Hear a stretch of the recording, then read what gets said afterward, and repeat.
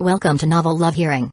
Get ready for heart-pounding action, thrilling adventures with fresh and unique elements, a touch of romance, and a dash of harem. Everything you're craving is right here. We're excited to have you join us on this journey. So come along to Novel Love Hearing, we're waiting for you. As a small favor, please consider sharing Novel Love Hearing with your friends, family, in YouTube comments, on Discord, Reddit, or anywhere else you hang out online. Happy listening, and enjoy the ride. Chapter 511, Level 18 Hero Shaping Amber Pendant, a type of protective special item. After the first use, it creates a sense of dependence on the target scene. In the event of danger, the Amber Pendant still offers protection, but the side effect of the special item only affects the target scene during its first use. That means the target won't change after it has been set on Wu Heng that first time. Otherwise, every use would create a dependence on a new person, and that would be too much to handle. Did they give you a hard time? Wu Heng asked. Shayna answered, I guess you could say I'm under house arrest now. The Elder Council is investigating the matter.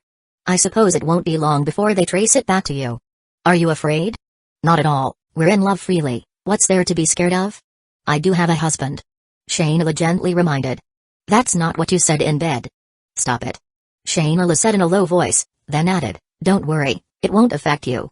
I'm really not worried, as long as you don't change your heart. Yeah, it won't change, Shayna said softly. Wu Heng thought for a moment, then continued, where does your race live? I'll find a way to rescue you. Shayna said seriously, don't come, and don't interfere with the matters here. I'm confined to my own mansion, with no worries about food or drink. If you were to come, it would only make things more complicated. Wu Heng recalled her lifestyle, this hardly counted as imprisonment. Shayna was a late sleeper and rarely left the house unless the fleet was in port. There wasn't much change from her previous life.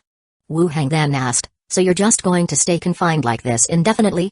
Once the investigation concludes, they'll let me out, Shayna explained in a subdued voice. What results? Is your husband conducting the investigation? Wu Heng inquired curiously. Shayna replied, how could he has his own women. We are a couple by agreement, not interfering with each other's affairs. The Elder Council suspects that I might have used my chairman status to harm the interests of the Starflower and Wood Elves, mainly investigating these matters. Then there should be no issue.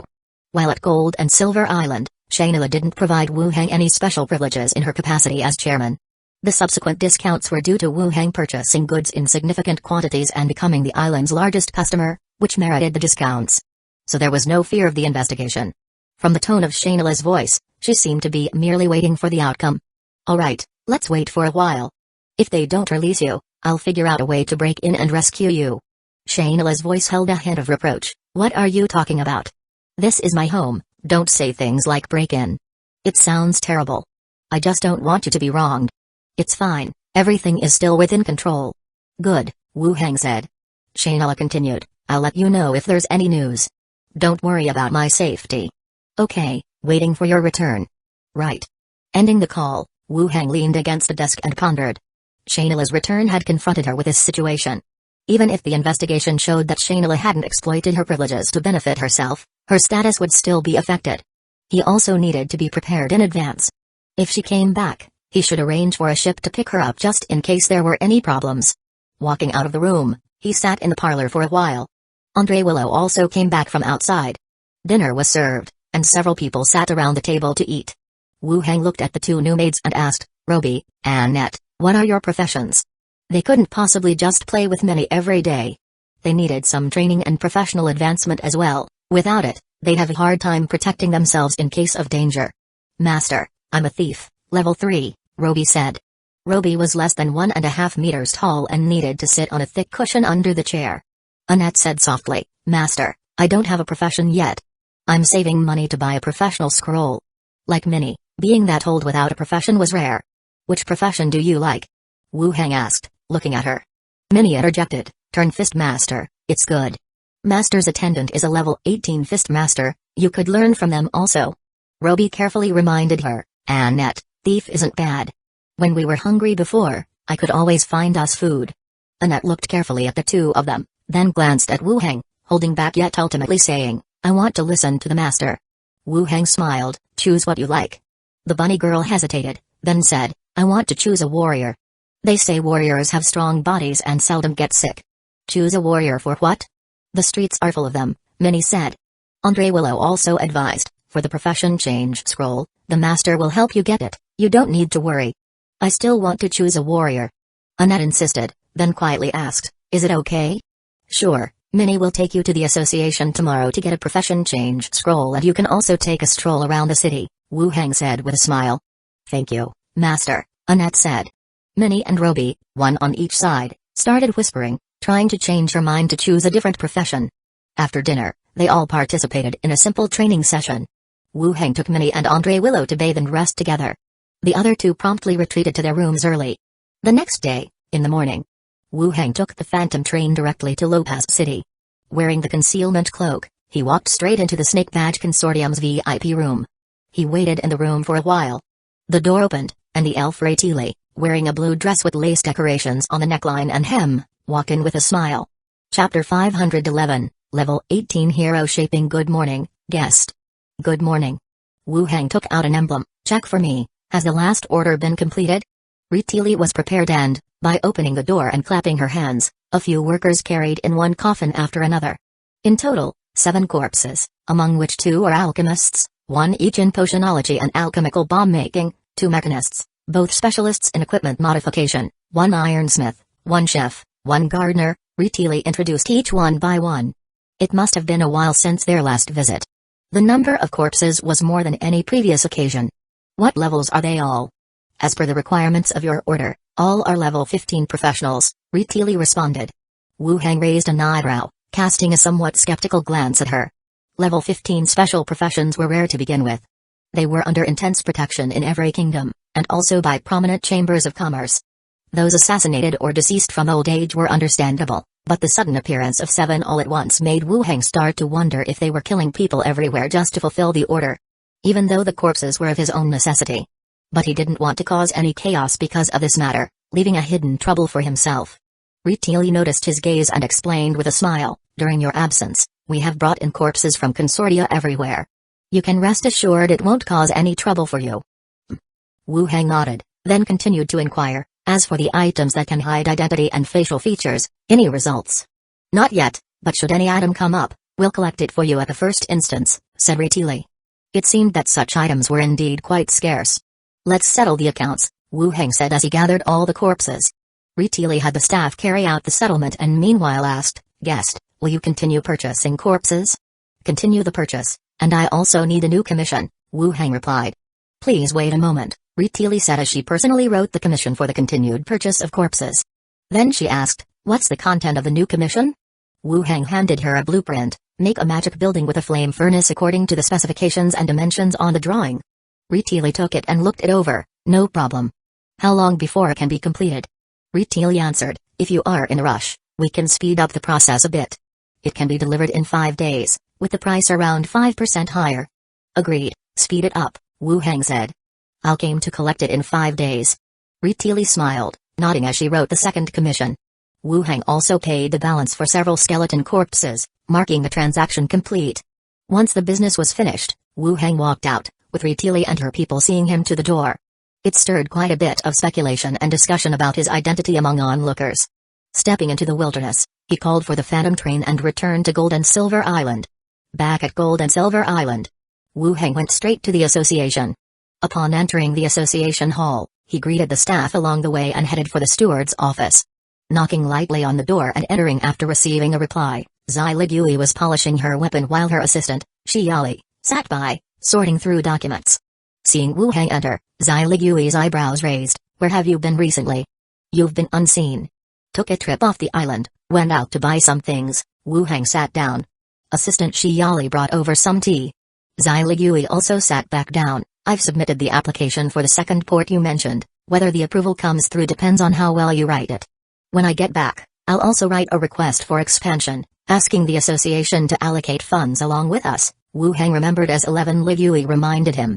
During his previous visit to Zai Ligui, he mentioned the matter of constructing a new dedicated port.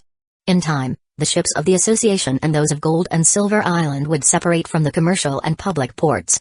Wu Heng felt it would benefit both the association and himself, and he couldn't let it be solely at his own expense. Having brought up the matter, it seems Zai Ligui agreed. Right. Zai Ligui nodded. Wu Heng continued, I've come to discuss with you the matter about the captain of the Flying Fish pirate group. Shiraz directly said, a level 3 fugitive, carrying the crimes of robbing caravans and murder, there's just no way to let him go. If we set him free today and he causes some other problem later on, we'll all be out of luck. So, even if it means he dies on the island, it's impossible to release him. Wu Heng thought it over and felt that letting him go was indeed inappropriate. Every person must bear their own crimes. But, he did indeed save Philippa. If we just kill him, Philippa would probably have a hard time getting over it. Is there any chance we could give him an opportunity to make amends for his deeds, since he did save Philippa and one of the association's secret speakers, which could be considered a special contribution? Wu Heng pondered and then said. Shiraz frowned. How do you propose he makes amends? I'm not sure, you're the steward, you figure out how he can make up for his wrongs, he replied. Shiraz fell silent, then said, for now, let's keep him locked up in prison. I'll speak to headquarters about this matter. If they're willing to give him a chance and revoke the warrant, then we'll talk further. If they're not willing to cancel it, we'll still have to execute him. Okay, Wu Heng nodded. That was the best option. Whether or not he would get a chance to redeem himself was up to his fate. If the association won't cancel the warrant and we release him, it will only bring trouble for both parties. With that matter discussed, Shiraz stroked the hair on her forehead and asked, where did you buy that cool breeze-emitting device for your residence? In a couple of days, I'll have someone install one for you, Wu Heng generously offered. I'll pay for it, she said. What's the need for money? The entire island is mine, and installing a device for a good friend doesn't cost anything, Wu Heng said nonchalantly. Zombie World had plenty of air-conditioned shops, one more or less made no difference. It's just that he would have to also install photovoltaic panels for her. Shiraz smiled, then I thank the island master. No need to be polite. Do you want it at your place? He asked. Yes, she replied. The two chatted on, while the nearby assistant Shiyali leaned on the desk, watching the two having a cheerful conversation and smiling as well. Returning to the island master's manor. The sky had also dimmed. And so the day passed. In the training room, a lop-eared bunny girl with an oval face held a long sword, following a skeleton warrior in training. Huffing and puffing loudly, but without much presence. Not much different from Minnie at the very beginning, with her flowery punches and embroidered kicks. Master. Several voices called out in succession. Have you switched professions? Minnie sighed. I couldn't do anything about it, she set on being a warrior. I think warrior is quite good, Annette said with a shy smile, then curtsied. Thank you, Master. Wu Heng nodded. Yes, warrior is pretty good, a profession with a clear direction. Train well, you'll be counted on to protect everyone in the future. Yes, Master, Annette said, her cheeks flushing gently. Wu Heng returned to his study, and the maids continued their training and chatting. The entire island master's manor had become livelier than before. The next day, Zombie World. Yueyang Commercial Street. The skeleton army formed a tight spear array. They advanced step by step, trampling over broken corpses scattered on the ground. Zombies lunging at them were impaled by spears, struggling, being pushed back slowly. Eventually, they were turned into a honeycomb of wounds and fell to the ground. Ding. Level advanced to 18, Constitution +2, Intelligence +2, Charm +1, Unlocked Rate, Hero Shaping, Chapter 512, Magical Mansion Skill, level up to level 18, Constitution +2, Intelligence +2, Charm +1, Trait Unlocked, Hero Shaping. The sudden notification brought joy to Wu Heng's heart. He had finally reached level 18. Before he could react, more notifications continued to appear. Expertise unlocked, Grand Necromancer, Ability unlocked, Independent Soul, Skill unlocked, Modern Ken Mansion Spell. Once the notifications stopped completely, Wu Heng's eyes were still wide open. Not only had he unlocked Hero Shaping and 2 master-level expertises, but he had also unlocked Modern Mansion Spell, which he had seen before but was unable to unlock. These were also unlocked with this level up. Was it because his level was not high enough before? Or was there some other reason? But being able to unlock them also cleared up the confusion he had before. After all, he had spent quite a sum to acquire the Mansion Spell, and it would have been quite a loss if the skill couldn't be unlocked. Wu Heng glanced at the ongoing battle. After confirming there were no unexpected dangers, he immediately opened the panel for a quick check. Name, Wu Heng, level, 18, 7,411 out of 305,000, reputation, level 18, 7,242 out of 48,000, attributes, strength 41, agility 31, constitution 47, intelligence 50, perception 29, charm 32, trait, hero shaping, expertise. One-handed sword specialization, intermediate, staff mastery, advanced, tireless focus, Grand Necromancer, abilities, Greyhawk swordsmanship, intermediate, Breath of the Wraith, divine presence, independent soul, skills, bone manipulation skill, breath of death, animate object, lightning binding, mirrored skill, preset armor, modern Ken Mansion spell, hero shaping. Your reputation spreads far and wide, and on the path of execution, you hold significant sway. Often, your attitude will determine the decisions of others. This trait is reflected in reputation. Grand Necromancer, you possess a high level of mastery in the necromancy sect, with spell effects and learning ability both increased by plus 100%. Independent soul, your soul energy has achieved a breakthrough enhancement. The physical body is merely a temporary vessel, and its death will not cause your soul to perish. Upon death, 100% chance to become a ghost form. Modern Ken Mansion spell allows for the construction of a different dimension space. Within casting distance, you can summon the dwelling's appearance at any time. The attributes on his panel were quite good. His intelligence had reached 50, constitution 47, strength 41. 1 for brain power, 1 for physique, both attributes Wu Heng considered quite important. Now it seemed that agility, perception, and charm were a bit on the low side. Especially perception, which had only reached 29. Previous scouting was always done by his two ghosts, especially after they unlocked spirit vision. Looking for targets became much more convenient, and he hardly needed to observe and guess by himself. However, he still needed to find ways to compensate for his own deficiencies in attributes. To strive to be well-rounded in all attributes. Continuing to look further down.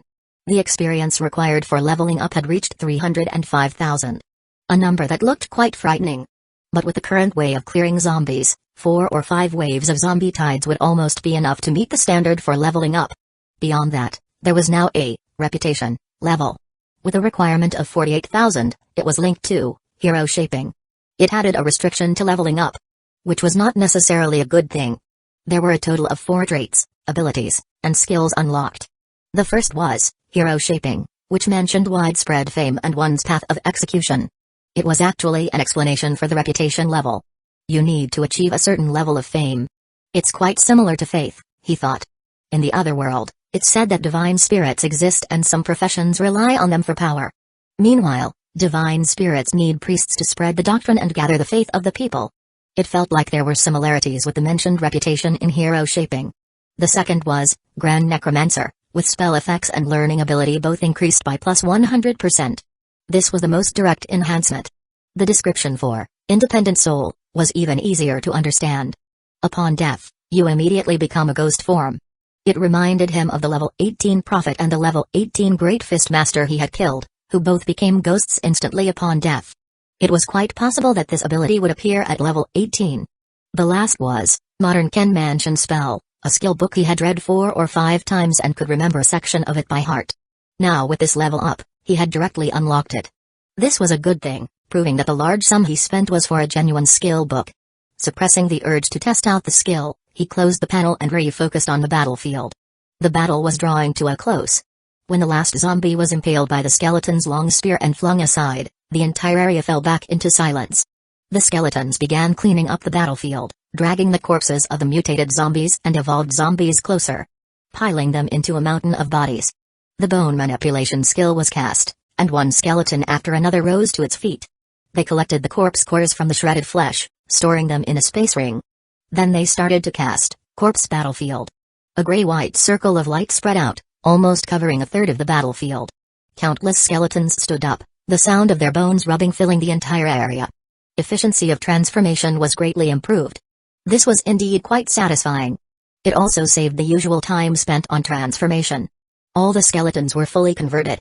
A large number of skeletons slowly joined the ranks, once again filling the entire street. Chi Heng, bring the convoy here. Wu Heng pressed the walkie-talkie. Received. The sound of the car engine started up. The convoy drove directly from behind. Chi Heng jumped down from the car and glanced around the shops. Have the others scour along the road, collect the important items first, and we'll come back tomorrow for the rest, Wu Heng instructed. Okay. Chi Heng picked up the walkie-talkie and passed on the task. The accompanying survivors got off the cars, dividing into several small teams. They began to scour the shops along the way. This was a commercial street with brand specialty stores on both sides, and the price tags proved they were previously renowned big brands. Wu Heng walked into a gold shop in the distance, followed by Chi Heng and several skeleton attendants. Broken glass everywhere and gold jewelry scattered around. Collect all the gold, Wu Hang said. The skeleton sprang into action, and Shi Hangkai also took out a bag, starting to pick up the gold jewelry from the ground. After this shop was thoroughly scavenged, they continued to the neighboring shop to proceed with their looting. Before long, a few skeletons and Shi Hangkai returned, each carrying a bag. It should be about 250 to 60 kilograms, stronger than the gold shop back home, Shi Hangkai said with a smile. It's quite a lot. Wu Hang collected all the gold. He continued to browse around while the other survivors were continuously transporting materials. When the sky gradually darkened, Wu Hang arranged for some skeletons to stay behind, and the convoy began to head back to the factory. The remaining materials would be meticulously scoured tomorrow by more trucks and survivors. Back at the factory, the convoy stopped at the warehouse entrance, beginning to unload the scavenged materials. Wu Hang walked to a secluded place with a few skeletons. He took out several coffins. These were bodies that had come from the Snake Badge Consortium yesterday, and they would need to be transformed before returning to Gold and Silver Island. Wu Hang let the skeletons open the coffins, and he cast bone manipulation skill one by one. Skeleton after skeleton rose to its feet, walking out of the coffins. Throw the coffins aside, then follow me back, Wu Hang ordered directly.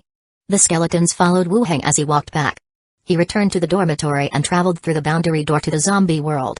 Back on Gold and Silver Island, a few maids were training in the gym with skeletons. Wu Hang led several skeletons to their respective posts. Alchemy skeletons headed to the alchemy room to continue their research on level 3 corpse nucleus potions. With 6 level 15 skeleton alchemy warlocks, it was a significant number. They should be able to develop a level 3 potion. Skeleton mechanists went to the drafting room, making 4 level 15 skeleton mechanists with the addition of 2 new ones. The ironsmith stayed in the zombie world, chefs were arranged in the kitchen, and gardeners were responsible for the courtyard vegetation. After everything was ready, he came back to the courtyard. He began to experiment with his newly unlocked mansion skill. He was curious about this skill that required reaching level 18 to unlock. He focused and channeled his magic power. The next second, a crack tore through the air as if splitting space itself, forming a massive stone door engraved with various patterns, appearing out of nowhere before him. With a thought, the stone door slowly opened, revealing a grand and empty hall within. Chapter 513, This is a living bodhisattva. The space was even more gigantic than the hall of the island lord's mansion, like a long deserted, dilapidated palace. What kind of mansion is this? Wu Hang muttered to himself, beginning to recall the contents of the skill book. Since he hadn't unlocked it before, he had read it at least 3 or 4 times, and he could recite a large portion from the beginning by heart. Many contents became more profound. According to the introduction in the book, this different dimension space was opened and constructed by a spellcaster's spiritual power. The items and props inside could be fully materialized through imagination. His gaze still fixed on the stone door leading into the hall. With a single thought, brown floors began to cover the ground, chandeliers descended from above, huge oil paintings hung on the walls, depicting himself and several maids. Upon reflection, feeling it was somewhat taboo to hang portraits on the wall, he replaced them with a landscape painting. Sofas, bookshelves, luxurious carpets, and sunlight streaming in through the windows. In the blink of an eye, the originally empty room had turned into a luxurious living room, filled with precious artworks and paintings. Truly amazing. Wu Hang suddenly felt as though he were a creator.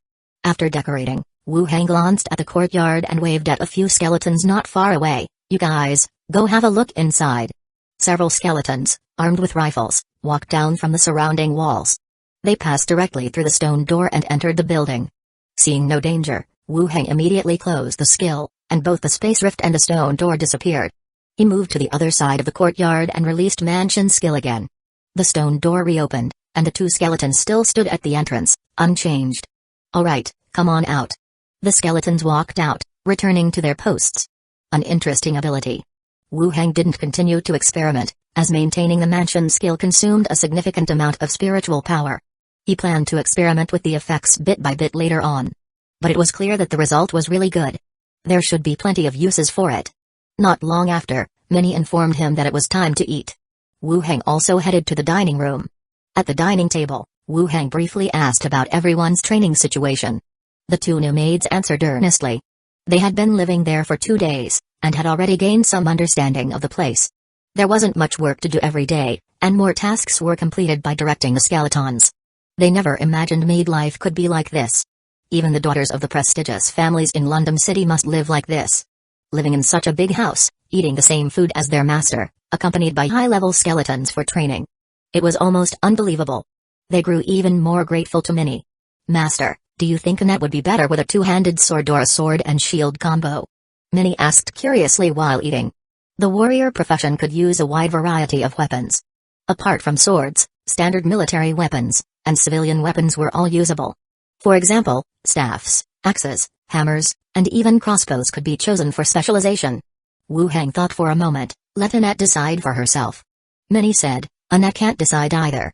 Wu Hang thought again. "I feel that the sword and shield is quite good. Training with a two-handed sword requires a long time and mature skills, and mistakes on the battlefield are fatal. Sword and shield are easier." Annette looked up. "Then I'll listen to the master and practice the sword and shield." "Every profession's growth requires a long time of training," Wu Hang said. "Master, I will work hard." Once that matter was discussed, Andre Willow began to talk about some city hall matters. The other three couldn't get a word in edgewise and simply ate while listening. After dinner, Wu Hang went upstairs, and the maids rested a while before continuing their training in the training room. Eager and determined. Back in the study, Wu Hang poured himself a glass of water and sat down at the desk. He took a sip. Involuntarily, his mind began to ponder future developments. Having reached level 18, he was considered a top-tier powerhouse in the other world. Milo, as formidable as he was also only level 18. For myself, I need to collect some high-level skill books. Ordinary skills can no longer keep up with my level. The effect of Mansion skill was excellent, but it wasn't directly combat-related, so he needed to collect more high-level skill books. That old mage headmaster should have some. I'll ask him if I can borrow and look through them next time. Shouldn't be a problem, right? Next was the development of the two worlds. In Zombie World, once electricity was restored and all production lines were running, they would make up for the shortage of bullets. On Gold and Silver Island, expansion and various material purchases were still the focus. Just buying items will eventually deplete my funds. I should also have my own industry. Firearms definitely can't be sold to outsiders. Best to have something only I possess, something others cannot even replicate. He needed to think this through carefully. There's also the hero shaping. The newly added prestige imposed yet another constraint on leveling up. But upon closer thought, he still had certain advantages. In the other world, he had two territories, London City and Gold and Silver Island. Even though the population in this world wasn't large, he already had a solid base. As long as he promoted himself more, he could still increase his prestige. On the other side, in the zombie world, he had several strongholds, but the number of survivors wasn't very high. In the past, a city of millions could have maxed out his prestige instantly. Chapter 513. This is a living bodhisattva through the radio. I could promote myself to the outside world. Especially the incident of exchanging grain for gold. It was not only in the cities where I set up stations, but also in other cities and countries it had already spread. They requested Wu Hang's side to exchange grain with them as well. Doing something could add some reputation for myself. At the same time, it could help more people survive. How did those who became heroes manage to do it? They couldn't have really traveled everywhere, right? I pondered over everything once more. Then I reopened the door and went downstairs. Just as I approached the staircase, Andre Willow came up in a nightgown. "Master, I've come to serve you in your bath." Wu Hang smiled, put his arm around the shoulders of the little fox girl, and headed toward the bathroom. "Where is Minnie?" "She is reading comics with Roby and the others." The next day, Wu Hang boarded the Phantom train and headed to Hueco Kingdom's Netali City. As soon as I got off the train in the wilderness and approached the city walls, I sensed a tense atmosphere.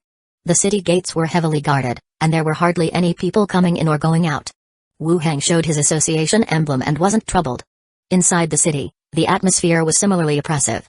There were no pedestrians on the streets, and large groups of guards were frequently shuttling through. Along the way, I was questioned 3 or 4 times. Without a carriage, I could only walk to the Mermaid Tavern.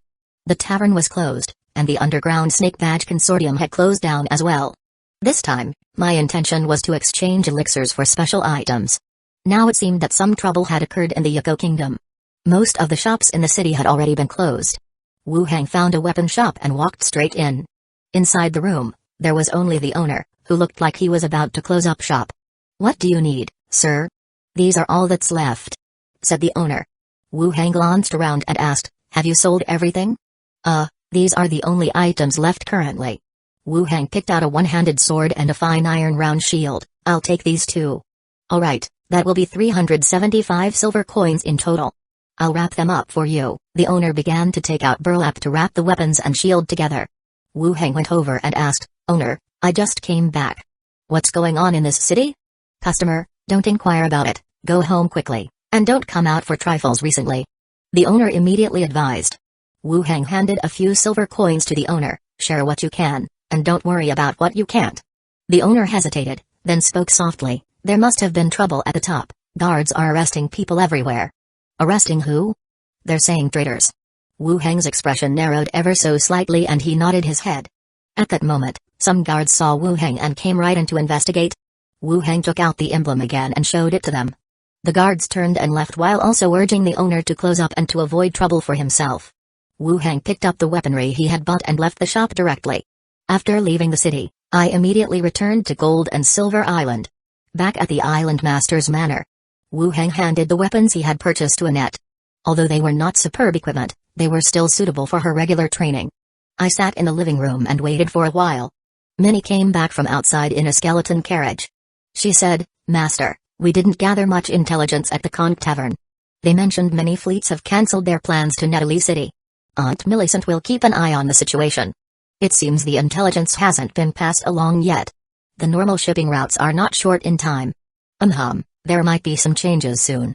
None of you should leave the house for anything unimportant," Wu Heng instructed. "Yes, master." The maids nodded. Wu Heng went back upstairs. Opened the boundary door, heading to Zombie World. Wu Heng stepped out of the room. He then saw survivors, around the dormitory building and on the streetlights of the factory yard, hanging some red lanterns. Chi Hankai came over and said, "Tomorrow is New Year's Day." "Yeah, time flies so fast," Wu Heng remarked. "Yes, so fast," Chi Hankai echoed lightly and added, unconsciously, "We've survived until now. Don't always talk like that, things will get better and better in the future." Chi Hankai smiled, "Yes, I know. By the way, for the new year, I have a plan, and I need you to announce it to the outside." Chi Hankai's expression became solemn. "What plan, and who should I notify?" "Let's talk inside." The two entered a room on the side, and Wu Heng shared his thoughts. An apartment building. A disheveled middle-aged woman sat on the floor, holding a young girl wrapped in a quilt in her arms. "Mom, go on, don't mind me," the girl murmured softly. "High fever, no medication, food and drink insufficient. The current situation could only end in death." The middle-aged woman still held on, softly saying, "It's okay, it's okay. If only this were a dream, am I dreaming?" "Such a scary dream," the girl mumbled with eyes half closed, half sleeping. Gradually, she closed her eyes. Tears fell drop by drop from the woman, who then picked up the girl and walked to the window. The bone-chilling cold wind poured into the room. Below were wandering zombies. Just one step and she and her daughter would wake from this terrible nightmare. "Mom is with you." She lifted her foot. "SSSSS." The shrill sound of electricity crackled from the old, modified radio. Then, a voice came through. "This is the Zinfu City Rescue Team, wishing all survivors listening to the radio a Happy New Year.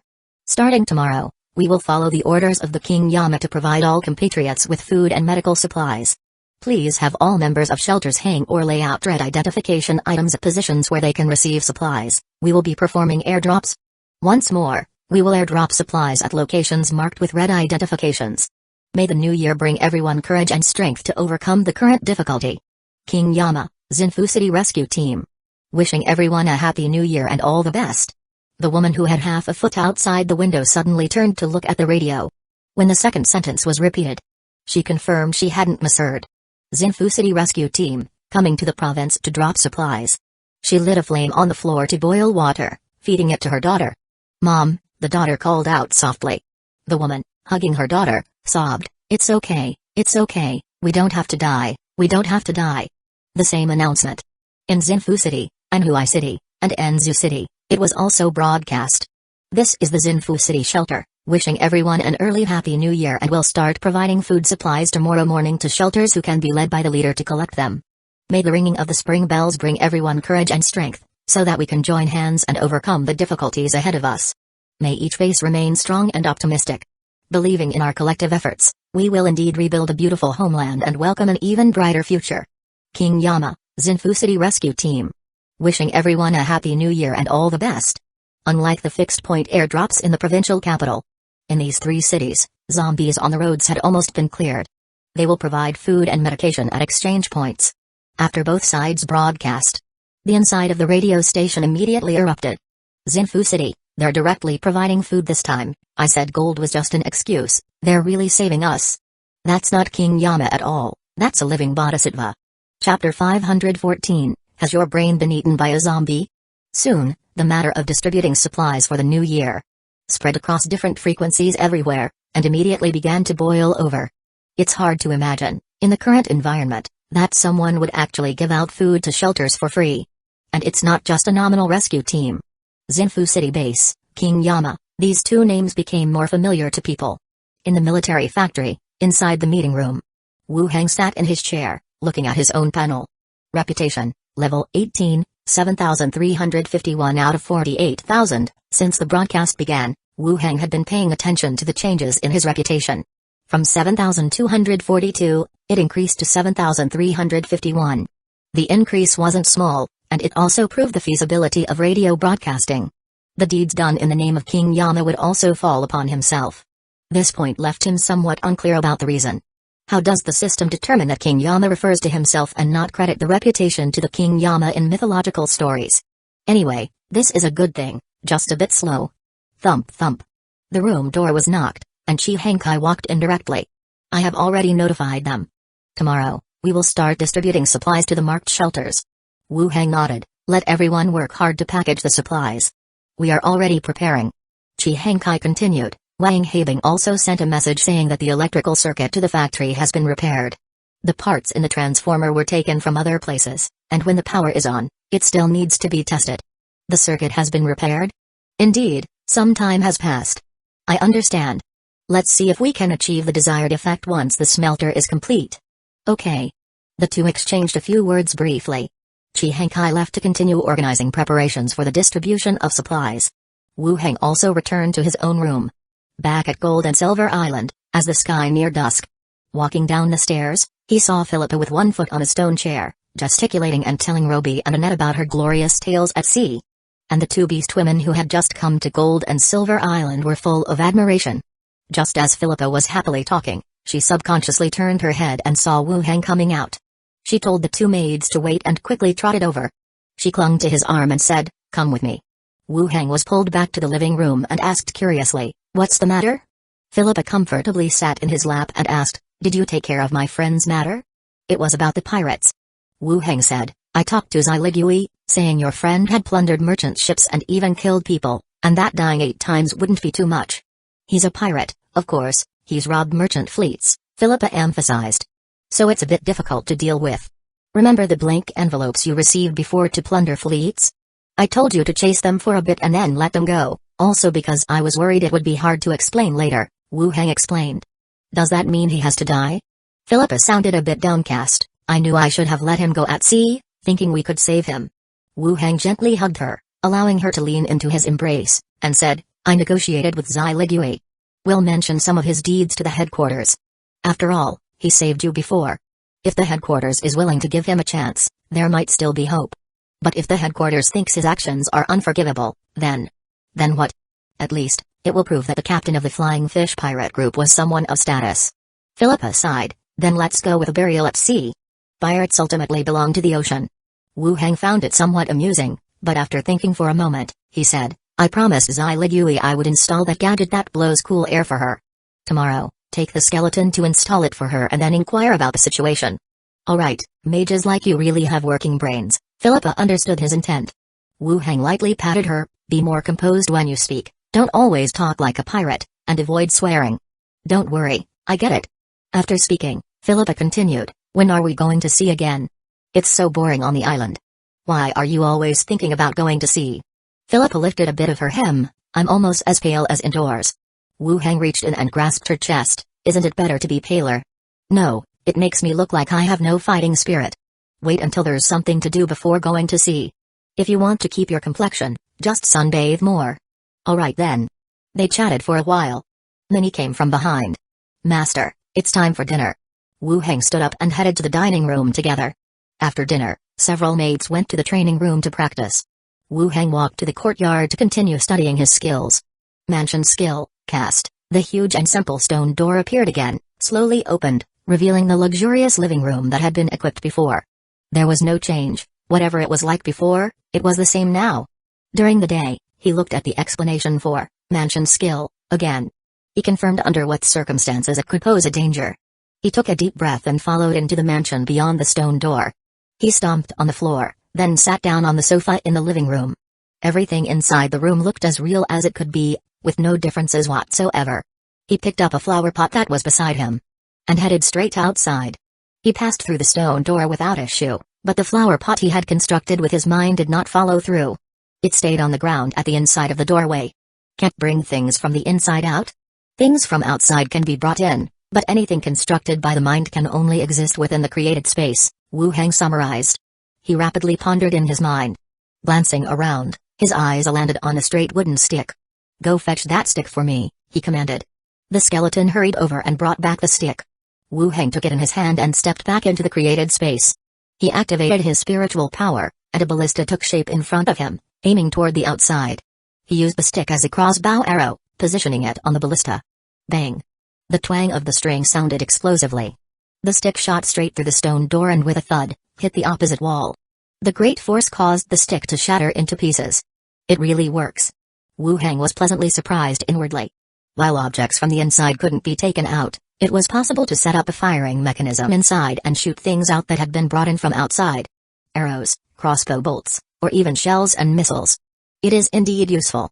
Just as he thought, a skill unlocked at level 18 couldn't possibly be useless. Those who reached level 18 also possessed not an insignificant status. Why would one go to such great lengths to construct such a space if it wasn't for a good reason? He continued to maintain the operation of the mansion skill. Then he proceeded with further experiments. With a thought, two ghosts flew out from his body, floating in the air one on each side. They had just appeared when they both noticed the luxurious hall beyond the stone door. Uncle, did you change houses again? An illusion? Why is there just a door? Wu Heng explained. Remember the mansion skill we bought at the auction before? The one we couldn't learn? Glenda retorted with a question. Yes, I've learned it now, and the effect is like this, Wu Heng said. Wow. So cool. Before Wu Heng could say to check if entering would affect them, Zhao, surprised, flew in instantly. She circled the living room, flying around it once. Glenda followed into the room as well, both looking around curiously. Wu Heng also entered after them. Following Zhao and Glenda's suggestions, he added a few pieces of furniture to the space.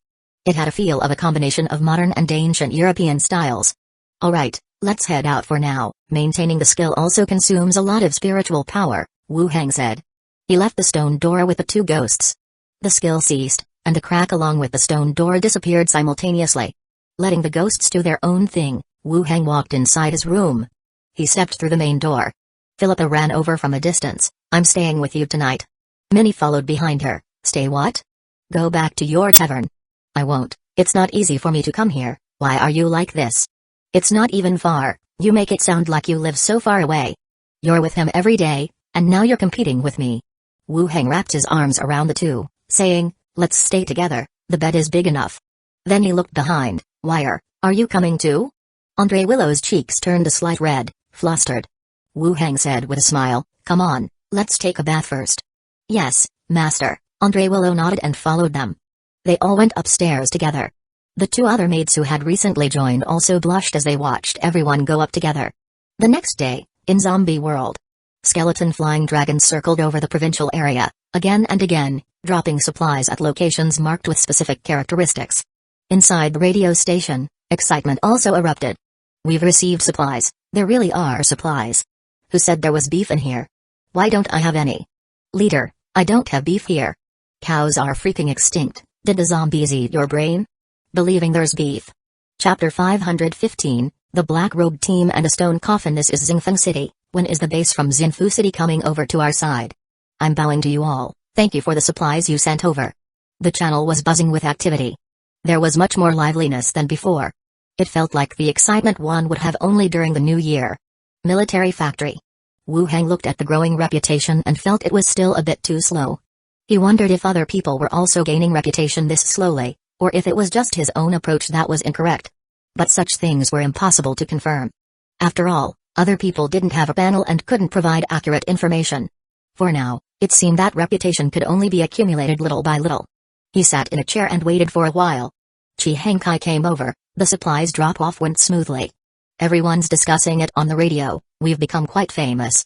Suddenly, all the frequencies were discussing their own shelters. It gave everyone inside the base an indescribable thrill. Yeah, our rate of development indeed needs some fame, Wu Heng said offhandedly. Chi nodded, handing over the backpack he was carrying. Here are some components you ordered before, all inside. Wu Heng opened it and looked inside. Axles, bow limbs, adjustment bolts, and various other components were all there. These were the parts he had sketched out for a compound bow and had Chi arrange for their production last time. Wu Heng nodded and packed the items away. Are you going to join us for the New Year's Eve countdown tonight? Chi continued to ask. I won't be there, just make sure you organize some activities, Wu Heng said. Alright, that works, Chi went on. Yaong has been planning to come over these past 2 days, probably missing you. Indeed, it had been a while since he had seen Li Yaong. Let me know in advance when she's coming. Will do. I'll leave this in your hands then. Wish everyone a Happy New Year for me. Chi smiled and nodded. Happy New Year to you too. Wu Heng stepped out of the room and went upstairs back to his own dormitory. Then, he opened a boundary door and headed to Gold and Silver Island.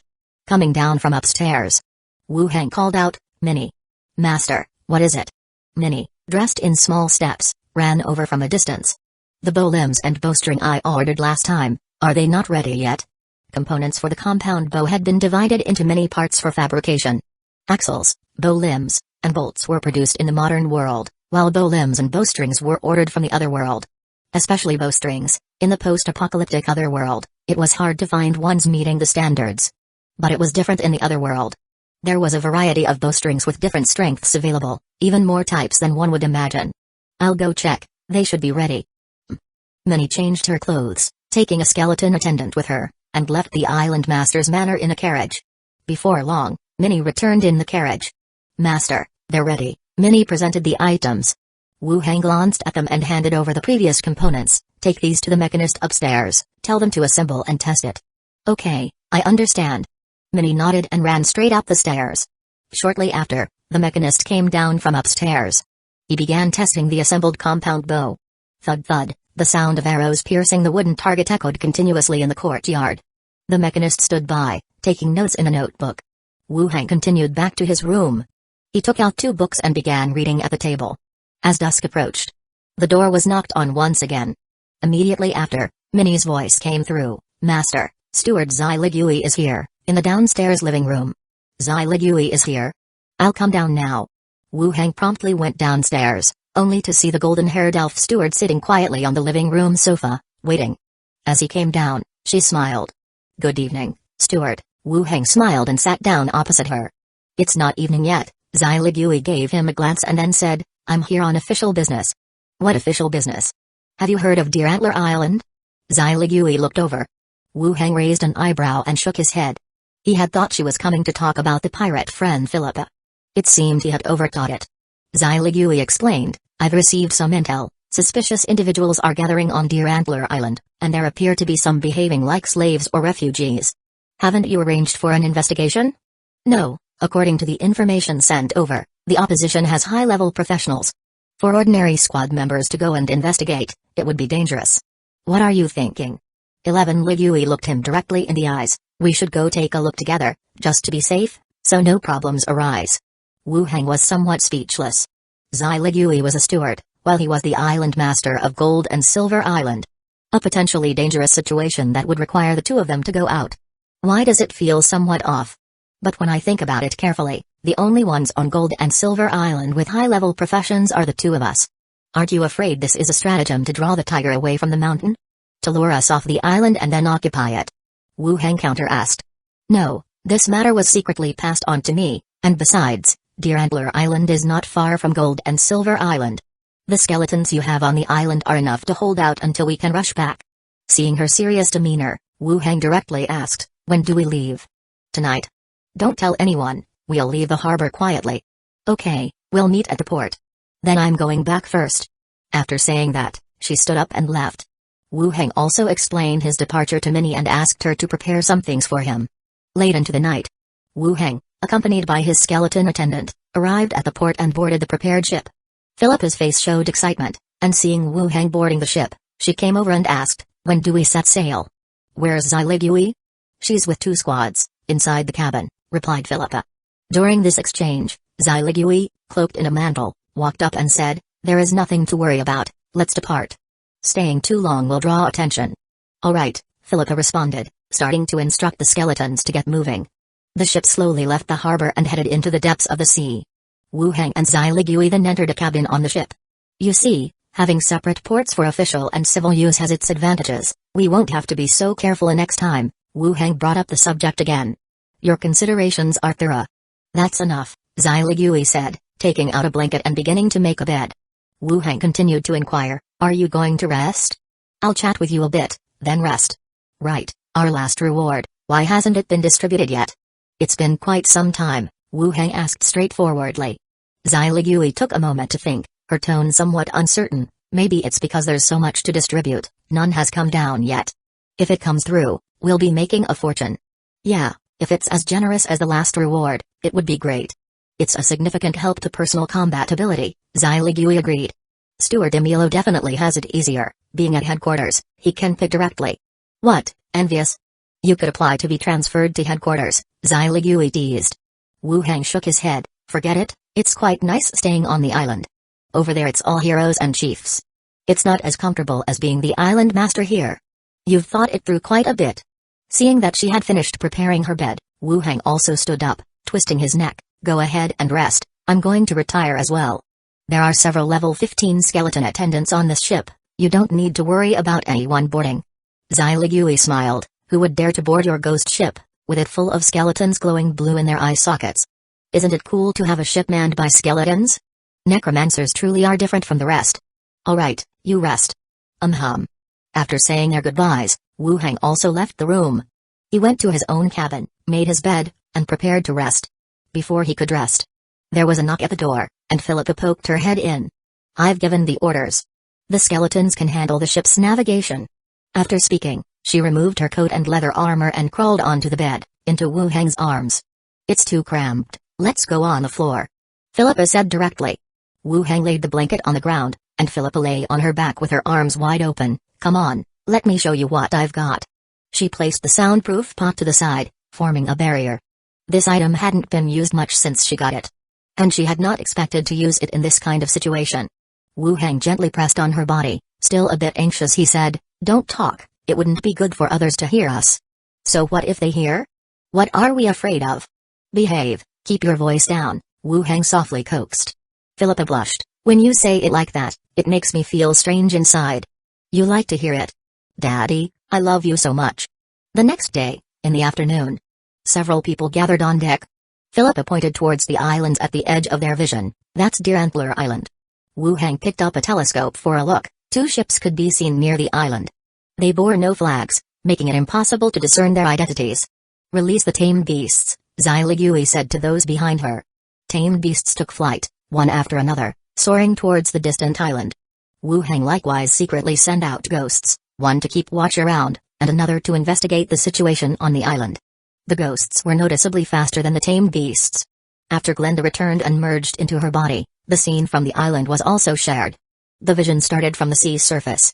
First, a check was done on the ships. They were in disarray, with no flags found. But they had the characteristics more akin to pirate ships. Leaving the ships, following the coastline, Glenda flew towards the interior of the island. The first thing seen was guards dressed in leather armor, draped in black cloaks, watching the pathways. Behind them were numerous slaves in shackles, both men and women, nearly 100 in number. Then, Glenda followed several figures in black robes into a building. In the center of the building was a circular array, and a stone coffin engraved with patterns. A stone coffin? The next second, it was as if Glenda sensed danger. Without staying any longer, she immediately returned. Chapter 516, Blood Awakening. The shared screen ended. Wu Heng returned Glenda to its original place. But his brows were still tightly furrowed. Teams cloaked in black capes, large numbers of slaves, as well as arrays and stone coffins. No matter how he thought about it, something seemed quite off. Over at Zailiguy's side, a ranger from the association's small team began reporting on the island's situation through the tame beast's vision. There were ships of undistinguishable identity, the number of enemies, slaves shackled in irons. They didn't mention the arrays and stone coffins in the buildings. The tamed beast wasn't a ghost. Lowering its height would get it noticed, and it would be difficult to truly fly into the building to investigate. After hearing the report, Zai ordered the ranger to call back the tamed beast. Her gaze then turned toward Wu Heng's side. The number is still somewhat large, and there are quite a few slaves. Wu Heng glanced in the direction of the small island. The problem is not big, let's just go over directly. Hiding here, they definitely haven't done anything good. Zai nodded, turned her head toward the team members, and said, prepare for battle, check your equipment. Wu Heng also turned to look behind him. Philippa was competing with a green parrot, cracking sunflower seeds. Seed husks littered the deck. Philippa! Wu Heng yelled. Ah! What's up? Philippa lifted her head to look his way. Move forward, approach the island ahead. Roger that. Philippa immediately headed to the control room to give the order. Wu Heng also began instructing a large number of skeletons to leave the cabin, readying for battle. Deer Antler Island. Ships flying the flags of the Association and Gold and Silver Island had just approached and garnered the attention of the people on the island. A large number of personnel began to move around. Several tamed beasts took flight into the sky, scouting from a distance. They checked the number of ships. And when they discovered that there was only one ship flying the Association's flag, they visibly relaxed quite a lot. 2 ships immediately changed direction, heading straight for the approaching ship. On the deck, ballistas and ballista cannons were turned around, ready to sink the ship on sight. On Wu Heng's side, the ship was still approaching at full speed, not slowing down at all. Their ship is coming over, and there are sailors operating the ballistas and ballista cannons, someone shouted from the mast. At the front of the ship, Philippa had set up the machine cannon, patted her chest, and said, leave it to me. As the ships neared one another, Philippa opened fire. Bang bang bang.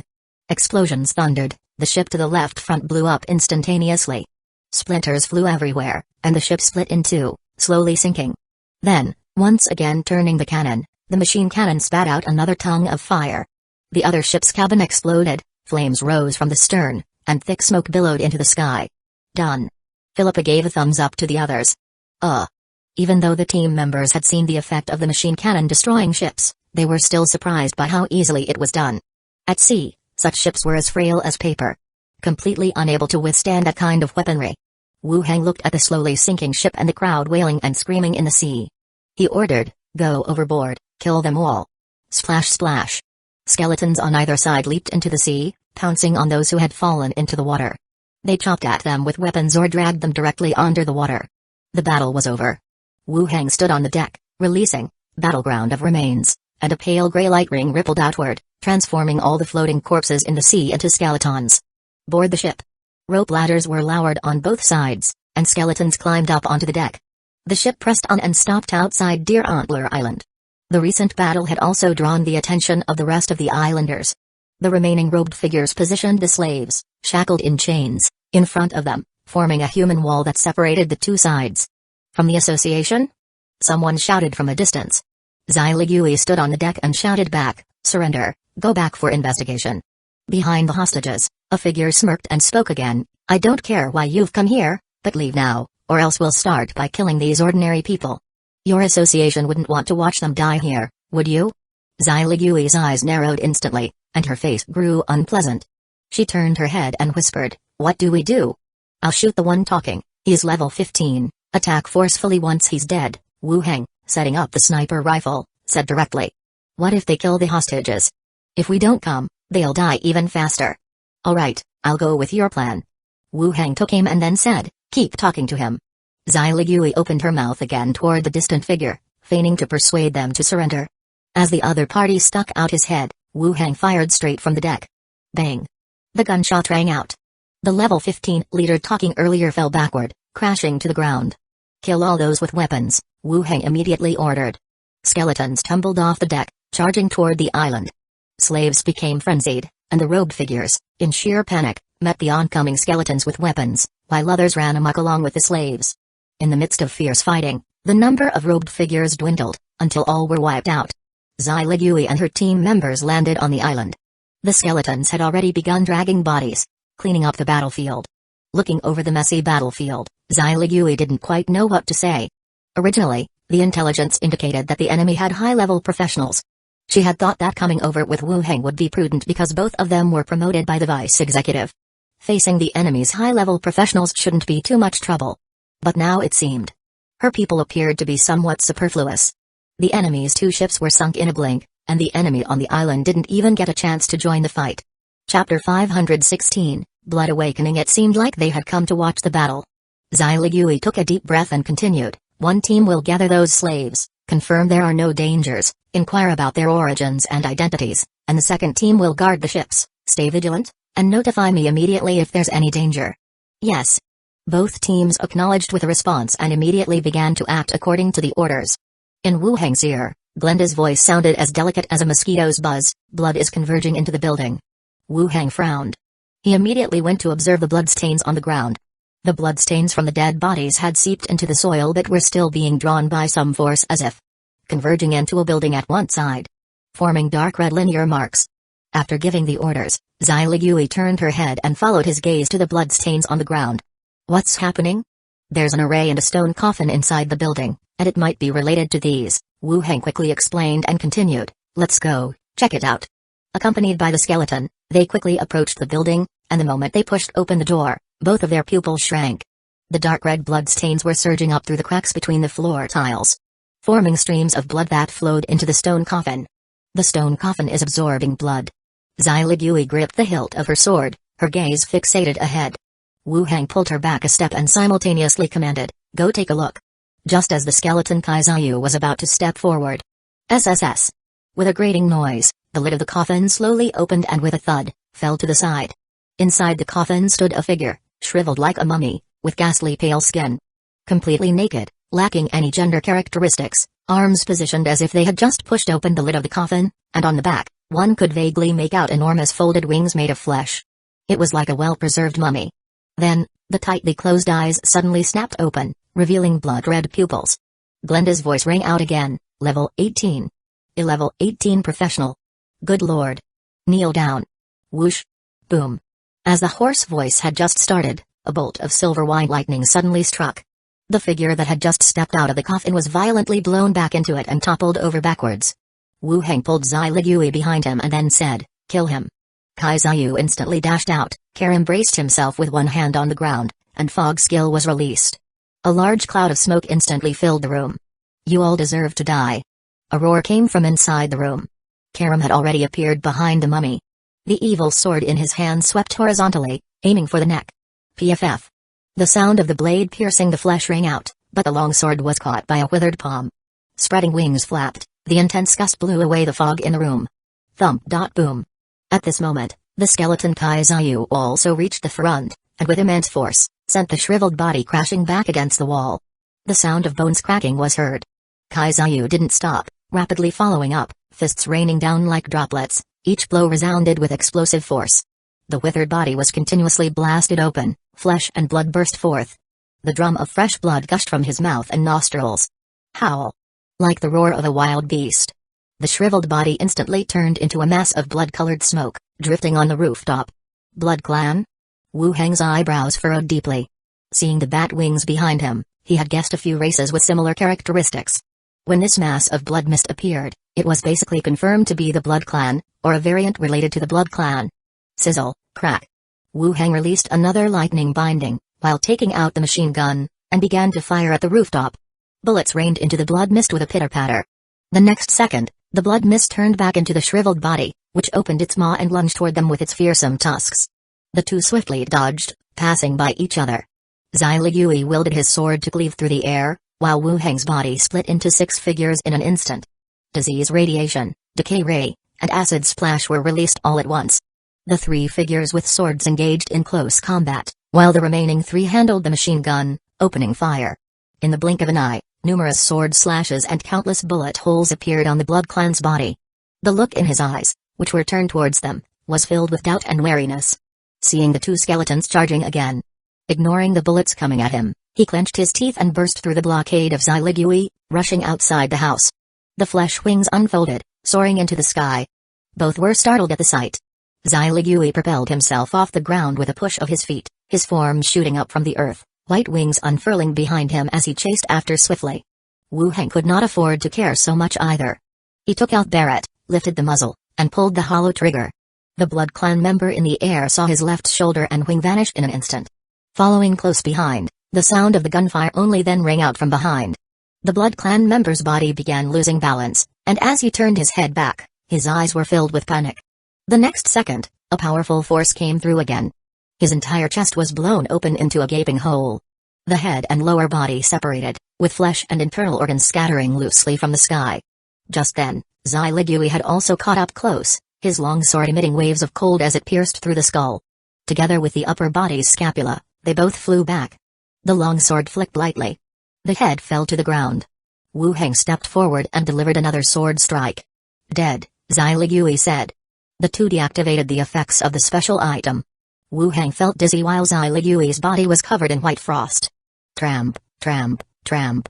Two squads, along with Philippa leading the skeletons, hurried over at a fast pace. They quickly took up a watchful stance around them. At the same time, they asked, Island Master, Steward, are you alright?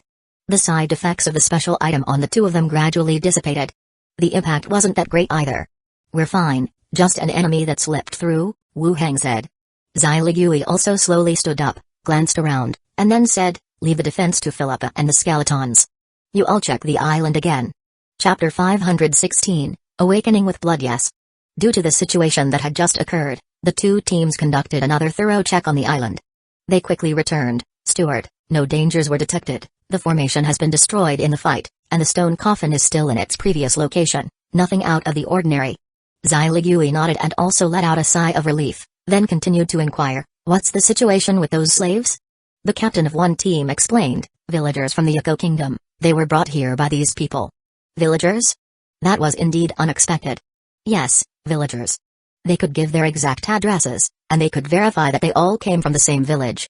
They said that a few nights ago, these people landed on the island, killed a portion of the villagers, and the rest were captured and brought here, for purposes unknown.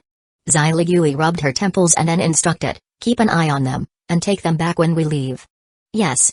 The team responded and quickly left. What do you think these people were brought here for? Zai Ligui looked over. Wu Heng said, I suspect they wanted to use the killing to resurrect the person in the coffin. Resurrect? Yes, let's interrogate the dead. It will be good for the report when we return. Wu Heng signaled to the skeleton, who dragged several robed corpses over. Communicate with the dead, released. The first corpse slowly sat up. Wu Heng asked, who are you? The corpse replied, we are followers of the Heaven Destiny cult. Wu Heng looked at Zai Ligui, who shook her head, indicating she had never heard of them. Wu Heng continued, what did you capture these people for? The corpse replied, following the bishop's orders, to awaken a powerful professional. Awaken? What do you mean by awaken? The corpse replied, it is said the body has fallen into some sort of deep sleep, and only a special method can awaken it. It seems it really did have something to do with resurrecting the body in the coffin. Is your bishop here? No. Where is he? In the Hueco kingdom. After answering 5 questions, the corpse fell back down. This matter, as the two of them had surmised, involved bringing these people here to awaken the body in the stone coffin. Ordinarily speaking, an 18th level professional indeed belongs to the top echelon of power. Wu Heng continued to interrogate 2 more corpses, asking about the stone coffin and the matters concerning the Heaven Destiny cult. The Heaven Destiny cult was a sect established in recent years. And now, amidst the internal chaos of the Hueco kingdom, they directly captured a group of people to awaken the one in the stone coffin. Before opening it, they also didn't know who was sealed inside. This Heaven Destiny cult, they truly deserve to die. Zai Ligui clenched her teeth in anger. Capturing so many people just to awaken a member of the blood clan. When we get back, we will report this matter and have all regions investigate this cult. While they have not yet grown strong, let's see if they can be annihilated, Wu Heng said. Yes, this is enough to define them as an evil cult. Wu Heng nodded, continuing to look at the severed head of the blood clan member on the ground. The body was too damaged to transform it into a skeleton. Go over there and see if you can find the rest of his body that fell. Wu Heng told the skeleton. An 18th level professional, capable of flight. Exactly what he needed. Zai Ligui watched him and reminded, you've heard of the Species Protection Act, haven't you? Wu Heng was startled. You're not saying that even the blood clan is considered a rare species, are you? The Rare Species Protection Act refers to certain special and sparsely populated species that are accorded corresponding protection. Bodies cannot be taken for experimentation or subjected to any form of enslavement.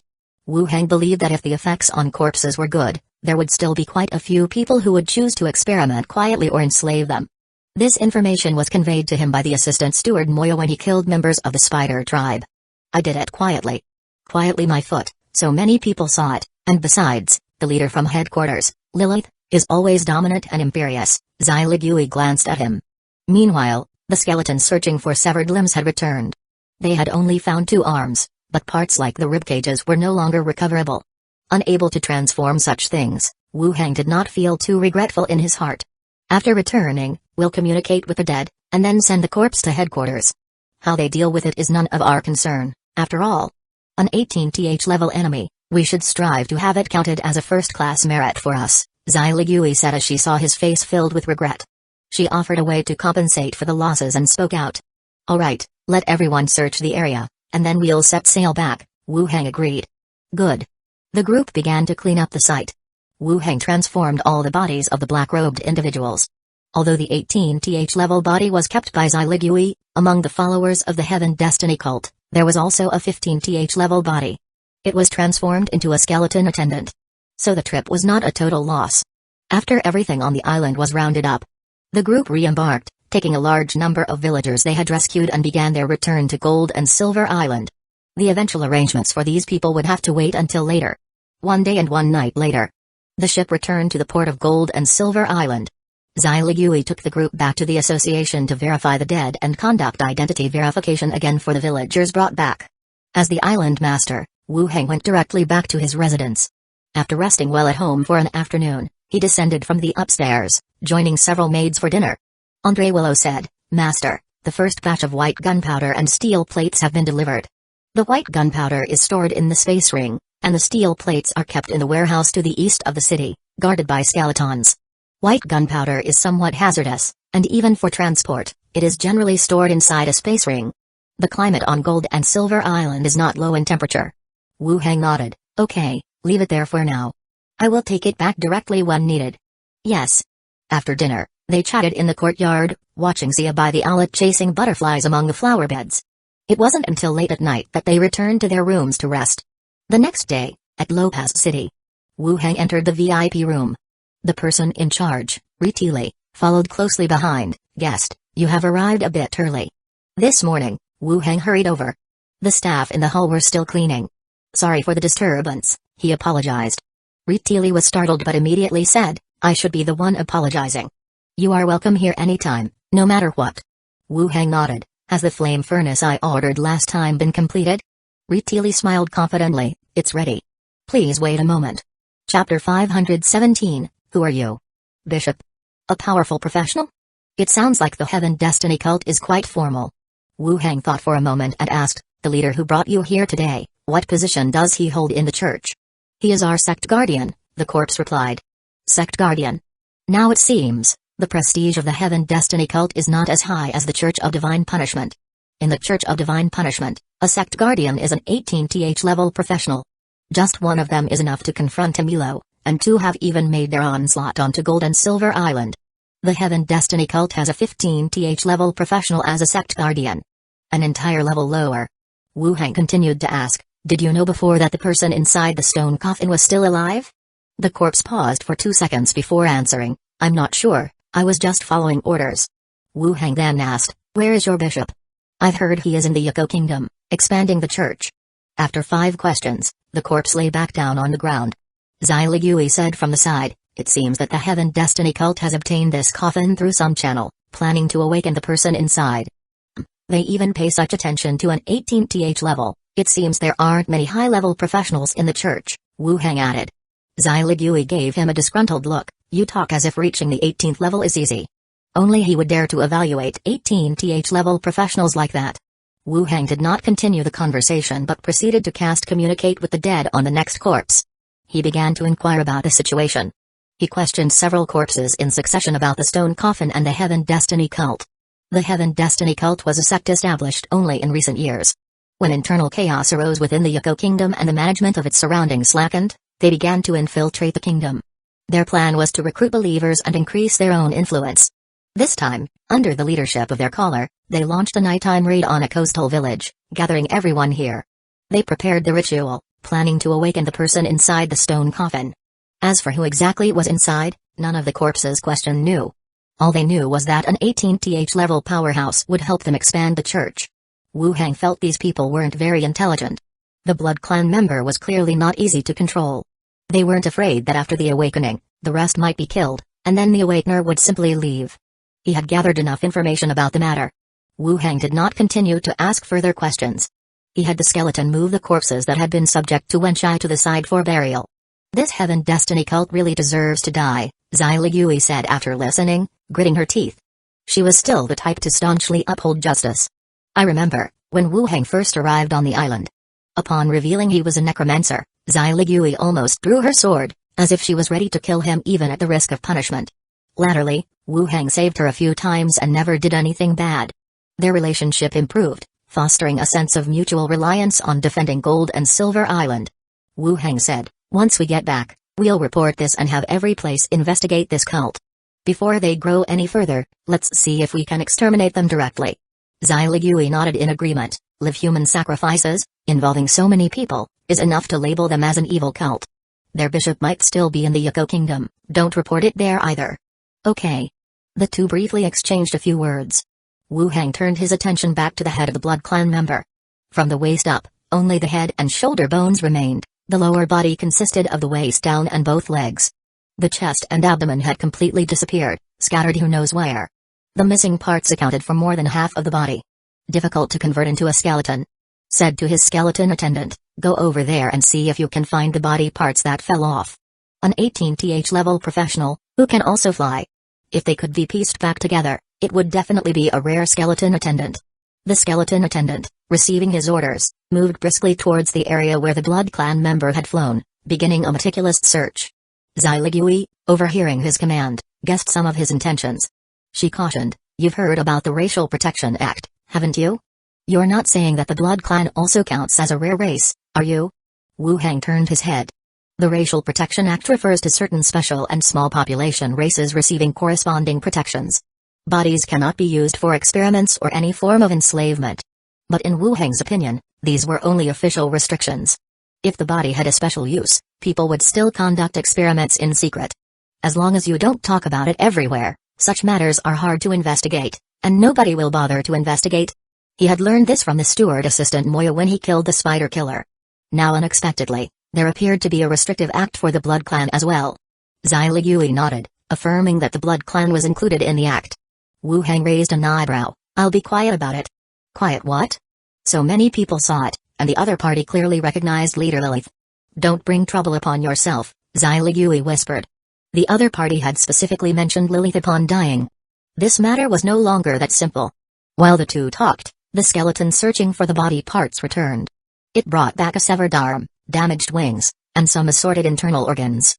A bloody mess.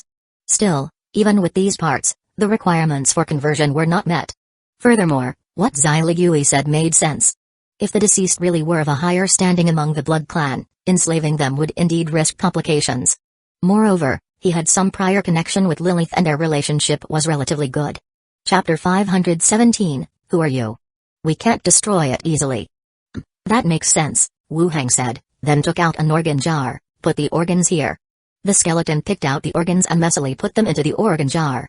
Zhu Ligui's eyes widened. This means not giving up until getting some benefits.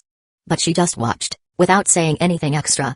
With the corpse shattered like this, it was easy to explain the missing organs. Wu Hang put the organ jar into his space ring. He continued to order, go and carry out the stone coffin from inside. The skeleton entered the stone house and directly carried out the stone coffin. All of the Blood Clan's corpses were stuffed into the stone coffin. Zhu Ligui directly stored it in her space ring. What remained was some finishing up work. Zhu Ligui arranged for the rescued villagers to board the ship, while Wu Hang dissolved the battleground of remains, turning all the remaining corpses on the ground. Although level 18 corpses could not be transformed, there was one level 15 corpse. It was indeed a bit inferior, but the trip wasn't entirely in vain. Once everything was properly arranged and everyone was on board, under Philippa's loud shouting, they began to sail back home. At night, inside the cabin, Zhu Ligui put down the utensils she was holding and said, Grand Island Master, informing the Hueco Kingdom about this incident will take some time. Until these people are sent back, you'll need to arrange a place for them to stay. Even if these people belong to the Hueco Kingdom, they can't be sent back directly, negotiations must come first, and after confirmation, they can be returned. Especially since this affair involved level 18 Blood Clan members, the evil cult, and other matters. The association might even arrange for someone to come down to investigate. These villagers are the witnesses. And during their stay on the island, Their lodging and food will need to be provided by the island. The place expanded earlier can be used for their temporary residence, and we can also provide food temporarily. Later on, we'll have to ask the Hueco Kingdom for reimbursement, Wu Hang stressed. It was one thing to rescue these people, but to feed and house over 100 of them would cost quite a bit of money. Zhu Ligui spoke calmly and continued, about the matters of the Heaven Destiny cult and the level 18 blood clan, I will report the situation to headquarters. Do you think we should also speak to the leader Lilith about this? Normally, Zhu Ligui wouldn't need to inform Lilith about this matter personally. But because it involved the blood clan, things became a bit more complicated. Wu Hang pondered for a moment and said, I've already secured that ghost. Let's ask about the situation tomorrow and then discuss how to write the letter. Alright, let's do that, Zhu Ligui agreed with the suggestion. After discussing the matter, the two casually chatted about some less important things. The only problem with this operation was the blood clan member inside the stone coffin. Fortunately, it didn't cause any danger, and the other party was not directly killed. Wu Hang continued, is the air conditioning working well? Quite well, Yali really likes it too. She wanted to take it apart to study the array pattern inside, but I didn't agree, Zhu Ligui replied. Do you like it? Zhu Ligui smiled and said, I like it too. Things will be even better once we rebuild the island later on, Wu Hang commented. You seem quite confident, she noted. After a day and a night, the ship slowly entered the port of Gold and Silver Island. Zhu Ligui led the people back to the association to perform an autopsy on the corpses in the stone coffin and also to reassess the identities of the villagers brought back. As the island master, Wu Hang didn't need to trouble himself with these affairs. He just had to wait for the results. Philippa arranged for people to inspect the ship, while Wu Hang called for a carriage and returned to the island master's manor ahead of the others. Upon returning to the manor and just entering the gate, Minnie came running up quickly, her face radiant with joy. Master, you're back. Behind her, Roby and Annette also came along and bowed slightly. Master. Nothing's wrong at home, is it? Wu Hang inquired. No issues at all, Minnie replied with a smile. That's good, Wu Hang said, patting Minnie's head. She smiled even more and playfully leaned in closer. Minnie then asked, shall I prepare dinner? Let's wait for Wire to come back and eat together, he responded. Okay. Minnie nodded. After chatting with a few more people downstairs and checking on Roby and Annette's training, the sky gradually dimmed. Andre Willow returned from outside, and Philippa, having finished arranging the ship's affairs, came for dinner. The table filled up, and Philippa shared tales of the battle at Deer Antler Island. The others listened attentively. After dinner, Wu Hang headed upstairs. He released two ghosts to move around freely and then returned to his room. On the ship, it was possible to rest in the cabin, but the swaying of the ship was intense. During strong movements, people could find themselves flying into the air. Resting on solid ground was far more stable. After a simple wash, he went to bed. His mind inevitably drifted to the blood clan member he had encountered that day. The face looked like that of a middle-aged man. But why was there no gender distinction? When it came out of the stone coffin, it was naked, with no indication of gender anywhere on the body. Is this how all blood clan members are? That can't be right, with nothing there. How do they use the bathroom? Lilith, such a pretty name. It wouldn't be like this too, would it? As these thoughts filled his mind, he gradually fell asleep. The next day, in the morning, in the basement of the association, Wu Hang mixed gold powder with blood, creating a closed-loop array on the ground in the middle. Dark energy spread from the array, making the whole basement even colder and more bone-chilling. He continued to take out the demon soul pot containing the blood clan's ghost and placed it in the array. A blue ghost drifted out of the demon soul pot, forming a vague and translucent shape. The ghost quickly looked around. Then it tried to flee towards the back, attempting to escape from here. Chapter 517, Who are you? However, the formation acted like a barrier, trapping him firmly within. No matter how much he collided against it, he couldn't leave the range of the formation. Realizing he couldn't escape, the ghost glared with ferocious eyes. You really are from the association, you damned bastards. Ask away. Wu Hang looked towards Zai Ligui. The latter shook her head. You ask. What on earth do you want? The ghost roared loudly. Wu Hang looked at the corpse and asked, What's your name? PFFT. The ghost scoffed. Wu Hang activated his necromantic power, and within the formation, strands of energy vines whipped the ghost's form. In the midst of the whipping, the ghost continuously dissipated and reformed. Cries of agony. I'll tell you, the ghost shouted loudly. Melanie's Bardley, my name is Melanie's Bardley. Why were you locked in the stone coffin? The blood clan's hibernation, you should have heard. Wu Hang once again activated the magic, and the energy whip lashed out with a howl. Again and again, It lashed upon the ghost's form. I was exiled, the ghost cried out loudly. The sound of the whip continued to lash. The soul kept dissolving and reorganizing, the wails unceasing. Really, it's true, I'm not lying to you. Lilith sealed me in the stone coffin for exile. She kept me sealed in the stone coffin forever, never to be let out. The whipping stopped, the dissipated soul slowly coalesced. Wu Hang continued to ask, why were you exiled? The ghost peered cautiously outside, explaining, was once young and committed some wrongs out of craving for blood, killed a few people, just minor things, and I've been punished. Wu Hang and Zailigui looked at each other. The few people he mentioned killing were definitely not a small number, or maybe among them, there were individuals of no low status. The Pirate King, upon reaching level 18, had been pardoned. Could the wrongs done by pirates be few? The person in front of them had reached level 18 much earlier, yet for murder was sealed in a stone coffin and exiled. They must certainly have caused no small amount of trouble. Have any more questions? Wu Hang looked to the side. Zailigui shook her head, no, not anymore. The ghost within the formation, however, immediately said, wait, you're a necromancer, right? You need ghosts, I can work for you, I know many secrets, I can definitely be of help to you. Wu Hang remained silent. He activated his magic power, and the demon soul pot began to exert a suction force. Consider it, I also have a lot of knowledge that you humans don't have, don't lock me up, you need. The ghost's body was stretched thin and was pulled into the demon soul pot. Wu Hang bent down to pick up the demon soul pot and placed it back into the space ring. She's a criminal, killing her shouldn't be an issue, said Zailigui. This interrogation was also to confirm the person's identity. The Heaven Destiny cult posed little threat in itself, being nothing more than an evil cult that had seduced ordinary people to join. But this level 18 member of the Blood Clan still had some complications. Before reporting, it was essential to confirm the person's identity and the reasons for being sealed in the stone coffin. When reporting it, just write that we were forced to defend ourselves, said Wu Hang. All right, Zailigui nodded in agreement. The two of them walked out together. Zailigui then asked, do you think it's inappropriate for me to write this letter to the leader Lilith? Sending the report to headquarters and a letter to Lilith at the same time is indeed not the best. Wu Hang pondered for a moment and said, how about this, you handle the report to headquarters, and I will personally write a letter to leader Lilith about the Blood Clan matter, explaining the situation. Good, let's do that, Zailigui said with a smile. The two of them walked out of the basement together. Zailigui returned to her study to prepare the report and Wu Hang took a carriage back to his estate. After returning to his place, Wu Hang went upstairs to his study. He sat down in his chair to ponder for a moment, then took out paper and pen to start writing. Leader Lilith and Bishmit, near Gold and Silver Island lies Deer Antler Island. On the island, we discovered a group of mysterious robed figures, taking along more than 100 villagers and found an array and a strange stone coffin. An association ship closed in and a battle ensued with them. During the fight, the blood of the deceased was absorbed by the stone coffin, and a double-winged, emaciated man burst out from the stone coffin, engaging in battle with us. In the end, we were fortunate to emerge victorious and killed the enemy.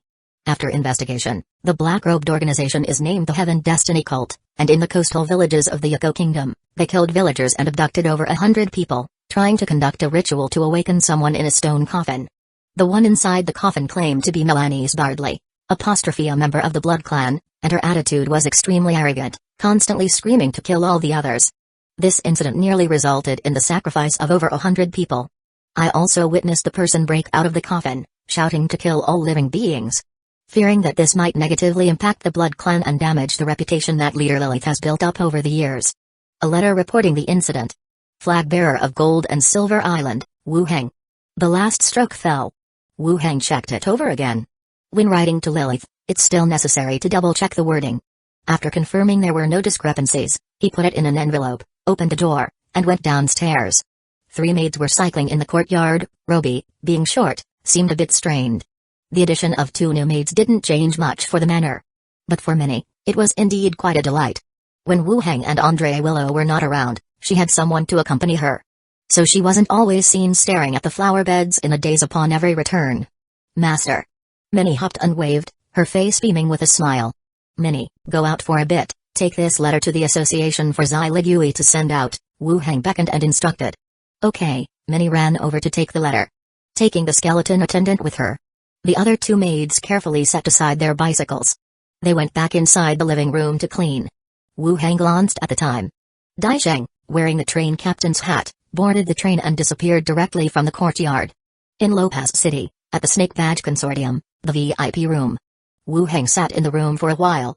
Riti Li, the person in charge, came in smiling, her face exquisite and adorned with luxurious ear decorations on her pointed ears. Wearing a long silk dress in purple, her figure slender. "Good afternoon, guest," Riti Li greeted as usual. "Good afternoon. Is the flame furnace I ordered last time ready?" Wu Heng asked straight away. With a confident smile, Riti Li replied, "It's ready, stored in the warehouse outside. I'll take you to see it." "Good." Wu Heng stood up and followed her out of the room. They walked through the corridor to a warehouse in the backyard. Upon opening the door, the three-section stone furnace inside was revealed. The surface of the furnace was covered with densely packed, intricate runes. "The shape and specifications were all made according to your requirements," Riti Li introduced with a smile. Wu Heng looked around and nodded with satisfaction. "Not bad, I'm very pleased." Riti Li's smile grew wider. "I'm glad you're satisfied. However, as we agreed, expediting the process costs an additional 5% fee. What we agreed on is of course no problem." Wu Heng stored the item in his space satchel. He followed her back to the VIP room to settle the final payment. Riti Li's face was beaming with smiles. She considered herself lucky to have encountered such a wealthy customer, likely boosting her performance figures well beyond those of the surrounding consortium branches. "If you need any other magic buildings, you can always come here. We can absolutely guarantee efficiency," Riti Li mentioned once more. "All right, I might indeed order some later on. I will come to you when the time comes," Wu Heng said. "If the experiment proves successful this time, similar methods will be adopted in Xinfu City and Anhui City. It's simpler to replace furnaces for power generation at existing electric power plants than to rebuild them." "That's excellent, I'll keep that in mind for you. I'll come at that time." After settling the final payment, Wu Heng also left the building. Wu Heng nodded and walked straight out of the building. The next day, early in the morning, Wu Heng headed to Zombie World. He took out the walkie-talkie and said, "Chi Heng, have Wang Habing get ready, we're going over to the power plant." Received. Chapter 518, This is Not Scientific Pirates Flag. Wu Heng stood downstairs and waited for a while. 2 trucks and a bus came from the direction of the garage. Wu Heng got into the co-driver's seat, and several skeleton attendants also took their places in the back row. "Is Wang Habing following along?" Wu Heng asked. Chi Heng replied, "He's in the bus behind us, along with a few members familiar with electrical work. They've all come along as well." This time, they were clearly going to check out the electric plant. Without Wang Habing, it wouldn't matter how many times they went, it would be useless. Wu Heng nodded, "Then let's set off." The convoy started and drove straight out of the factory area, heading towards the direction of the electric plant. About 20 minutes drive. The vehicles arrived at the electric plant. The gates had been re-welded with iron plates, and the weeds and snow within had been cleared. Skeletons could be seen guarding the surroundings. It no longer looked as decrepit as it did in the beginning. The group alighted from the vehicles and directly entered the combustion area and the room where the boiler was located. Wu Heng began to direct the skeletons to transport and assemble the flame furnace, positioning it where the combustion area's thermal energy conversion took place. Behind them, Wang Habing and a few others watched as the skeletons collaborated to move a huge object. They were somewhat stunned. Gathering together, they quietly discussed. "Didn't they say they were restoring electricity? What's the point of putting these huge rocks in the equipment room?" "I don't know, seems like it's to replace the equipment. Are they lighting fuel inside the rock? If the equipment is damaged, it's not repairable with the current situation. We just have to watch, maybe it's some kind of superpower thing and we're all outdated." At that moment, footsteps came from behind. "Make way, don't block here." They stepped aside, revealing 2 individuals carefully carrying a container filled with orange-golden liquid. They walked to where the skeletons were assembling the rock, pouring the golden liquid directly into the flame furnace through the gaps in the array pattern, reconnecting the broken array pattern. Once the golden liquid gradually solidified, displaying its original golden color, a surge of magical fluctuations suddenly spread out, followed by a fierce, red flame rising within the furnace. In an instant, intense heat filled the entire room. The few discussing behind were taken aback, eyes wide in disbelief at the flames rising inside. Wang Habing muttered, This is impossible, it's unscientific, completely unscientific." He had seen the video that Chi Hengkai showed him. A furnace capable of melting ironware. The original plan was to use this device to replace the position of the combustion area and provide heat. But they hadn't expected the thing to spontaneously generate flames, with such high temperatures. This was completely against common sense. After confirming the normal operation of the furnace, Wu Heng turned and asked, "Can we generate electricity?" Wang Habing came back to his senses. "I'll go check." Having said that, he quickly walked away. Wu Heng, taking the rest, also went outside. Standing in the yard they waited a while. Noises of machinery working came from inside the building, followed by a click. The emergency light in the gatehouse lit up. Everyone was overjoyed. Wang Habing also ran out from one side, shouting, "It's a success, it's operating normally, it's a success. Can the military factory operate normally?" Wu Heng continued his inquiry. After a moment's thought, Wang Habing conservatively stated, "Still need to test it and gradually power up to avoid sending the voltage back." "How soon?" "Should be finished before noon." Wu Heng nodded. "Good, work on it together, you guys." "Yes," a few people nodded in unison. Noon. The group returned to the factory. After a short wait, the dim workshop suddenly lit up, the shutdown machinery began to operate with a hum on standby power. Emergency lights, one by one, and overhead fluorescent tubes also lit up in succession. And the survivors, realizing all this, erupted in cheers, ringing through the entire factory. "There's electricity, there's electricity, we all have electricity now. We're definitely the first to restore power supply. I've collected so many electrical appliances, and finally, I can use them. Long live the king." Even though there were photovoltaic panels for electricity before, they came with usage restrictions and weren't for high consumption use at any time. Especially during winter when daylight hours are short, there's even less to say about the stored electricity. Now, the electric plant supplying power means the restoration of the electricity requirements from before the disaster. Inside the room, Wu Heng glanced at his reputation on the panel. It increased by more than 100 points, virtually no change at all. It might not even be due to the electricity restoration from the military factory's side. In the radio broadcasts, his name had also spread through others. It's possible that the increase in reputation came from that. Knock, knock, knock. There was a knock at the door. Chi Hengkai came in with Wang Habing. Both had happy expressions on their faces after the power restoration. Wang Habing said, "Leader, the power supply has been restored, and the voltage and wiring are all normal. The infrastructure here is very high standard and safe for regular use." "Well done," Wu Heng praised, then said, "From now on, you will be in charge of the electric plant's work, and I'll assign some people to help you as well."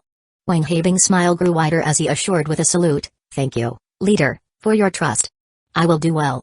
Wu Heng smiled back, "It's a deal." The two had previously agreed.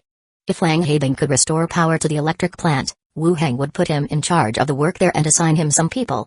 "Thank you, leader," Wang Habing thanked again. Wu Heng continued, "I have two more things to entrust you with."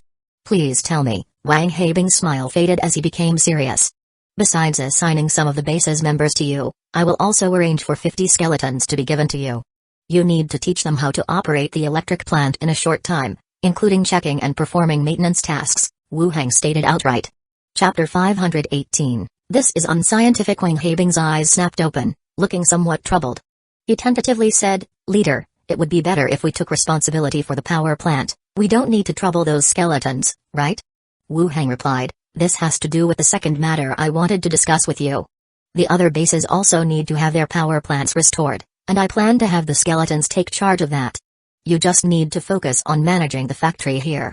There were already plenty of skeletons under his command, and as their levels increased, their intelligence was fully on par with that of ordinary people. They could also learn some abilities. The power plant was one such area. It required the skeletons to complete the task. Whether it be the other bases or the planned factories in the other world, skeletons would be extensively utilized. Wang Habing cautiously glanced at Chi Hengkai standing at the side, and seeing no intention to speak from him, nodded and said, "I will try my best to teach these skeleton friends." Wu Heng nodded and addressed Chi Hengkai, "In the next couple of days, arrange for someone to take him to the other bases to check on the situation of their power plants." "Understood," Chi Hengkai complied. Wu Heng continued to address the skeleton zombie king beside him, "Bring over the skeletons I've picked out. Starting today, follow Wang Habing." Noises of bones grinding against each other came up from downstairs. 50 skeletons congregated below. "That's settled then, you can go back now. The power plant is in your hands." "Yes, leader." Wang Habing responded and turned to leave. Wang Habing left. Chi Hengkai loosened up from his serious demeanor. With a smile, he said, "We must be the first to have restored normal power supply. The other bases would surely be green with envy if they knew. When they were using solar panels to provide electricity, they were already the envy of many bases through the radio. Now that they had directly restored power plant electricity, and it was the kind that didn't require fuel consumption. If word got out, Even the central station would express surprise and envy. Don't publicize this for now, we'll just use it for ourselves, Wu Heng said. I understand, make a silent fortune, Chi Heng Kai said with a laugh. Wu Heng then inquired, how's the situation with the blueprints from Central Station? No news yet, but I will go and ask them later. First find out what they are up to. These next 2 days, also prepare to take over the airport for us. Alright, I'll plan out a route when the time comes. The two sat in the room and chatted for a while.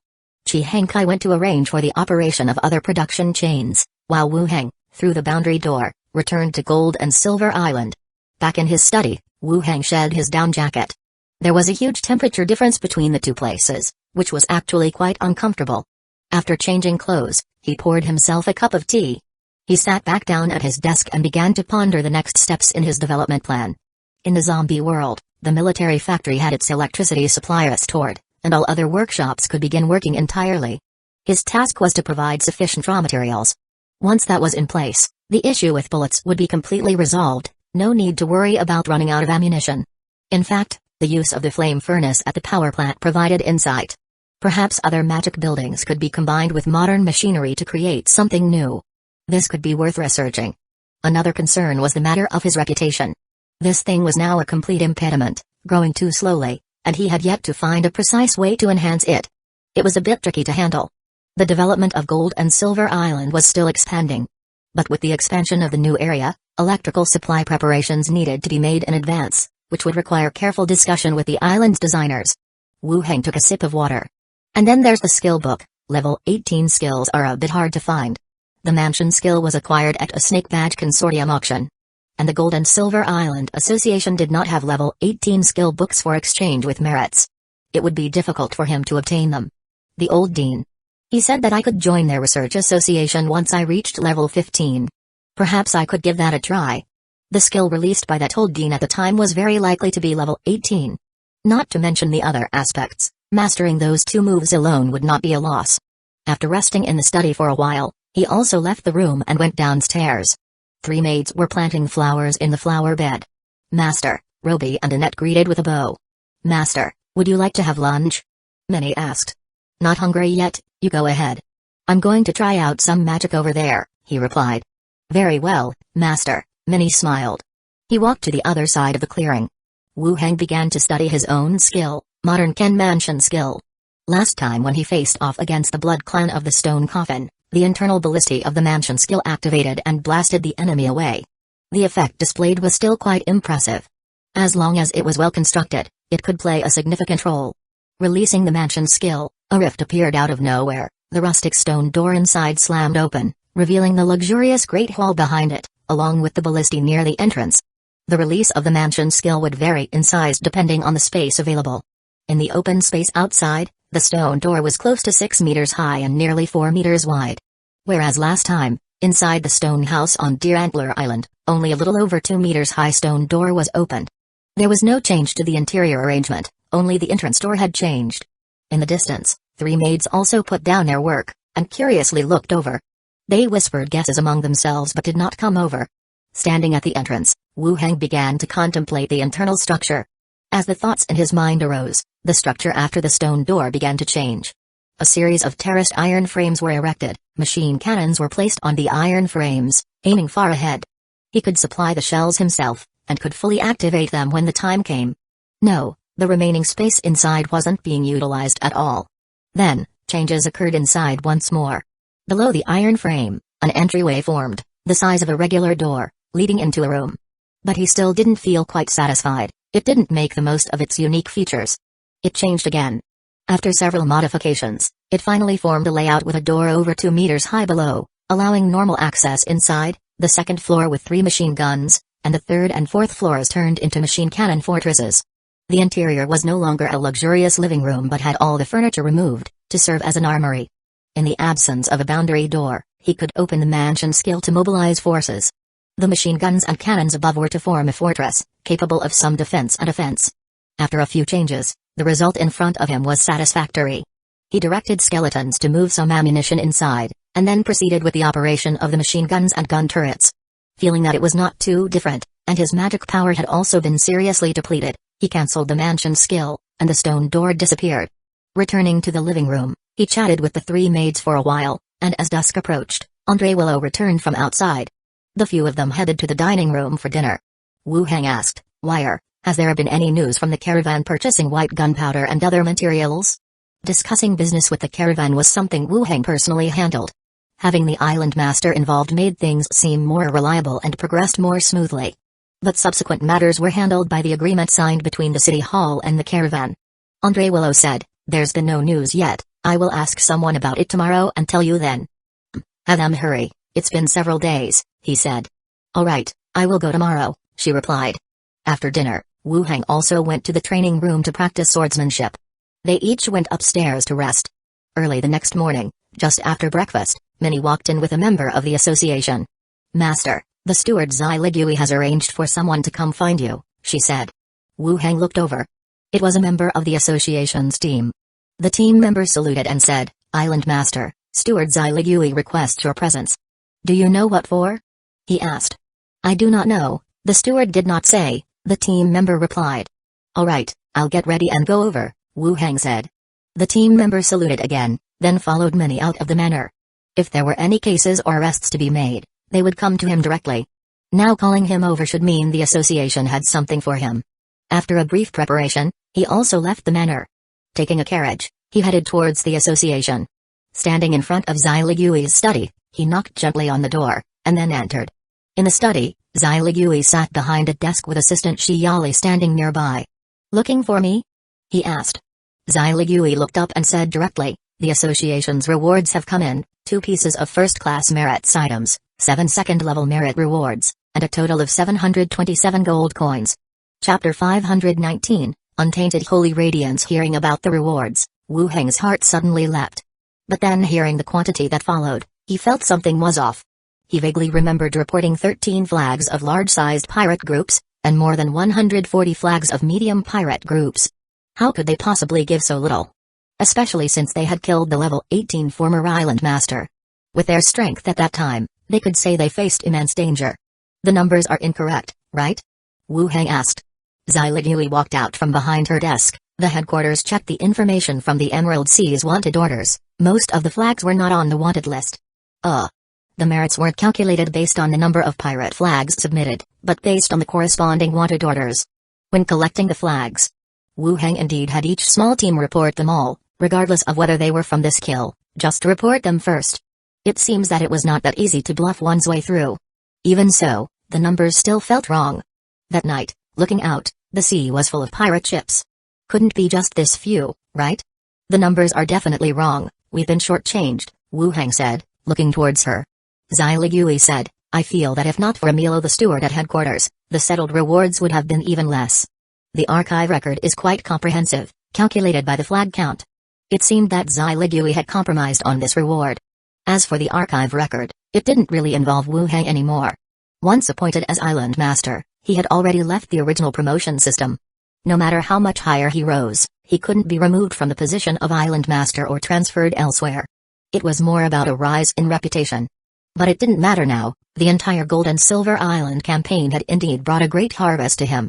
An island recognized by all forces had a value far greater than these item rewards. Even if he did nothing later, just managing the island well, the tax income would be enough for him to live a wealthy life. "Alright, I have no objections, what have they given us?" Wu Hang leaned forward in curiosity. Zai Ligui sat opposite him and with a wave of her hand, 2 items appeared on the coffee table. "These are the 2 first-class merit rewards." Wu Hang looked towards the coffee table. There were 2 items in total. The first was a belt with various colors, and the second was an iron gray, religiously styled circular hollow metal. Space belt of 100 soldiers, special item, effect, fits body changes, soul returning technique, storage, side effect, weakness, description, a belt full of strange magic, like a decorative accessory, the belt of the 100 soldiers robe? A set? From the color scheme, the 2 special items seemed very close. It must be the set of the 100 soldiers. And now it seems it's called the Space Belt of 100 Soldiers. The effects are adapting to body changes, soul returning technique, and storage. Incorporating storage effect as well. If it's just these few effects, it doesn't seem to be worth the first-class merits. At least it is not as practical as the 100 Soldiers robe. Thinking this through, his gaze shifted to the second reward, a medal. Untainted Holy Radiance, special item, effect, Guardian Spiritual Sense, Summon Night Attendant, 4th tier, Side Effect, Sinner's Self-Ignite. Description: the Holy Radiance shall protect the believers from the corruption of evil. Looking at the second special item, Wu Heng's brows suddenly furrowed, and his body instinctively leaned back to keep a certain distance. An artifact of the church. The side effect being, sinners tainted with guilt self-ignite. Why would they distribute a church item to him, a necromancer? Was it to kill him on the pretext or just a warning? If they distrusted him, they could have easily not given him the island, after consecutive promotions. Now this move, with so many types of items, handing him this as a reward. It forced him to ponder the underlying intentions. What exactly did the association want to do? Wu Heng frowned in speculation, devoid of any joy in receiving the reward. Meanwhile, Zai Ligui stood up to make tea for him, while assistant Shi Yali walked over slowly with a folder in hand. After a glance, she introduced in a low voice, the first item is the 100 Soldiers Belt. According to the documents sent, it's one of the accessories of the 100 Soldiers robe, with the soul returning technique as the attached effect, equivalent to a level 15 mage at full spiritual power, and secondly, it has an internal storage space of 100 cubic feet. Wu Heng was drawn by her words and refocused his attention on the belt. The soul returning technique was the effect of restoring spiritual power, reaching the state of a level 15 mage at full spiritual power, essentially resetting his resource depletion. This point was indeed very powerful. On the battlefield, it was like having more opportunities to unleash skills. 100 cubic feet of storage space, also good, but it felt a bit odd. Who would take things out from the belt, and it's inconvenient. Wu Heng pondered inwardly. Shi Yali continued, the belt's third feature is that it is designed to work with the effects of the robe. The more duplicates created, the less the interior storage space gets divided amongst them.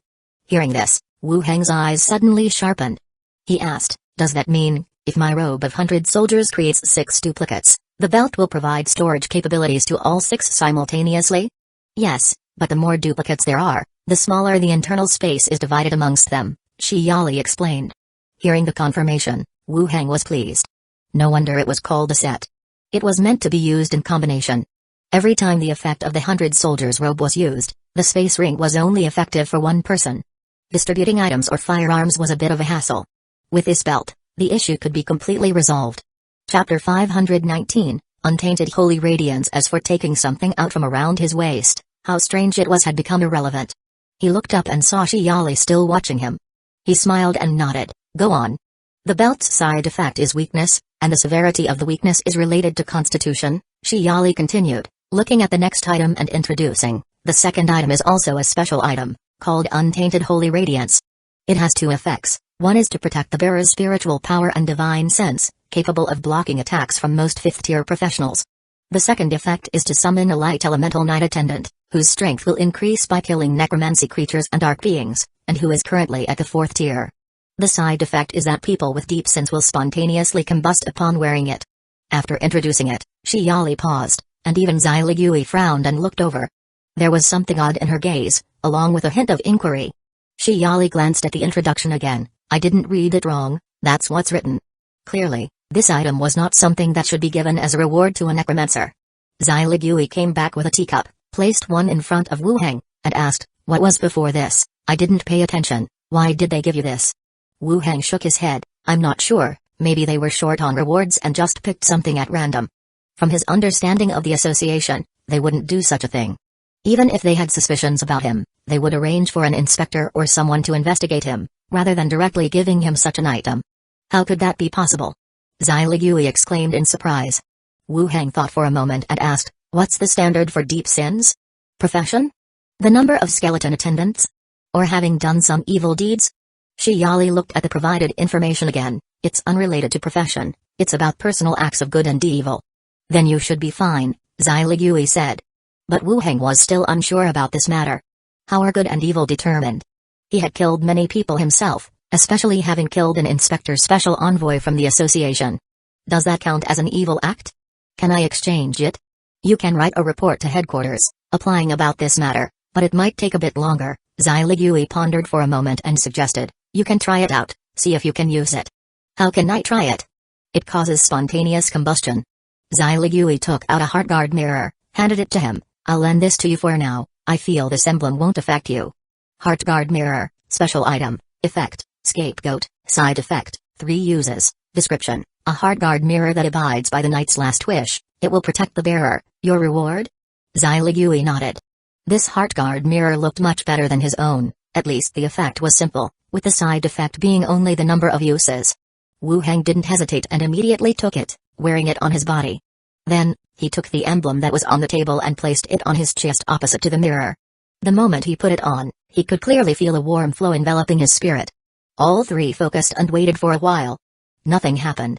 The spontaneous combustion mentioned in the side effects didn't occur, either on him or on the Heartguard mirror.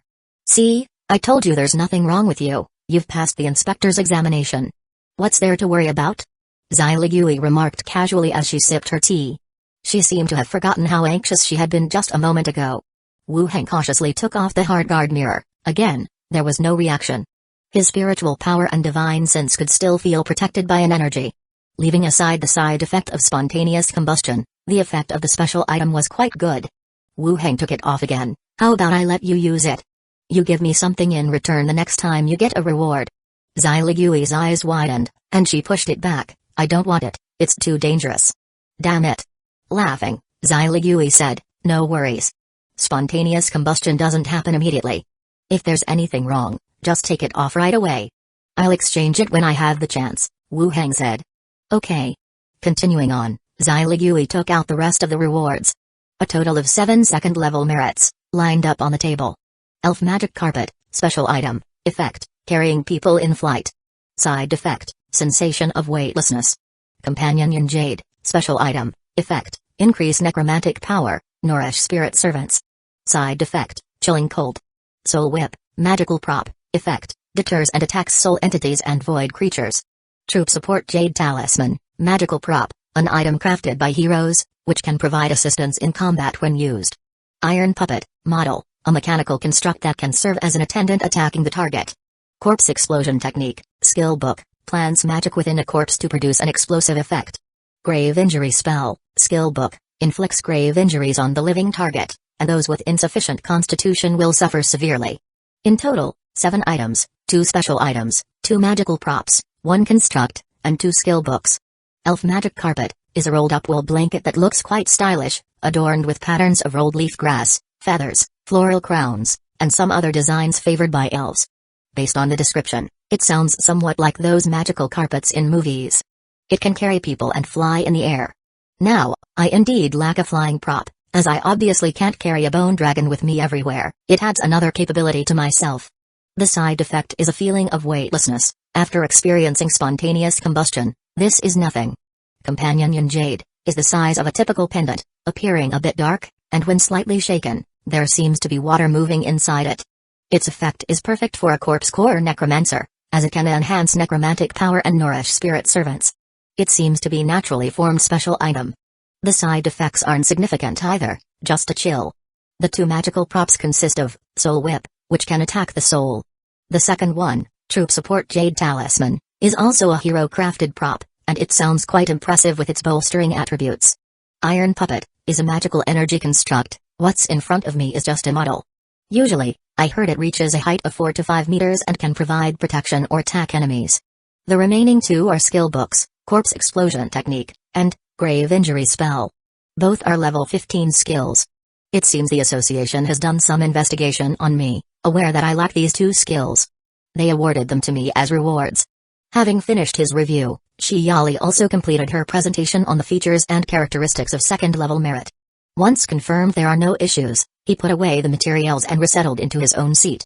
Xyligui continued, taking out 2 bags of gold coins and handing them over. This is the last of it, the bounty. Over 700 gold coins, not a small sum at all. Wu Heng accepted them all. Are you satisfied? Xyligui asked with a smile. It's passable. I thought you would give us dozens of first-tier rewards. There will be opportunities in the future. If you take too many items, you might also attract unwanted attention. Xyligui seemed more open-minded. Wu Heng nodded and continued to ask, what's the effect of your other first-tier item? Xyligui replied, an armor, better than the one I'm wearing, with defensive capabilities. Yours is quite practical.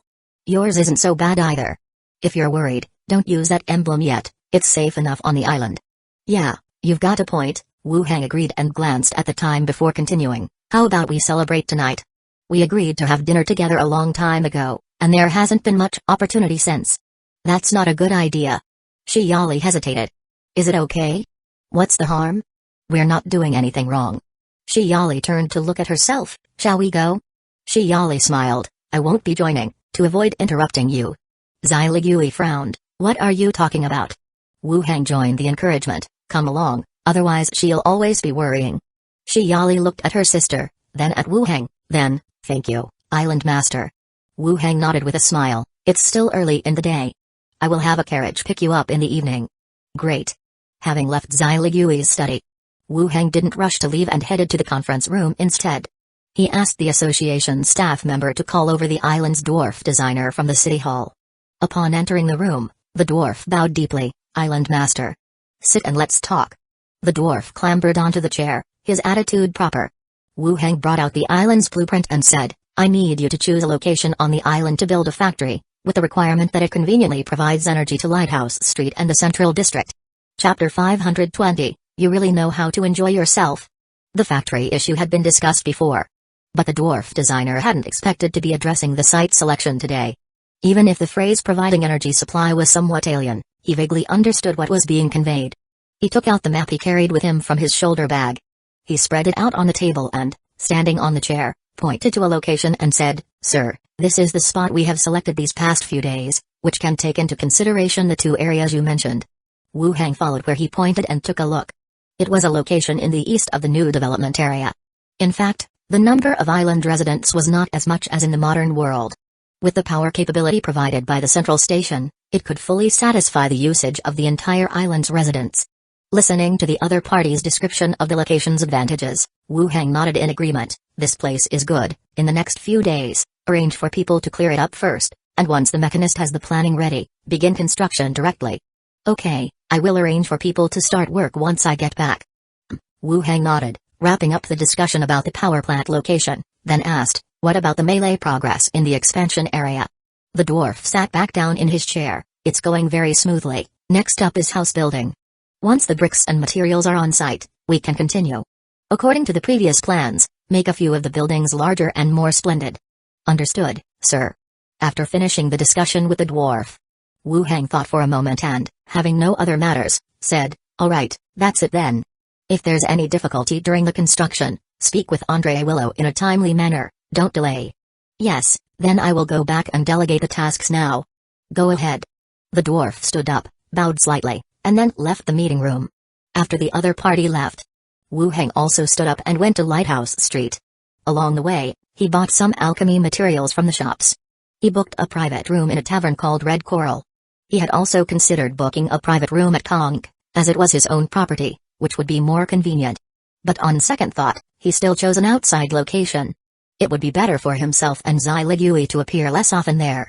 Nearing dusk, there was a knock at the door of the private room. The door opened, and two cloaked figures, with their faces concealed, walked in one after another. Seeing that Wu Hang was the only one in the room, they both took off their hoods, revealing elf sisters with similar yet distinct features.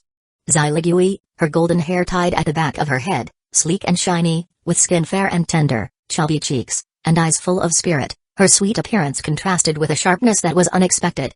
Her older sister, Shiyali, with golden shoulder-length hair, a slightly more mature face, and very similar features, wore golden earrings and a pendant, and smiled gently, giving off a warmer vibe. Is this a new tavern? Xyligui asked as she sat down at one side of the table. Shiyali followed suit, sitting beside her, neatly folding their hoods and putting them away. It's newly opened. I've heard the taste here is quite good, Wu Hang said as he poured them cooling tea. They must have some signature culinary skills, otherwise, there wouldn't be much competitiveness on the island, Xyligui remarked. I've ordered all the specialties, let's see if they're competitive. While they were speaking, the voice of the waiter came from outside the door. But the waiter did not come in. Instead, it was the skeleton attendant stationed at the door that brought the food in directly. One dish after another was placed on the table. Let's eat, Wu Hang said. After taking a few bites, Wu Hang picked up his wine glass and took a sip, then said, I just saw the island's designer. The expansion work has now entered the house building phase. Where do you think we should get the population from? Get the population? Xyligui raised an eyebrow. The way you say it sounds like kidnapping people. You necromancer. What? No, I mean, how can we attract people to live on the island? Wu Hang said. Xyligui chewed on the sliced beef she put in her mouth and then said, there are two methods. One is to lift the restrictions for people coming to the island. As long as they can settle down, they'll gain residency rights. The second is to request the headquarters to send people to settle.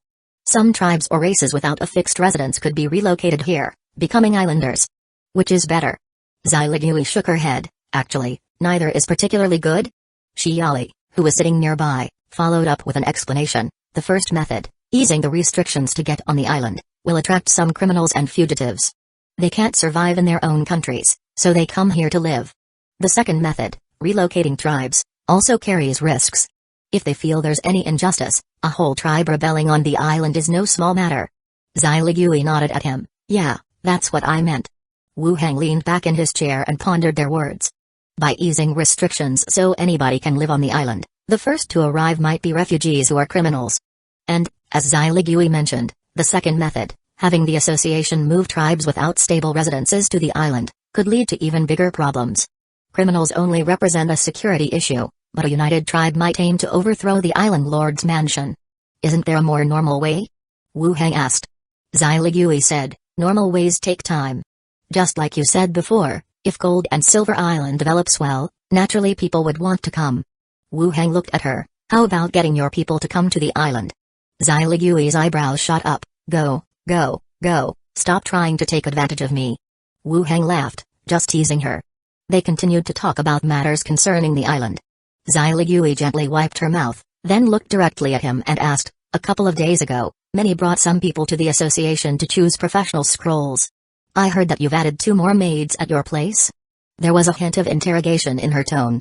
Wu Hang picked up his wine glass and took a sip, gathering his thoughts before saying, they're friends of many. The last time I left the island, she asked me to bring them so she wouldn't be alone at home. You sure know how to enjoy yourself, having just become the island master, Xyligui remarked. Wu Hang clarified further, they are indeed slaves I bought. In the place where I used to be a team leader, there are still dozens left. The place I worked in was a border city between 2 countries, where slave traders sold slaves. Slaves? Xyligui asked curiously. Shiali looked over as well. Yes, the city where I worked was on the border of 2 countries and had slave traders. There was a hammer party force, basically bandits, planning to attack the city. The local merchants and those who could, left. The worst off could at least get into the city, but those slaves were still in the hands of the slave traders. I had no choice but to buy some to save them, and the rest are still back in that city, running a small shop. Both elves looked at him with astonishment. They had thought that having so many maids was just for the enjoyment of life. But now they were hearing this story. A small team leader had actually spent his own money to buy those slaves. Xyligui subconsciously said, no wonder that untainted holy radiance had no effect on you, you don't resemble a necromancer at all. Wu Hang slapped his thigh and leaned in, you don't know, but at that time there were rumors in town that I bought those slaves to use them in necromancy rituals. Many people looked at me the same way they look at a butcher.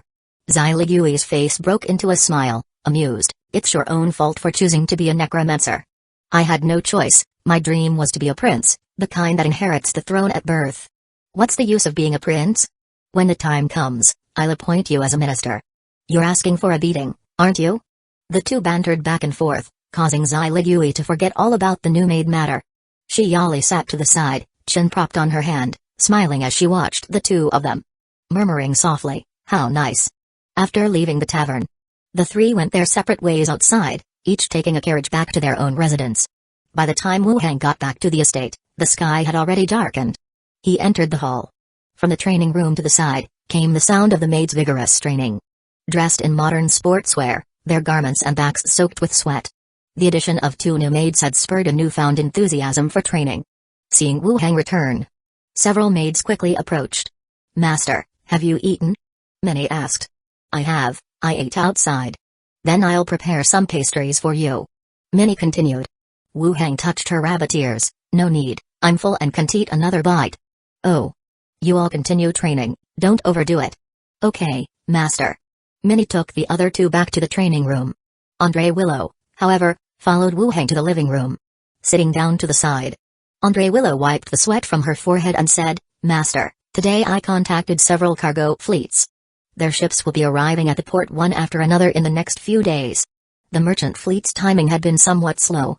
But this was the first collaboration between the 2 parties, preparing the goods and compressing the copper ore into copper coins both took time. Follow up on that. Make sure the gunpowder is all stored inside so nothing dangerous happens. Wu Heng handed over the space satchel to her. Now that he had the space belt of 100 soldiers, he essentially had another large capacity storage item. For the time being, this one could be given to Andre Willow for storing goods without worrying about sudden personal need. Yes, Master. Andre Willow took it and nodded with a smile. Then, Andre Willow picked up some chilled fruit wine and headed to the training room. Wu Heng also went upstairs to his own study. The chandelier and air conditioning turned on. A blast of cool air caused the temperature inside the room to drop sharply. He poured himself a cup of tea, sat down at the desk, and brought out all of today's rewards. The first were 2 first-class special item rewards. The space belt of 100 soldiers might be an accessory to the robe of 100 soldiers, but its usefulness was no less significant. Indeed, he was quite satisfied with it in his heart. I wonder if there are other accessories at the association, he mused. Next time I get a first-class merit reward, I should write a letter directly asking for accessories that go with the robe of 100 soldiers. It saves the hassle of receiving odd things. Then, his gaze fell on the second item, the untainted holy radiance. He had already worn it without bursting into flames, proving he was not one of the sinners mentioned in the side effects. That the association would give this item as a reward to a necromancer. It inevitably led one to speculate a bit more. The effect was to guard the spirit as well as protection from the night attendant, while the side effect was natural for sinners. It was as if reminding him, the association could shelter him. But it could also cause his death. Spontaneous combustion was just another way of saying don't court death. The more he thought about it, the more likely it seemed. Whoever came up with this nasty trick, also wasted one of my reward slots. But since he could wear it, it wasn't utterly useless. Next were the level 2 rewards. The elf magic carpet, soul whip, iron puppet. The effects of each were clear and there was nothing more to scrutinize. He simply put them away. His gaze then fell on the companion yin jade in his hand. Just holding it, he could feel a cold sensation that spread throughout his body. Within him, the latent necromantic power began to stir as if oxygen had been pumped into a stagnant fish tank. Not overly intense, but he could distinctly feel it becoming lively and boiling. It really does suit a necromancer. With a thought, 2 ghosts flew out from within him, hovering to his left and right. Uncle, what is it? We were resting, Zhao said. Glenda also looked over. Wu Heng spoke. Today I acquired a special item that they say can be nourishing for you. I wanted to ask if you felt anything.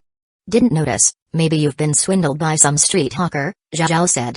Chapter 521, Light Night. Glenda also shook her head and said indeed, there's been no change. Could it only take effect inside your body?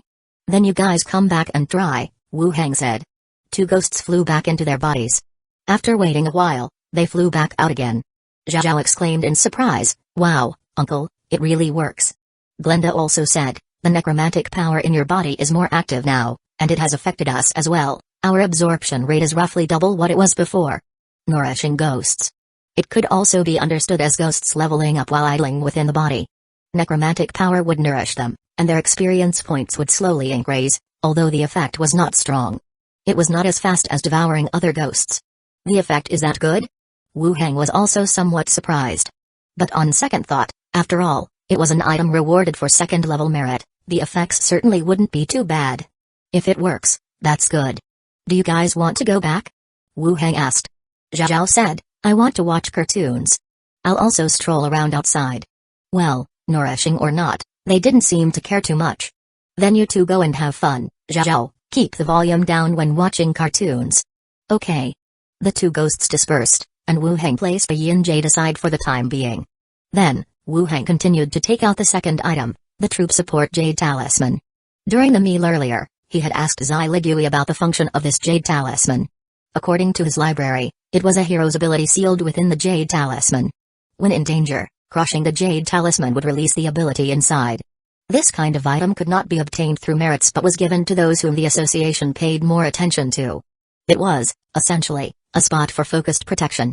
In Zai Ligui's second-level merit rewards, there was also one such item, identical to the other. In any case, it was a fine reward. After looking through the special items and artifacts, he finally turned to the 2 skill books. He took a sip of tea from the teacup. Offhandedly, he picked up a book on the corpse explosion technique and started to go through it. As a typical high-damage spell of the necromancy sect, it was a spell that almost everyone would learn if they reached the required level. The principle behind it wasn't too different from the evil explosion skill. But the effect was to cause the corpse to create a massive explosion. Even if it didn't destroy buildings, it was enough to kill all the living creatures nearby. Especially this kind of skill, which could be combined with others. Corpse manipulation skill, pestilence skill, and then trigger corpse explosion technique after the pests die. Forming a combo. The effects were quite impressive. Also, because abilities could be combined, more necromancers preferred to control carrion, rather than skeletons, in combat.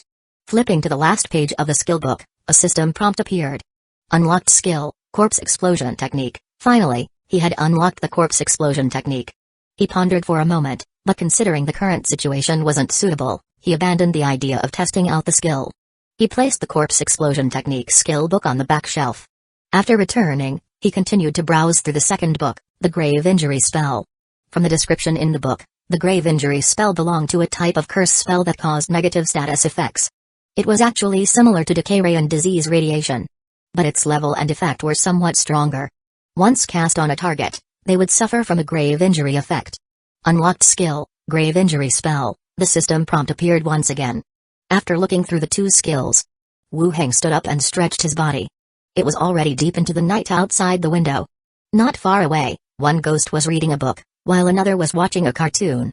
You guys keep watching, I'm going to sleep in my room. The two ghosts nodded.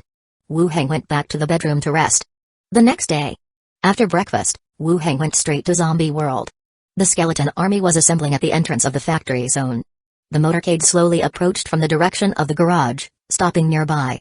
Wu Heng took the passenger seat.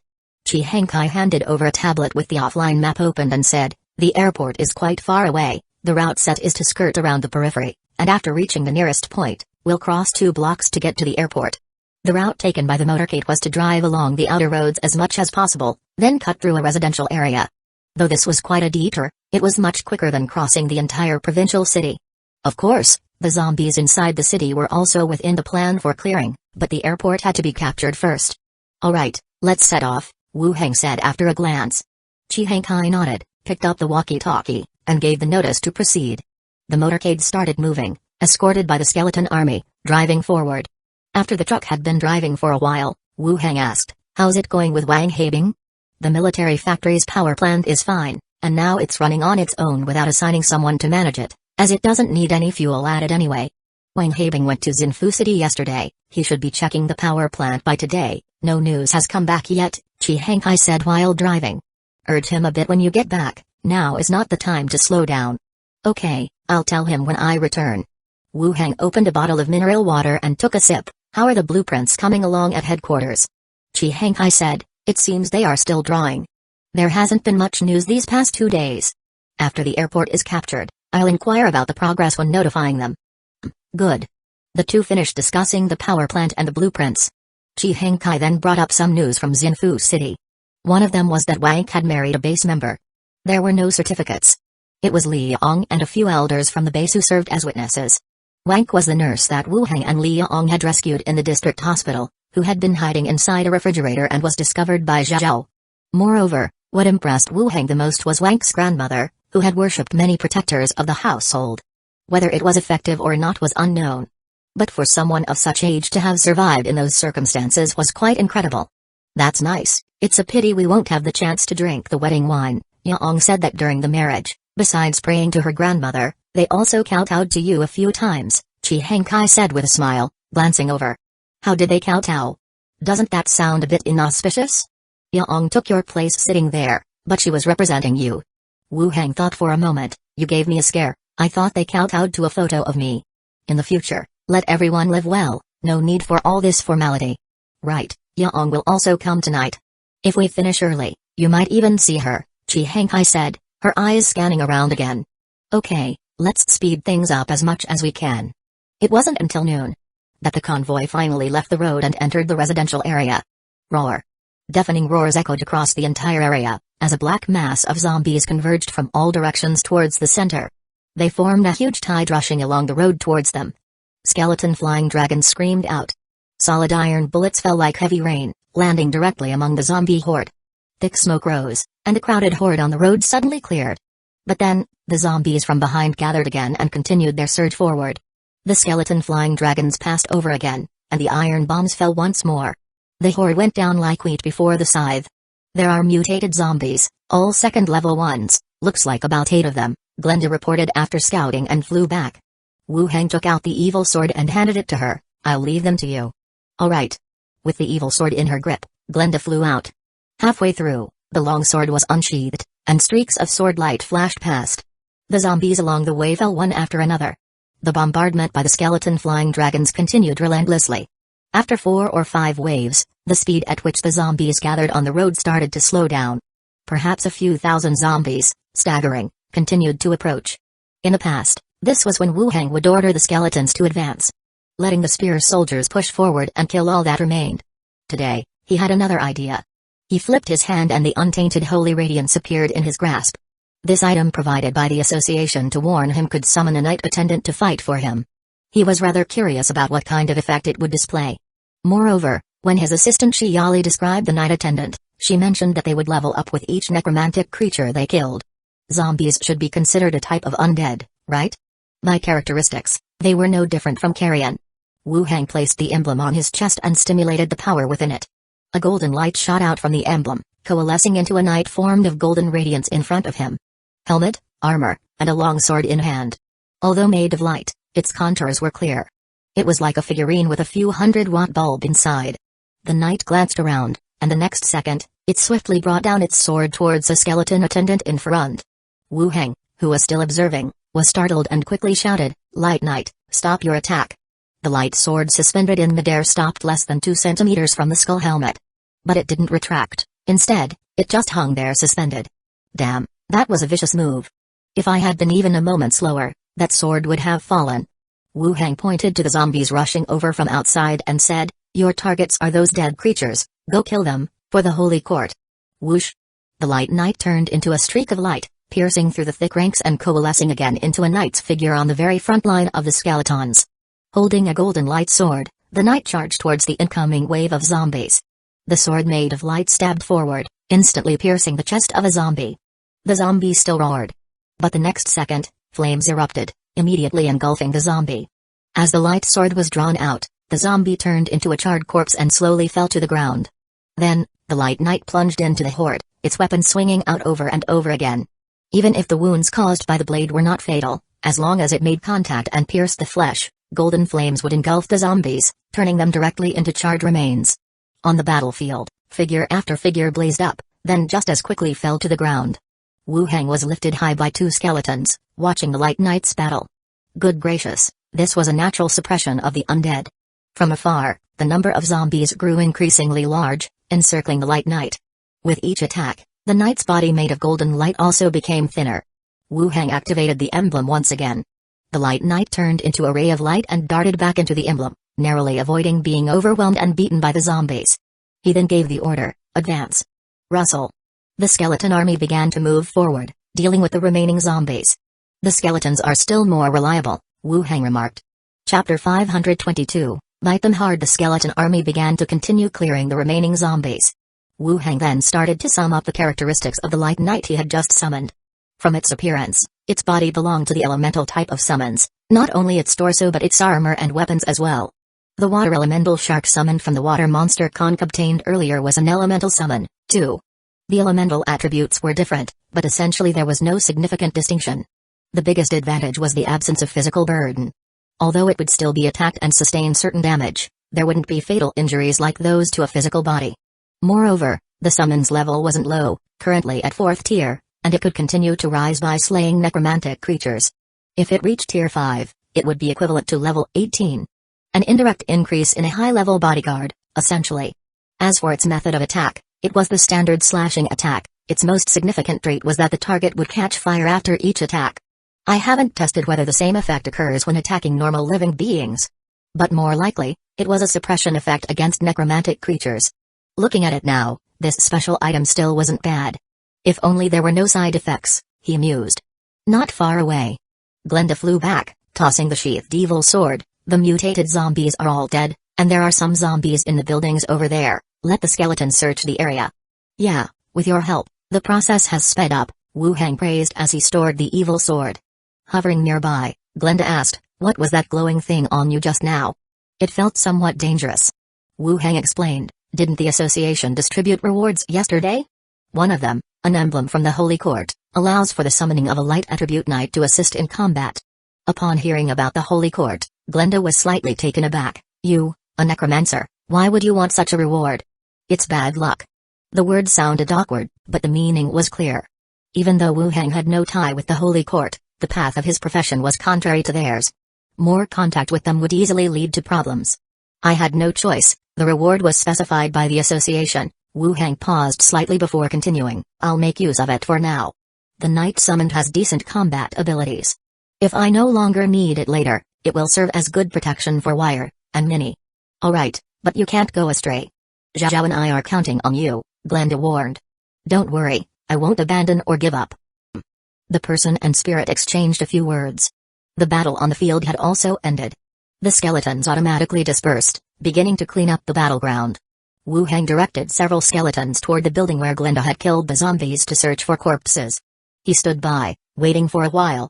Soon after, the bodies of mutated zombies and evolved zombies were collected and piled up together. Wu Heng started the transformation, then collected all the corpse cores and put them into the space ring. After that, he continued to release battleground of remains along the way. One by one, the skeletons rose to their feet, shaking their bodies, joining the ranks. When he had come, the skeletons he had brought were just over 50,000, but now they had at least doubled in number. A glance over revealed a dense sea of bleached white bone skeletons. Wu Heng took out the communication device. Tell the convoy to come over, and let's move on. Received. The convoy came from behind. Wu Heng got back into the truck and continued onwards. The sound of explosions was loud, attracting all the surrounding zombies. The path taken by the convoy became even smoother. After driving for a while, the lead vehicle suddenly started to slow down, and a voice came through the walkie-talkie. Sister Chi, there's a roadblock ahead with a bridge repair sign urging a detour. Should we keep going forward? As they spoke, the convoy slowed down and gradually came to a halt. Chi Hengkai furrowed her brow and picked up the walkie-talkie to inquire, what's the state of the repair? Can our convoy make it through?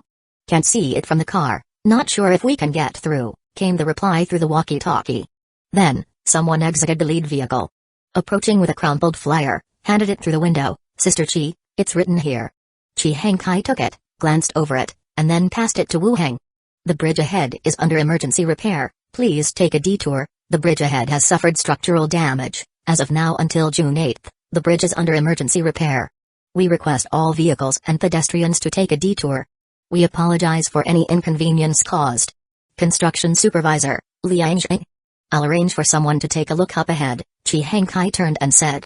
Wait a moment, Wu Heng interjected. He waited for Zhao, who was responsible for high-altitude scouting, to bring back the news. Wu Heng then continued, it's fine, keep moving forward, detouring would take us too far. Chi Hengkai nodded and spoke into the walkie-talkie, move the signs blocking the road and continue forward. Received. The roadblocks ahead were cleared. The convoy began to draw closer again. As the convoy moved forward, from the truck Wu Heng rode in, he could see the nearly man-height orange barriers. And the bold words, please detour for construction. On the bridge connecting two roads, some houses had been erected. Iron frames, colored steel plates, it looked like temporary booths, but they were built solidly enough to withstand the cold winds. The bridge's two sides, connecting to the roads, had been cut off at the front and back. Only the middle position, where the houses were located, was supported by huge bridge pillars. The separated parts looked like ancient drawbridges, which could prevent zombies from wandering into the buildings, creating a unique refuge. The sound of engines hummed. A person rode a motorcycle quickly approaching, waving at those guarding the other side. Chapter 522, Bite Them Hard. The drawbridge slowly lowered. The motorcycle rider went straight in. The drawbridge was raised again. Tossing aside the motorcycle, he quickly walked toward the building and ascended to the second floor. Standing outside a room, he knocked on the door and called out, Brother Liang, I've come back with some intel. Wait a minute. Came a voice from inside. Soon, the door opened, and a young-looking yet slightly gaunt woman came out, quickly leaving with her head lowered. The motorcycle man watched the woman's retreating figure for a good while before entering the room. The room was dimly lit, offering scant protection from the chill. A middle-aged man with a crew cut, standing less than 1.7 meters tall with a slightly dark complexion, was sitting on the couch, casually fastening his belt. What was that noise just now? Has the army entered the city? The motorcycle man immediately turned around, his voice urgent, Brother Liang, it's the skeletons, a vast sea of bone soldiers, wearing armor and wielding iron spears, and there were bone dragons too, that one that dropped us food before, along with trucks. Liang's eyes sharpened. The people from Zinfu City? Definitely. I haven't heard of any other bases that have those dragons. It has to be them. Liang immediately became tense as well. What are they doing here? No, that's not right. Where are they now? Could they be coming this way? The underling said, I don't know. I suspected it was them and came straight back. Not sure if they'll head this way. Tap tap tap. While they were speaking, footsteps were heard outside the door. Then another person rushed in, his voice frantic. Brother Liang, it's not good. A group of skeletons is approaching our way, and there are too many of them. Liang abruptly stood up, his eyes filled with suspicion and horror. Heading our way? That shouldn't be. We have no dealings with them. Why come straight over here? Are they wanting to cross the bridge? Right, could it be they want to cross the bridge? Brother Liang, what should we do? Liang pulled out a handgun from the drawer and said, tell the brothers to get ready, we'll all go out and take a look. Brother Liang, they are from Zinfu City, there are too many bone soldiers. Stop wasting words, we've got nowhere to run. Liang tucked the handgun away and put on a down jacket, saying, maybe we can still make a score. They quickly walked to another building. Looking through the window, they could see the vehicles stopped far away and an endless view of skeletons. Swallowing his saliva, he still said, go give them a walkie-talkie, I want to have a chat with them. After thinking for a moment, he continued, and tell the brothers to get the explosives we obtained last time ready, just in case. Not long after they started, the convoy began to slow down again. Over the walkie-talkie, the report from the lead vehicle came through. Sister Chi, we can see the bridge now. There seems to be a structure built over the bridge, blocking it. Chi Hengkai frowned, looking at Wu Heng. There are survivors on the bridge. Wu Heng nodded. Tell the convoy to stop. Wait a moment. Chi Hengkai picked up the walkie-talkie. Slow down the convoy. Stop. The convoy came to a slow stop, and the skeleton army also stood by on the spot. The skeleton flying dragon landed on the ground, shaking its head and wagging its tail. Just as the convoy had stopped, the walkie-talkie crackled again. Sister Chi, someone's coming from the other side, and they've brought a walkie-talkie. Chi Hengkai said, bring it to me. Someone hurriedly walked to the back and handed over an old, yellow-taped walkie-talkie. The walkie-talkie's battery was almost drained, as the warning light kept flashing. Then there was the rustling sound of static. Hello? Is this Zinfu City's refuge? Chi Hengkai pressed the button. Yes, we'd like to pass through here, please allow us the convenience. There was silence on the other end, then the voice responded, this is tricky, we've already built structures on the bridge, to let you through, we'd have to tear it down, and in this cold winter, you see, it's not easy. Chi Hengkai replied, we've cleared the area outside, you can find buildings to winter in, safer than these temporary shelters. But, we are accustomed to living here, we have no intention of moving out yet. Chi Hengkai was about to speak again when Wu Heng interjected, ask them what they want. Do you have any demands? Typical of a big refuge, so businesslike. Give us 100 bags of large-sized grain and one of your military trucks, we'll lower the drawbridge right away, and send you across, said the voice from the other side. Chi Hengkai looked at Wu Heng. Don't agree to it yet. Chi Hengkai said into the walkie-talkie, we need to discuss it, please wait a moment. Fine. Chi Hengkai cast a puzzled look. Wu Heng said, just wait. Okay, Chi Hengkai nodded, picking up their own walkie-talkie to pass on the instructions. After waiting for a while, Zhao flew back. In the shared vision, they heard about the preparation of explosives. Wu Heng's eyes narrowed instantly. He whispered, go, kill them. What? Chi Hengkai, thinking the comment was for her, asked softly. Nothing, let's just wait a bit, Wu Heng said, then crossed his arms and waited on the side. Inside a building on the bridge, Liang and a few others were waiting for the outcome. Someone asked, Brother Liang, aren't the terms you're asking for a bit excessive? They'll never agree to that. Liang suddenly turned, his face displaying a hint of excitement. They're definitely in a hurry to get across, they don't have time to stall with us here, we'll take whatever we can get, bite them hard at once, and then we'll follow their route out of here after they've gone across, no need to worry about revenge. Can we really do that? Why not? Liang's speech suddenly halted mid-sentence. His movements became rigid, his eyes wide open with terror. Crack. The sound of twisting bones echoed. Chapter 522, take a big bite out of them. Liang's neck twisted violently to the back, and his body fell to the ground. The remaining few were startled by the scene in front of them and suddenly stood up from their seats, watching this unfold. He's dead. Liang, who had consumed a corpse core and whose body had been enhanced, died here in such a bizarre manner.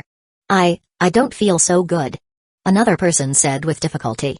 Under a face full of horror and disbelief, they drew a pistol, aiming at their companions. "What are you doing? Put the gun down. You must be crazy." Bang bang bang. The sound of gunfire merged into one. Bullets greeted each other's flesh. All the people in the room fell to the ground, with blood flowing on the floor. "Help!" One person crawled out with difficulty, shouting loudly. Then, the floating pistol fired again. It hit the back of the head. The room became completely silent. "There's gunfire on the other side, they seem to be fighting among themselves," a voice came from the lead vehicle. Chi Hankai looked at Wu Heng. "They are fighting among themselves." Wu Heng nodded. "Move closer." Chi Hankai picked up the walkie-talkie and gave the instruction directly. The convoy slowly approached the drawbridge and stopped on the other side. Wu Heng glanced at the drawbridge and the height of several meters below it. These people were clever to think of this way to prevent zombies from getting close. "Go over there and lower the drawbridge," Wu Heng ordered. The drawbridge was raised, standing like a wall in front of them. Even with a good jump, it would be difficult to get across. Karam mounted the back of a flying dragon and flew directly to the other side. "Lower the drawbridge," Wu Heng said. "There are explosives placed on the bridge. Arrange for someone who knows how to handle them to go over there and remove them. Be careful." The ones they made were all primitive explosives. Simple to make and easy to dismantle.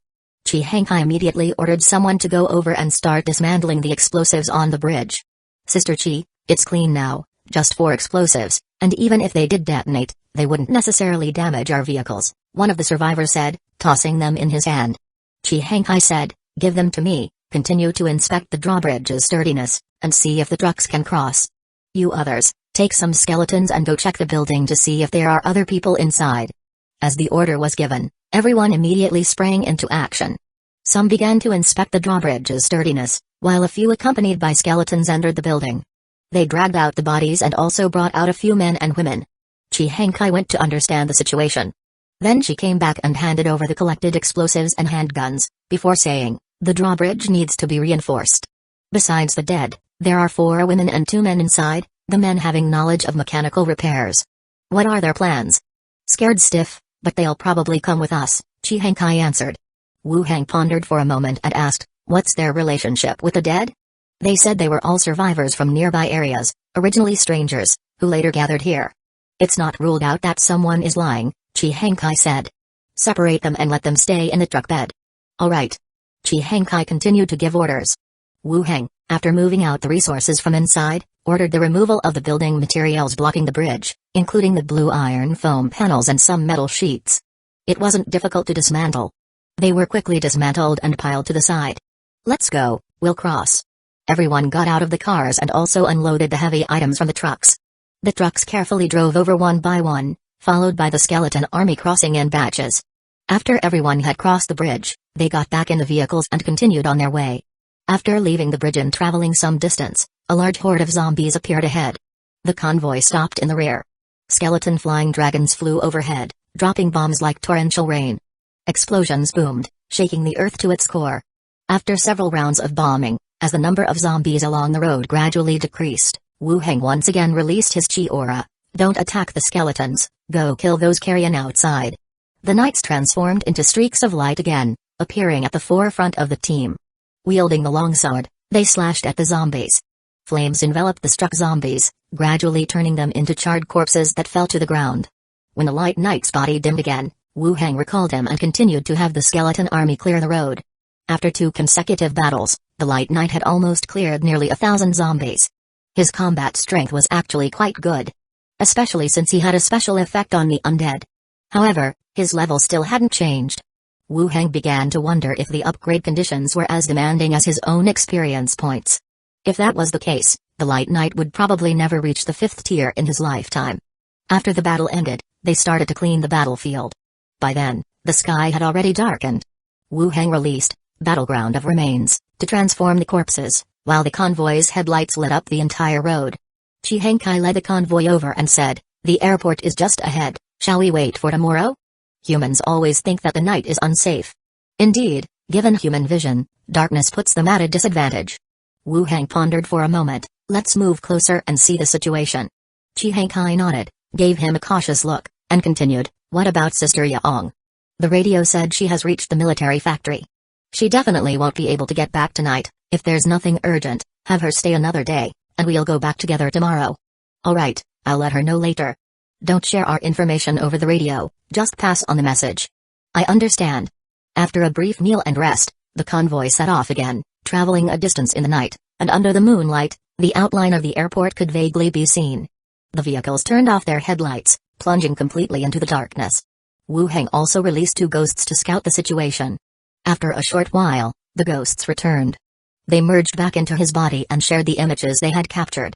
The interior of the airport was a mess, with claw marks and bloodstains littering every corner. Large groups of zombies aimlessly wandered throughout. And in a partition on the 2nd floor, a bizarre zombie appeared in view. Its skin displayed black keratin, and its back was an oval bulge with a hard shell, underneath which something resembling wings could indistinctly be seen. It stood there slackly, like a humanoid rhinoceros beetle. Level 4 Zombie King. Chapter 523, It's so ugly. The shared visuals made Wu Heng's brows furrow. He had encountered another Zombie King. The headquarters had only announced the existence of the Zombie King, and no specific intelligence had come from any other area. His team had run into 2 in a row. He had no idea what kind of luck this was. He refocused his attention on the outdoor characteristics this time. The skin was covered in black keratin, with an oval insect carapace on the back, like carrying a black pot. Beneath the carapace, structures similar to dragonfly wings could be seen. Could it fly? Although it was unclear, the evolution of wings would likely indicate flight capability. Aside from the Zombie King, there were some other types of mutated zombies. But for Wu Heng's side, they posed virtually no threat. After checking the shared visuals, Wu Heng looked aside. Have everyone reload the skeleton flying dragons, we're taking the airport tonight. Chi Hankai was momentarily stunned, then immediately nodded and agreed, okay, I'll arrange it now. As he spoke, he opened the car door, calling the rest of the team with a walkie-talkie as he walked toward the back. The airport was up ahead, and he had already guessed that Wu Heng would most likely make his move tonight. After all, it was dangerous out in the open. Better to engage in battle and go into full combat mode. That would be somewhat safer. After Chi Hankai left, 2 ghosts appeared from beside him. Zhao said, Uncle, are we going to fight our way in tonight? Yeah, fight our way in, Wu Heng pondered. Zhao, you're responsible for keeping an eye on that Zombie King inside. Glenda stays with me, keeping watch over the surroundings. Okay. Zhao nodded and immediately flew out. Glenda also flew overhead, monitoring the surrounding situation. Wu Heng got out of the car. A large number of skeletons started to mobilize. They formed a tight sphere phalanx, sealing off the entire road. He waited a moment. Over the walkie-talkie, Chi Hankai's voice came through, the skeleton flying dragons are ready.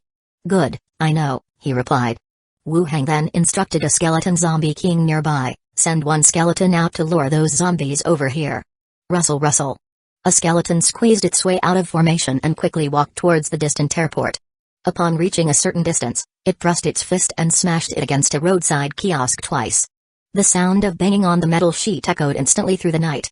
The zombies wandering outside the airport turned their heads in unison towards the source of the noise. Then, the horde began to boil over. Roars and screams merged into one. The skeleton turned and ran. Zombies outside the airport howled and rushed forward, and those inside the airport broke through doors and windows, rapidly converging. They howled and stampeded in the dark. Wu Heng used divine presence, and through his divine sense, he controlled nearby skeletons to look ahead.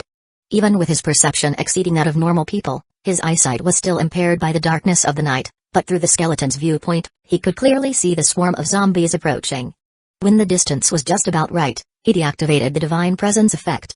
Wu Heng commanded the nearby skeletons, skeleton flying dragons, begin the bombardment. Whoosh whoosh whoosh. The skeleton flying dragons swept overhead. That was followed by a series of explosive sounds, vehicles on the road sent up thick smoke, and then bursts of flame soared up. The approaching wave of zombies fell in large numbers. A second wave of zombies continued to fill the gaps. There are zombies coming through the alleys on both sides, not too many, Glenda flew down and reminded him. Wu Heng nodded, and looked at a skeleton zombie king beside him, divide soldiers to intercept those zombies. Skeletons mobilized. 2 skeleton squads positioned themselves with spears at the mouth of the alley, blocking the small wave of zombies attempting a surprise attack. Following that, the skeleton flying dragon swept overhead and began a second bombardment. After the second round of bombing, the horde on the entire road was nearly cleared. The remaining zombies staggered slowly towards them. Wu Heng was just about to give the order to advance. Zhao's voice came through, slightly panicked, Uncle, the zombie king is flying over, be careful. He looked up sharply. and saw a figure rapidly approaching the space above the skeleton formation by flapping its wings. Planning to break through? As Wu Heng focused on the figure, he realized something was wrong the moment it did not lower its altitude. The target was the vehicles at the rear. It thought the convoy was the main force of the team. "Stop it, have the skeletons open fire," Wu Heng immediately said. This time they hadn't brought along the machine gun-equipped off-road vehicles, but they still had some gun-carrying skeletons. With the order given, the rear center was already ablaze with the sound of heavy gunfire. Bullets densely fired into the sky, instantly striking the zombie king's body, embedding in its flesh but not penetrating completely. Despite that, the powerful force still caused it to let out a pained cry. Several times he changed direction. But he was still covered by bullets, forced to change direction, and landed on the roof of a scrapped car outside. Gnashing his teeth and trembling, the bullets stuck in his flesh clattered down.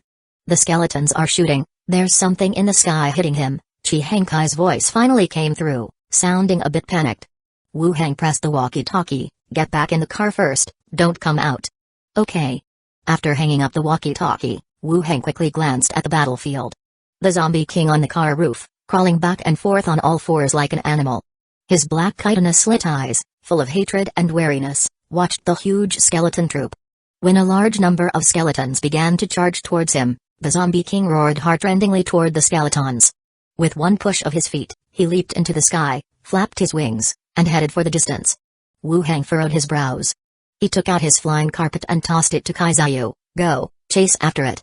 Kaizayu unfolded the flying carpet, which lifted him into the air, and he pursued in the direction of the foe's escape. Wu Heng quickly cast Dance Light skill into the sky. The orbs of light flew out, illuminating the entire night sky. Next, he rapidly took out a sniper rifle and aimed at the fleeing figure. Bang! The sound of the gunshot rang out, the bullet instantly hit the zombie king's lower back. Bang bang! 2 more shots followed in succession. Blood splattered, and the figure tossed and turned in the air. Meanwhile, Kaizayu, riding on the flying carpet, quickly closed the distance.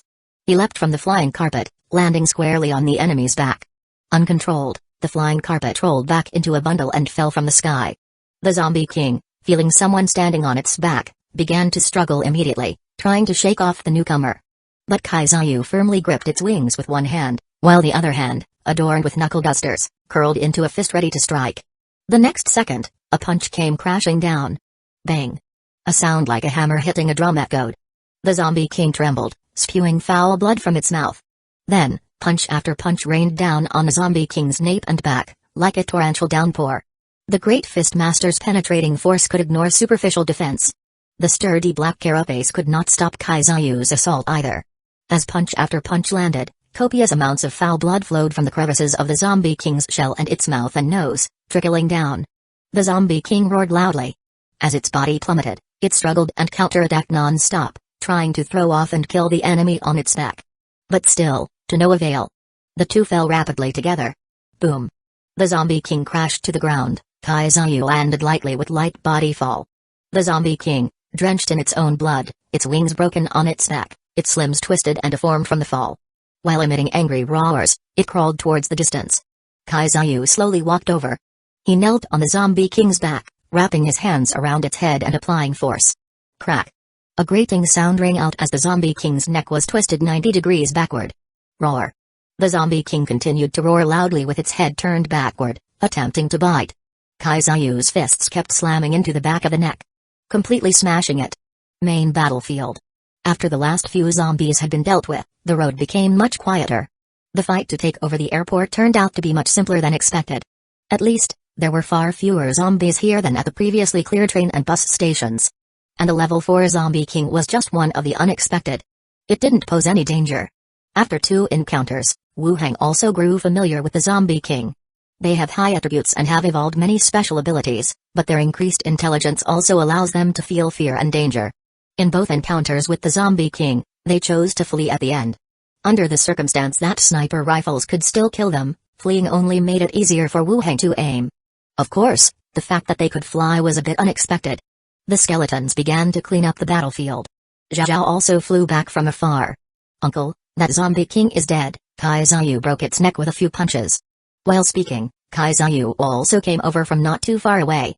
Dragging the zombie king's corpse by one hand, its broken neck still attached to the head, and in the other hand, he held the rolled-up flying carpet. He squeezed through the skeletons and tossed the body onto the ground.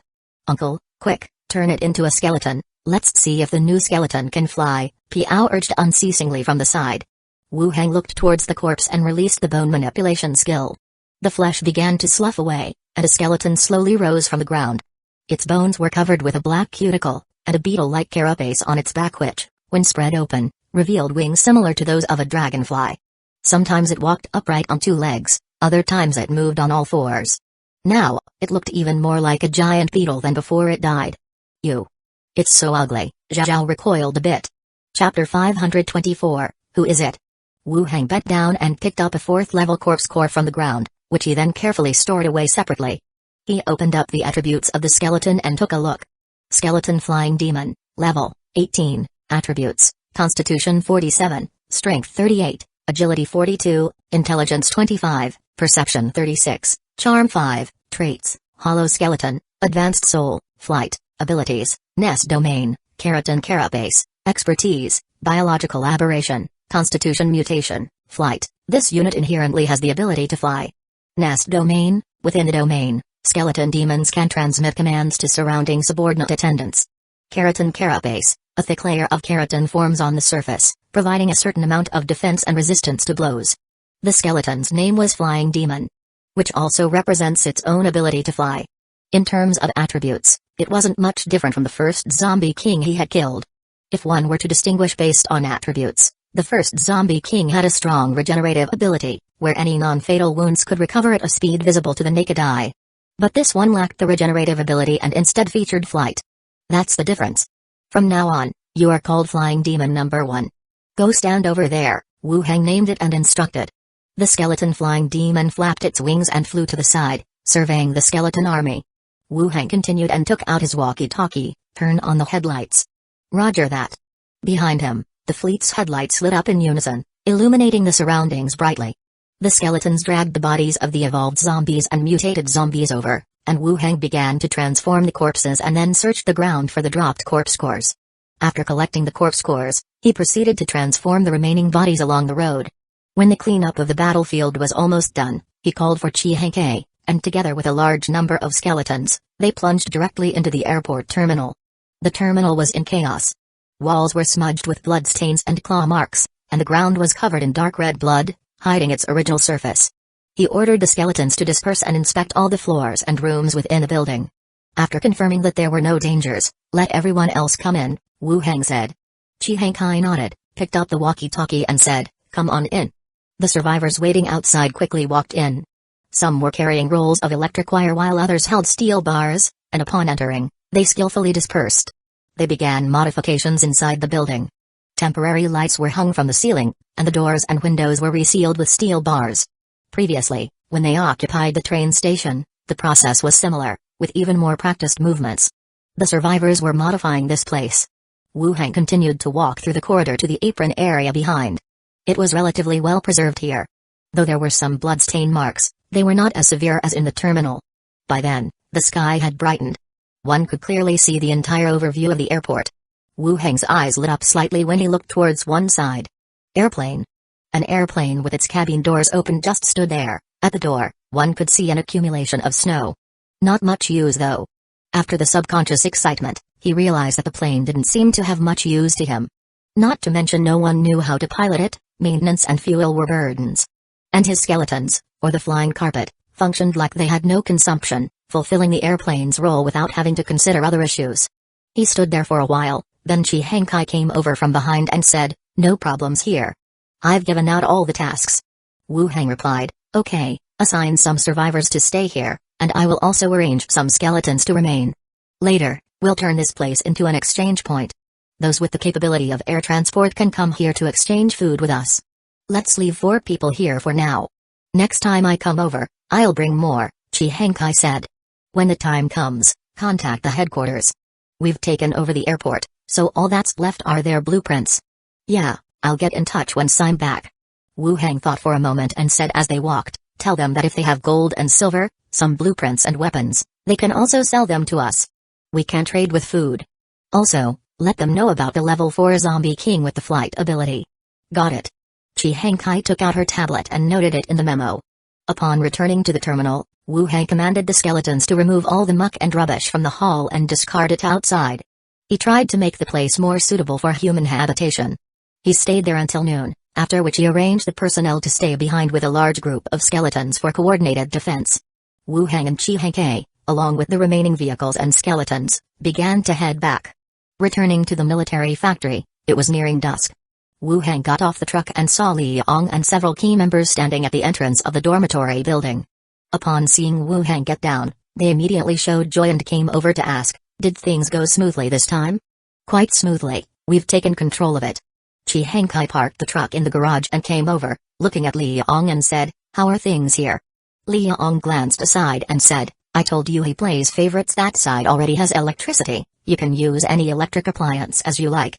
Chi Hangkai replied with a smile, "Your power plant will be repaired in a few days. Don't worry. I'm not in a hurry." Chi Hangkai nodded and said, "You guys go ahead and talk, I need to make a trip to the radio station."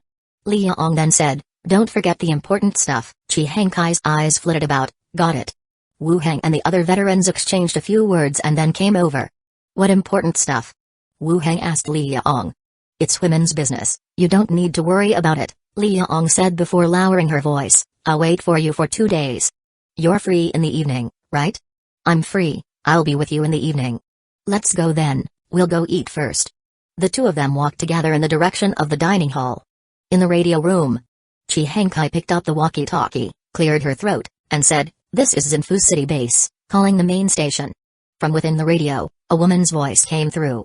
"This is the main station communication channel, Zinfu City Base, please go ahead. We have seized control of the airport and are ready for the subsequent transactions at any time," Chi Hangkai said directly. Following her words, the radio fell silent. After 2 or 3 seconds, a voice came through, "Please hold on." A few minutes later, a deep male voice came through, "Zinfu City Base, is the airport or referring to a conventional airport or just an open space suitable for plane landing?" Chi Hangkai was startled but quickly understood. They suspected she and her group had claimed any open space as an airport. With a confident tone, she replied, "It's the provincial civil airport, we've fully taken it over and have established a defensive base. You can come over at any time." "Are you sure?" "I'm sure. We wouldn't joke about such things." The other party once again fell into a brief silence. Then the reply came, "We are finalizing the blueprints we promised you. We'll contact you to confirm the time to come over." Chi Hangkai continued, "Our leader also mentioned this. If you have any gold, silver, or other useful blueprints, we are willing to trade with food." "Understood, we will take stock and let you know in advance," came the reply. "Good." Chi Hangkai acknowledged and then said, "During this attack, we encountered level 4 zombies at the airport, and I'd like to report their characteristics and mode of attack now." The voice switched back to the woman from before, "Please proceed." The zombie stands nearly 1.7 meters tall, of medium build, with skin covered in black keratin, and wings that resemble those of an insect growing on its back, capable of flight. Currently, we can confirm that it cannot sustain flight for long periods, needing to rest on leverage points. Chi Hangkai spoke all in one breath. The person on the other end was making detailed notes. "We have finished recording. Thank you, Zinfu City Base, for your exploration and summary." "You're welcome." After hanging up the call, Chi Hangkai sat down, resting her legs on the table edge, and continued listening to other matters on the radio. After about 5 minutes of silence, other voices came through the radio. "Is Zinfu City that impressive? I remember they didn't talk about air transport for too many days, and now they've taken over the airport? They've also been distributing food everywhere. I suspect their leader is a rebirthed person who started preparing before the outbreak. Though I don't believe that theory, it seems more plausible. Zinfu City is so badass. Can they help us out? Our base is willing to be their junior. Do they need juniors?" Chi Hangkai listened for a while and then reclaimed her legs from the table. She glanced at the time. The girl in charge of the radio beside her said, "Sister Chi, there's going to be a movie tonight, do you want me to save you a front row seat?" Chi Hangkai smiled and said, "No need, I have things to do with Li Yong. You guys go ahead and watch." "Oh, okay." Elsewhere, after having dinner in the dining hall, Wu Hang and his companion returned to their dormitory room. Li Yong emerged from the bathroom, wrapped in a white bath towel. While drying her hair, she sat sideways on his lap with a slight tone of complaint. "I thought you had forgotten about me." "How could I forget? It's just been too busy." "Okay, I believe you." Li Yong smiled, then said, "Then you'll have to listen to me tonight." "Alright, go ahead, but don't be too perverted." You're the pervert. Liang pulled out a sleep mask from her backpack. Put this on. Don't take it off under any circumstances. You hear me? I have to wear it? We're so familiar with each other. Isn't this unnecessary? Wu Hang asked, holding it. Liang's eyebrows shot up. Listen to me. Okay then. Wu Hang complied and put the mask over his eyes, sinking his vision into complete darkness. At the same time, as his sight was deprived, his other senses became more sensitive. He could hear her position, heartbeat, and the excitement in her breath. Come sit over here, remember you are not allowed to take it off, Liang instructed him with a soft voice, ushering him to sit on the edge of the bed. Got it. Just as Wu Hang thought she was about to start, Liang didn't make a next move. The faint sound of a door opening was followed by a familiar voice, whispering as gently as a mosquito's buzz, come on, be quiet, this will definitely startle him. What if he gets angry? Wu Hang's heart leapt, Chi Hankai. Despite the softness of the voice, he could hear it very clearly. Chi Hankai, she had come in whilst he was with Liang, who was barely dressed. I've agreed to it, what are you hesitant about? Liang whispered. The two tiptoed to the side of the bed. Then, delicate and cold hands were placed on his thighs. Wu Hang frowned slightly. Who? Liang or Chi Hankai? Chapter 525, How do you feel? Vision blocked, senses become more acute.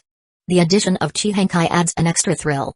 In my heart, I also start to guess, which one of them is kneeling in front of me? The later arrival, Chi Hankai? Or is it Liang, showing some demonstrations? Since when did these two get along so well? The person in front tries harder, while on the other side, I can hear the increasingly rapid breaths. Wu Hang lifts a hand, wanting to touch the other's face to identify who it is. As soon as he raises his hand, it is caught by another. We agreed that you can't move. The voice comes from in front, meaning the person in front of me is Liang, so the one with the rapid breaths on the side must be Chi Hankai. These two lunatics are actually playing this game. Wu Hang steadies himself and asks with a tone of confusion, did you close the windows? I feel like someone is peeping at us. Liang pauses, then says, who'd watch you? You're not that much to look at.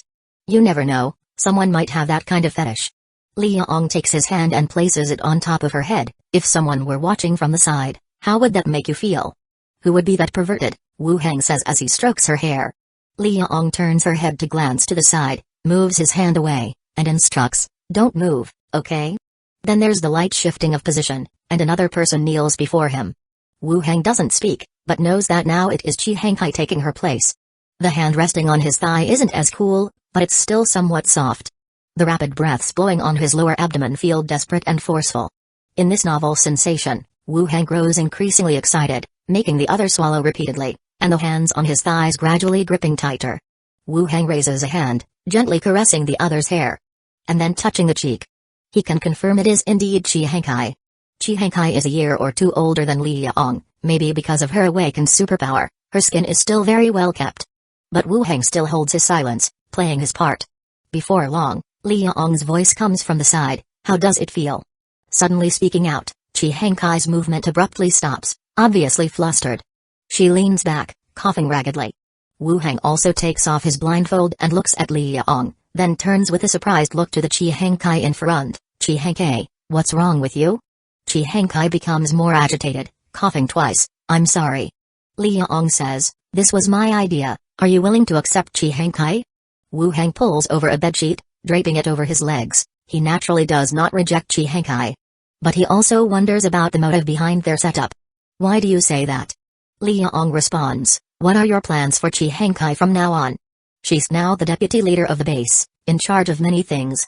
Are you comfortable letting her get along with someone else, or do you plan to have her stay single for life? You have to find her a man eventually, right? This. Wu Hang is startled, he hadn't considered this question. A great deal of the base's affairs are managed by Chi Hankai, even more than those overseen by Liang. Realistically, entrusting her with so much power, it is somewhat worrisome to let her marry another man. Most likely, it would mean changing the person in charge, but currently, there doesn't seem to be a suitable candidate. Both Liang and the current Chi Hankai play roles in the base similar to that of a secretary. I delegate the matters I want to be developed to them, and they carry them out. Women handle these kinds of things with more care and have less ambition.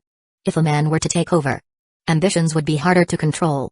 Wu Hang looks at the two and asks out of curiosity, when did you two get so close? Isn't it because of you? If we don't unite, what else can we do? Liang says somewhat resentfully. Wu Heng doesn't pursue the question further and looks at Chi Hengkai. Chi Hengkai, are you willing? Li Yong laughs abruptly. Why are you so direct? If she weren't willing, would she have done that for you just now? Chi Hengkai lowers her head, her face growing redder. Wu Heng chuckles lightly and puts the blindfold back on. Some are a bit shy, I'm better off like this. Continue. Li Yong walks over, pushing him softly down onto the bed, straddling around his waist. Remember, you can never abandon either of us. Of course I won't, but you two will have to try harder, he responds. The rustling sound of undressing arises. Another smooth body slips into his embrace from the side. The next day, early in the morning, Li Yong walks out of the bathroom. She sees the two still entangled on the bed and says, "That's enough, don't start so early in the morning, you'll wear out Chi Hengkai." On the bed, Chi Hengkai is red all over, clinging to the other's body like an octopus. "I'm fine." "You're not okay yet," Li Yong said as she sat down beside him. After the two were done, they headed to the bathroom to take a shower. They left the room and went to the canteen in the factory area for a meal. Sitting at the dining table, Li Yong said, "I'm heading back today. Recently, several refugees have been discussing joining our base. There's quite a lot to do, and I can't stay here too long. Those refugees with murderers and robbers, it's best not to recruit them. It's easy for problems to arise," Wu Heng instructed. Li Yong nodded. "Understood, I'll try to check it out. Also, all those skeletons transformed from mutated zombies, send them all to me, and I'll arrange everything when the time comes," Wu Heng continued. "Okay, I'll have someone drive them over when I get back." Chi Hengkai was still eating small bites of food, contemplating something, with her cheeks occasionally flushing red. "Chi Hengkai," Wu Heng looked towards the other side. "Ah." Chi Hengkai suddenly raised her head. "Keep following up with the headquarters, and remember to inform me if there's any news." Chi Hengkai immediately said, "Understood." Seeing her distracted demeanor, Li Yong glanced at the other members eating around them and whispered teasingly, still savoring, "Huh. Go away." Chi Hengkai hastily waved her off. After breakfast, the three of them went their separate ways to attend to their respective tasks. Li Yong led the convoy back to Xinfu City, while Chi Hengkai arranged for personnel to head to the airport construction exchange point.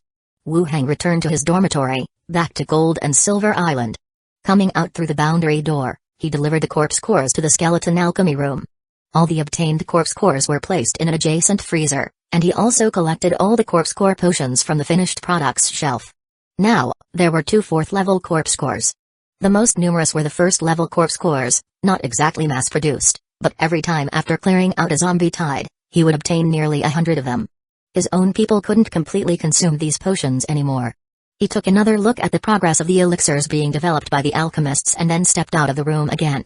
He went downstairs. Minnie and two new maids were sitting in the living room chatting. "Master." The two new maids greeted. Minnie asked, "Master, do you want breakfast?" "No need, I've eaten already." Wu Heng gestured for them to sit and asked the little cat girl and floppy-eared bunny girl, "How are you finding it here? Are you getting used to it?" The little cat girl, Roby, replied, "Thank you for your concern, Master. We had never imagined having the life we have now." The floppy-eared bunny girl, Annette, also nodded in agreement. "Thank you, Master." "And your training? How does it feel?" "Minnie arranged for a skeleton instructor, and we train with it every day." "We won't let you down, Master," Roby said again. It seemed, among the two, Roby was more adept at communication. Annette, on the other hand, didn't answer much. Wu Heng nodded. He then took out 2 5-cubic rings and several elixirs from his space ring and placed them on the table. 1 space ring each for storing some items. "These elixirs can change your constitution. When you take them, make sure Minnie oversees it," he said. The somewhat reserved pair looked up abruptly. Roby said, "Master, space rings are too precious." Annette also softly said, "We don't need them." Space rings were rare items in London City, even something money couldn't necessarily buy. Traders who roamed various places or leaders of certain groups would have space rings. The slaves had at most heard about them, if not seen one before. But for Wu Heng, after defeating the pirates, he filled half a drawer with space rings. Most of them weren't too big in terms of storage space, but they were more than enough for daily use by the maids. 1 each, consider it a perk for the maids of the island lord's mansion, Wu Heng said. Minnie also chimed in from the side, "Just keep what the master is giving you. Look, I have one too, and it's bigger than yours." She showed off by stretching out her hand and shaking her own space ring. Hearing Minnie say this, the two carefully accepted the gifts. "Thank you, Master. Also, take the elixirs. Wait for Minnie to inform you about some precautions." "Yes." They continued to collect the elixirs. Alright, off you go to have fun. Roby and Annette once again greeted him and stood up to leave. However, Minnie didn't go, she just sat there. She waited until the other two had gone to the courtyard. Then she said, Master, the compound bow that was made last time is ready. Have a look. As she spoke, she presented a compound bow. It was different from the initial version, with iron gray wooden limbs and the main string that was thick and dark red, while the two auxiliary strings were brownish yellow. Apparently, the materials for the compound bow had been changed again in the past few days. Have you tested it? Wu Hang asked. The mechanist had ordinary skeleton archers conduct a trial. Compared to a regular longbow, with the same draw strength, the power is more than 5 times greater, Minnie reported. Chapter 526, Conditions that High? His knowledge of compound bows wasn't extensive, he knew only that they were improvements on the traditional bow and arrow. He hadn't expected such an upgrade, more than 5-fold effectiveness, plus the bowstrings of this world being more resilient, made the power and effect even better.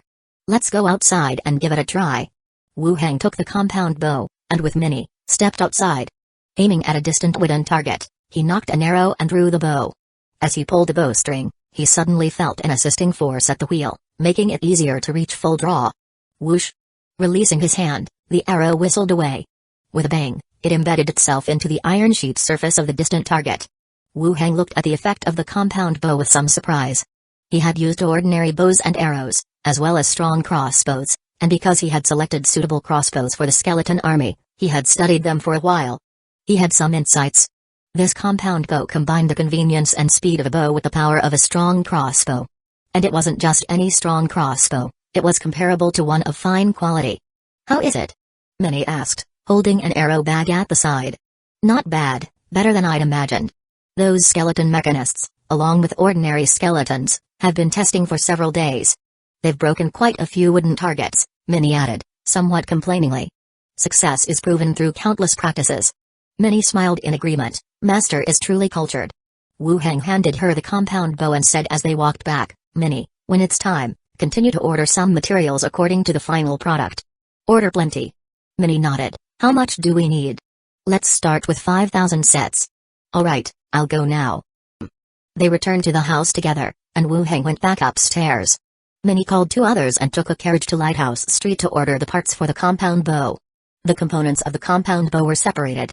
The wheels and precision parts were machined by lathes and mechanics from the zombie world, while the limbs and bowstrings were ordered from this world. In the other world, limbs and bowstrings were of varying strength, especially the bowstrings, which were made of monster sinew and were more resilient. Having different places produce them also prevented the blueprints from leaking. It was a kind of security procedure. Wu Hang went to the radio room. He glanced at the records of several radios. Only Shawnayla had left a message for him. Wu Hang picked it up and frowned as he read it. Last night, I attended a noble's ball and met my best friend Dadai, who has changed so much she feels like a stranger. I mentioned you to her, but didn't reveal your identity, just talked about our secret meetings and the promise we made. You know, these married ladies, they are very keen on such things. Pretty straightforward. She sure talks about everything once she's out. I also saw my nominal husband and exchanged greetings with him. He also mentioned this matter, he's quite the gentlemanly noble, the superficially gentlemanly kind, which you might not quite understand. The first part ended there. Then there was a second part. There was no date marked by the skeleton investigator, it must have been after the ball. Or the next day. The Elders Council's investigation is back. Thanks to you, Gold and Silver Island's performance has multiplied several times over, and that's just in the span of 2 months. They've offered some conditions, and I'm not sure about them. When you have time, let's discuss it and see what to do. The record ended there, with no further content. She needed to talk to him. Without much thought, he picked up the receiver and said directly, Shawnayla, are you there? Wu Hang called out 2 or 3 times, and just when he thought the other party wasn't there, a yawning voice finally came through, yeah, I have a bit of a headache. Big sis, you're still sleeping? Wu Hang said somewhat speechlessly. Was she really determined to keep this nocturnal habit? What else should I be doing if I'm not sleeping? There's nothing to do, Shawnayla retorted, somewhat annoyed in her tone. Alright, you're the rich lady, so what you say goes. Where am I rich now? Wu Hang continued to ask, you mentioned conditions they proposed, what do they mean? What's the basis for these conditions? Shawnayla's tone became serious as well. The conditions to grant me freedom, she said. Explain it to me in detail. They found out my man issue, And they directly confirmed that you place the largest orders with Gold and Silver Island, making Starflower earn a good sum of money in a short time. They want to keep this trade going, basically, they want to make money off you. Finding Wu Heng was not surprising at all. The Wood Elves probably already suspected him when they came here, and now they were even more certain. Wu Heng had no intention of keeping any secrets anyway. His romance with Shanela was no secret, it was merely her status that was a bit special. What does that mean? Put it in simple terms. Shanela took a deep breath. After haggling with them, their final demand is to continue maintaining cooperation with Starflower, and they will let me leave. Wu Heng frowned and thought for a moment. Last time the Island Lord's mansion ordered goods, they did not choose Starflower. Was there a reason for that? Starflower needs this bit of money to use me as a bargaining chip. Starflower pursues profits, and the situation of the trade group really isn't very good. Besides, they would release me sooner or later. After all, I haven't harmed the interests of the clan or the trade group. With a personal emotional issue, could they still execute me? Shanela said. Cooperation is fine, but what kind of cooperation do they need? Wu Heng continued to ask. Within 3 years, maintain orders no less than 200,000 gold, and all discounts for caravan trades are also valid, Shanela said. 200,000 gold was not too much actually. Purchasing weapons and equipment, one would spend nearly that much. Seeing no response from the other side, Shanela said with some disappointment, it's okay, they will let me out after a while, then I'll find a way to go back. Wu Heng snapped back to reality, I agree, I can't be at ease with you staying there. Knowing you care this much makes me happy. You've just become the island master, don't spend money on things like this, Shanela said softly. What are you talking about? Get up and get ready, I'm going to talk to those old men right now. I've agreed, so they'd better release you quickly. Really? Of course, I'll arrange for someone to pick you up, you come back first, Wu Heng said. The order was completely fine, he still needed to purchase a large amount of supplies. Especially the food for the Wood Elves, even with the arrival of spring, food might not be solved immediately. Moreover, with time passing, the food scavenged from the outside started to mold. A large purchase was still needed. The rest were white gunpowder, copper, lead, or other future resources. These orders should be enough to satisfy their demands. And Starflower was indeed a large trade group. They also transported goods somewhat faster. Shanela's laughter choked up a bit, you little man, suddenly I feel you're so reliable. What's that supposed to mean? It feels like you're praising me but also not quite right. I'm praising you. I'll go talk to them now, I'll let you know if there's any news. Be bold in the negotiations. I've got your back. Okay. After finishing their conversation, they ended the communication. Wu Heng leaned against the table's edge, pondering the Wood Elves' matter. With money, many problems could be solved, and it could even make them release someone ahead of time. Shanela must be brought back. Not to mention the relationship between them, it was she who had orchestrated his rise to the island master. She was highly capable in social interactions. It wasn't conceivable to abandon her over this small matter. Hueco Kingdom, coastal town. In the gloomy basement, rows of figures in black robes sat neatly in silence, chanting in muted voices, their eyes filled with devout concentration. At the forefront of the room, a person in a black robe who held a wooden staff and a brown book stood leading the quiet prayers with a voice that was low and compelling. Suddenly, a gentle knock on the door was heard. The figure holding the staff turned his head, signaled the others to continue, and then stepped out to open the door. Outside stood several figures. A thief in leather armor was the lookout arranged outside. What is it? The cloaked figure asked in a deep voice. The lookout thief immediately responded with respect, Sect Guardian, someone from the bishop has come, requesting your presence. Someone arranged by the bishop. Lead the way. The thief led the way to a room. The door opened, revealing a rather small room with several unfamiliar figures. One sat down, while the other 4 stood. Who might you be? The Sect Guardian asked. The man sitting at the table turned his head, removed his hood, revealing a shrunken, emaciated face. The figures behind also took off their hoods, revealing skeleton attendants with soul fire flickering within them. My name is Solve, you should have heard of me, the sitting figure said in a hoarse voice.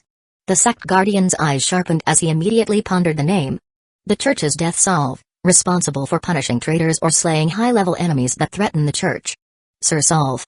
The Sect Guardian nodded, contemplating his words carefully, then spoke softly. The people sent out were killed by the steward and the island master of Gold and Silver Island, and all associations have also put out a warrant for our arrest. Solve asked, for what reason? Evil cult, human sacrifice. That's quite accurate. Solve snorted with a hint of laughter, and continued, Tell me about those from Gold and Silver Island. Isn't that a place of pirate pardon? I've heard that the pirates were wiped out by the associations in one fell swoop. The current island master of Gold and Silver Island is a respected necromancer, and the steward is an elven swordsman, the thief replied. A necromancer can be an island master? The man wondered aloud. That's what the information I inquired says, the thief affirmed. What are their levels? It's said that both ascended from the position of vice executive, so their levels shouldn't be too high. Vice executive, that would be level 12 then. Solve stroked his chin thoughtfully and said, having a small island might prove to be more helpful to the church. Chapter 527, Ferocious Ghost Island Master's Manor. Near dusk, the few female servants who had gone out all hurried back. Sitting around the dining table, they chatted while eating dinner. Minnie said, Master, the materials for the compound bow have been ordered from the elf race's shop. They trust us quite a lot, and promise to prioritize our order and deliver it ahead of time. When Wu Heng first arrived on the island, he had already cooperated with the elf race's shop. He had purchased a good number of elf race wooden bows. It was also the race that Zai Ligui belonged to, so there was some basis of trust between them. Wu Heng said, I'll leave this matter to you, follow up on it when the time comes. Yes, Master, I'll make sure to take care of it well, Minnie said with motivation. Wu Heng nodded with a smile. Then, Andre Willow also said, Master, today 2 trade caravans arrived at the port. The copper coins have been stored in the warehouse on Lighthouse Street, and I've collected all the white gunpowder into the space satchel. As she spoke, she handed over the space satchel.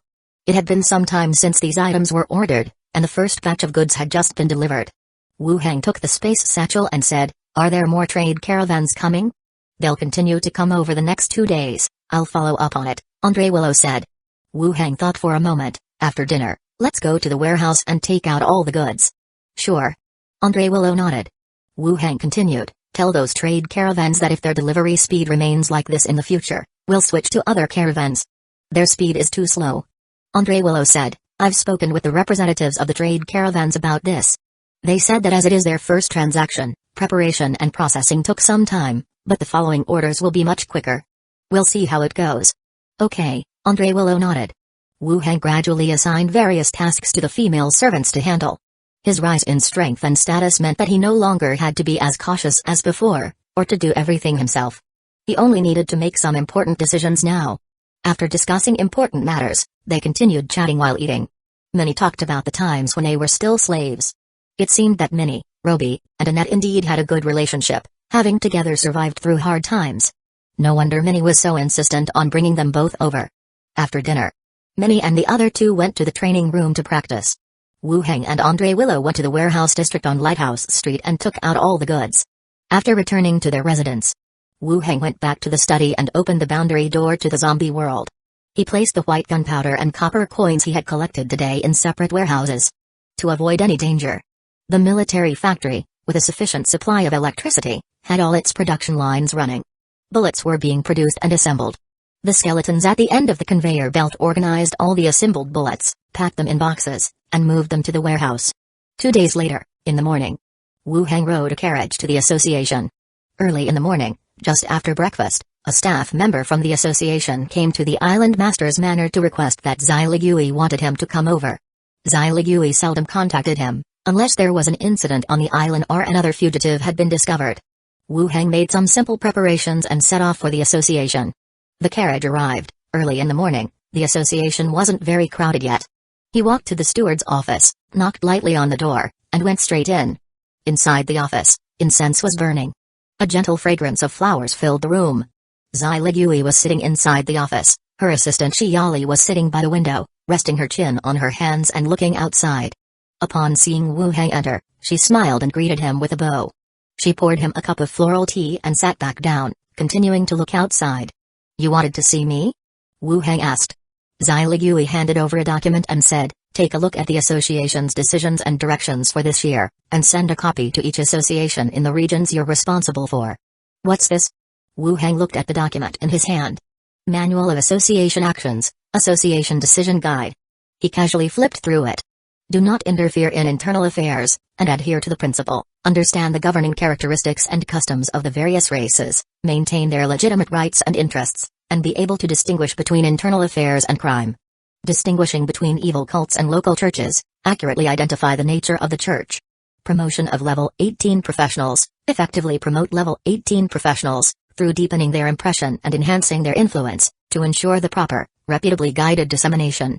Handling significant events, as a flag bearer, during major and crisis events, one can take the initiative to respond. Oh my gosh. They actually have this thing. Emilio had divided his position into two, handing them over to him and Zai Ligui. They had also discussed the responsibilities of the flag bearer and the role it plays in the association, but all this time, there hadn't been much for him to do. He had thought it was just an honorary position, but there really was work for him. It looked like the flag bearer's role was quite important. Especially the last point, regarding significant events and crises, a flag bearer could take certain actions, and the local associations under his jurisdiction needed to cooperate. Upon reviewing, it seemed that the authority was even greater than his stewards. After looking it over, he looked up and asked, "Am I supposed to send these to each location?" Zai Ligui nodded. "Yes, you need to arrange for the delivery. You could also add some local matters, such as capturing pirates or sharing information about them." "Just this document?" Wu Heng raised the papers in his hand. Chapter 527, Ferocious Ghost. Find someone to copy it, or perhaps have your skeletons do the copying. Zai Ligui shrugged, indicating it was up to you now. "Alright, I've got it." Wu Heng took it directly. It was nothing more than taking it back for photocopying, not a troublesome matter at all. Zai Ligui continued, "The corpse of the Blood Clan has been transported back to headquarters. The Blood Clan has responded, saying that the person was a criminal exiled by the Blood Clan for bloodthirsty killings and violating living beings, punished and exiled by leader Lilith. They were never supposed to see the light of day again, but those from the Heaven Destiny cult dug them up. Punishment and exile? The Blood Clan's exile meant being sealed in a coffin and sunk to the bottom of the sea or buried deep in the mountains. They don't kill you outright, but let you experience loneliness and endless darkness over the long years. It's somewhat similar to life imprisonment in the modern world." Speaking of punishment, Wu Heng remembered the genderless body structure of the Blood Clan they encountered earlier. They confiscated the tools of the crime. What a terrifying tactic. "Did they mention any rewards for us?" Wu Heng asked. After all, killing an 18th level professional and rescuing some villagers who were almost sacrificed was certainly meritorious. Zai Ligui nodded. "I feel they will calculate the merit for us in response, and we'll see the situation then." "What about the Heaven Destiny cult? Any new news?" "The association has updated the wanted notice, but since the Heaven Destiny cult is a new church, the identities of the bishop and key members are still unclear. Right now, we're in the intelligence gathering stage." Zai Ligui rested her chin on her arms and spoke softly. "Well, we've done all we can. There's not much else we can do. Just wait for the news."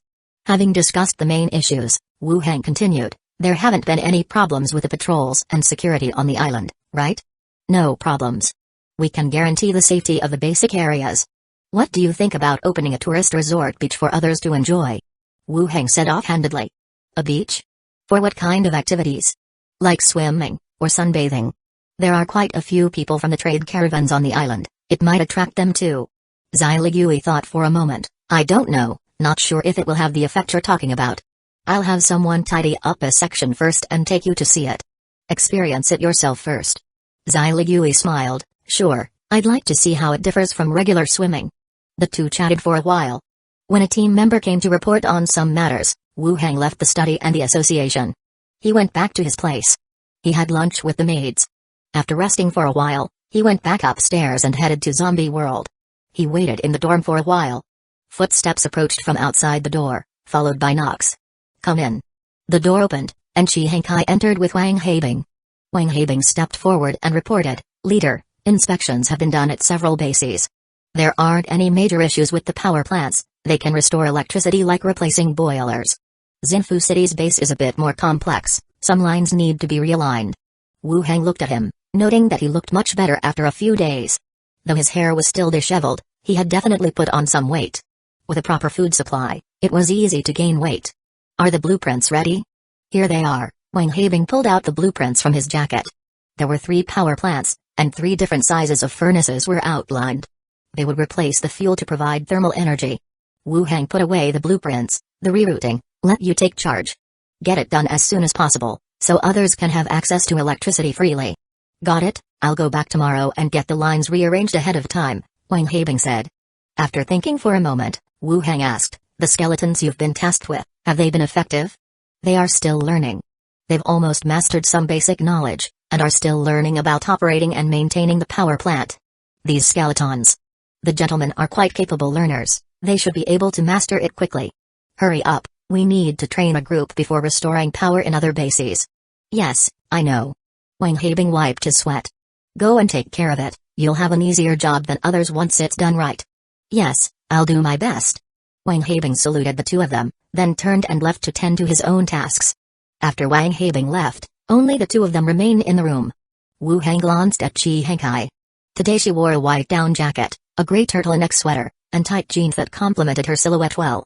Wu Hang patted his thigh, and Chi Hankai, with her head lowered, came over and sat sideways on his leg.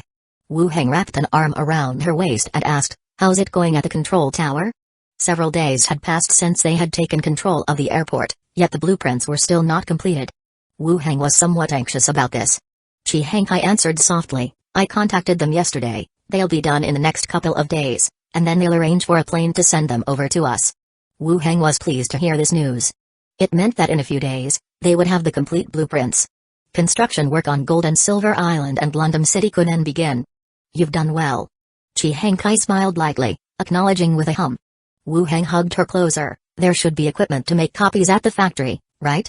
"There is. Do you need to copy something?" Wu Hang continued, presenting the association handbook he had received from Zai Ligui. "Copy all of this for me, make sure it's clear, just regular paper is fine." Chapter 527, Ferocious Ghost. Chi Hankai picked it up for a look, and it was all strange characters. He didn't think much of it, as Wu Hang had too many secrets on him. He nodded and agreed. "Okay, how many copies do you need?" 100 to start with, and if necessary, I'll let you know." Wu Hang thought for a moment, then continued, "There are people at the base who can do layout or advertising. You might want to pay attention to that because we might need it later on." "Alright, I got it and will arrange it as soon as possible." Chi Hankai nodded. The two continued to talk about the base's affairs. Chi Hankai was called away by the intercom, while Wu Hang opened the boundary door and returned to Gold and Silver Island. The next day, morning, Minnie, along with Zai Ligui, arrived at the island master's manor. In armor interwoven with gold and silver, with a cinched waistline, her exaggerated figure was still noticeable. "What's the matter? You seem in such a hurry." Wu Hang handed her a bottle of chilled iced red tea. "A team of 4 from the association is missing, and there are also ordinary residents on the island reporting missing family members. I think there might be a problem." Zai Ligui sat down beside him, took a sip, and quickly explained the situation. Wu Hang asked, "Did you bring their belongings?" "I did." Zai Ligui took out a linen shawl and handed it to him. She knew some of Wu Hang's special items and tools. Especially the special items that could track people. She had been in danger at sea before, and it was Wu Hang who found her using a special item to trace a person's whereabouts. Then it should be easy. Wu Hang took out a tracing locket, and dropped a drop of blood on the skeleton head of the locket. The inanimate skeleton head began to come to life. The jaw moved from side to side. Bringing the shawl close, the skeleton head started to gnaw and chew on one corner of the cuff. The two watched intently, waiting for the direction to be revealed so they could follow it and investigate the missing person's whereabouts. But after the skeleton head chewed it, the fire in its pupils simply extinguished, and there was no further action. Zai Ligui frowned. "What's wrong with it?" Wu Hang said, "The person is dead, and the dead can't be tracked." "Dead?" "The family said the person went missing yesterday, and today they're dead? It's likely they encountered something. The person is definitely dead." Wu Hang pondered for a moment, and seeing that the skeleton head indeed had no reaction, he said, "Let's go, we'll check with the prophet." The two went upstairs together and directly entered the skeleton prophet's room. The skeleton prophet, dressed in a loose robe, sat quietly by the window, silently watching the world outside. Wu Hang said, "Here's a garment, can you see what happened?" The prophet took the garment, one hand floating above it, while the other reached for Wu Hang's wrist. Wu Hang, in turn, grabbed Zai Ligui's hand and placed it in the skeleton's. "Show her." Before Zai Ligui could speak, the flames in the skeleton prophet's eye sockets surged, and Zai Ligui's pupils momentarily lost focus. Quickly, her pupils regained their luster, and she said, "The persons were kidnapped. Those people all wore hoods and acted very efficiently and carefully." Then, she said to the skeleton prophet, "Check where the person is now." Still not quite believing that the person was already dead. "Look for her," Wu Hang said. The prophet deployed his abilities again. Zai Ligui's pupils flickered with brief confusion, then clarity returned. "Dead, buried in the ground. What do we do?" Zai Ligui took a deep breath and said, "It must have been someone who recently came to the island." I'll look into it and inform you later. Alright. At 10 p.m., a carriage stopped at a distance in the newly expanded area of Lighthouse Street. It was a residential district that had been established before Wu Heng became the island master. It was here that Millicent had been bound. Now some people had started moving in, although the population wasn't large. Clip-clop, clip-clop. The sound of footsteps arose as a ranger from the association ran over swiftly. The person is in a private room on the second floor of the tavern, guarded at the door. It's unclear how many are inside. Zai Ligui said, tell everyone to guard the surroundings, don't let him escape. Yes. The squad member quickly departed. Zai Ligui continued to look at Wu Heng. Let's do some reconnaissance first. If it's not a trap, we'll charge in and apprehend him. Alright, I'll take a look first. Zai Ligui was clearly incensed about the murder of an association member on the island. Whether it was just these few people or someone else, they planned to kill one first and then use Wenchai to find the others. Wu Heng released the ghost, looked into the room with the firelight, check out the situation. The ghost phased through and flew towards the distant building. Zai Ligui knew that Wu Heng had a ghost, even a little ghost. The reason she knew was that the last time the 18th level old mage Chai and Vito brought it up, Zai Ligui was present. Although she never mentioned it, she was aware of Wu Heng's ghost. Hearing Wu Heng talking to the air didn't seem odd to her.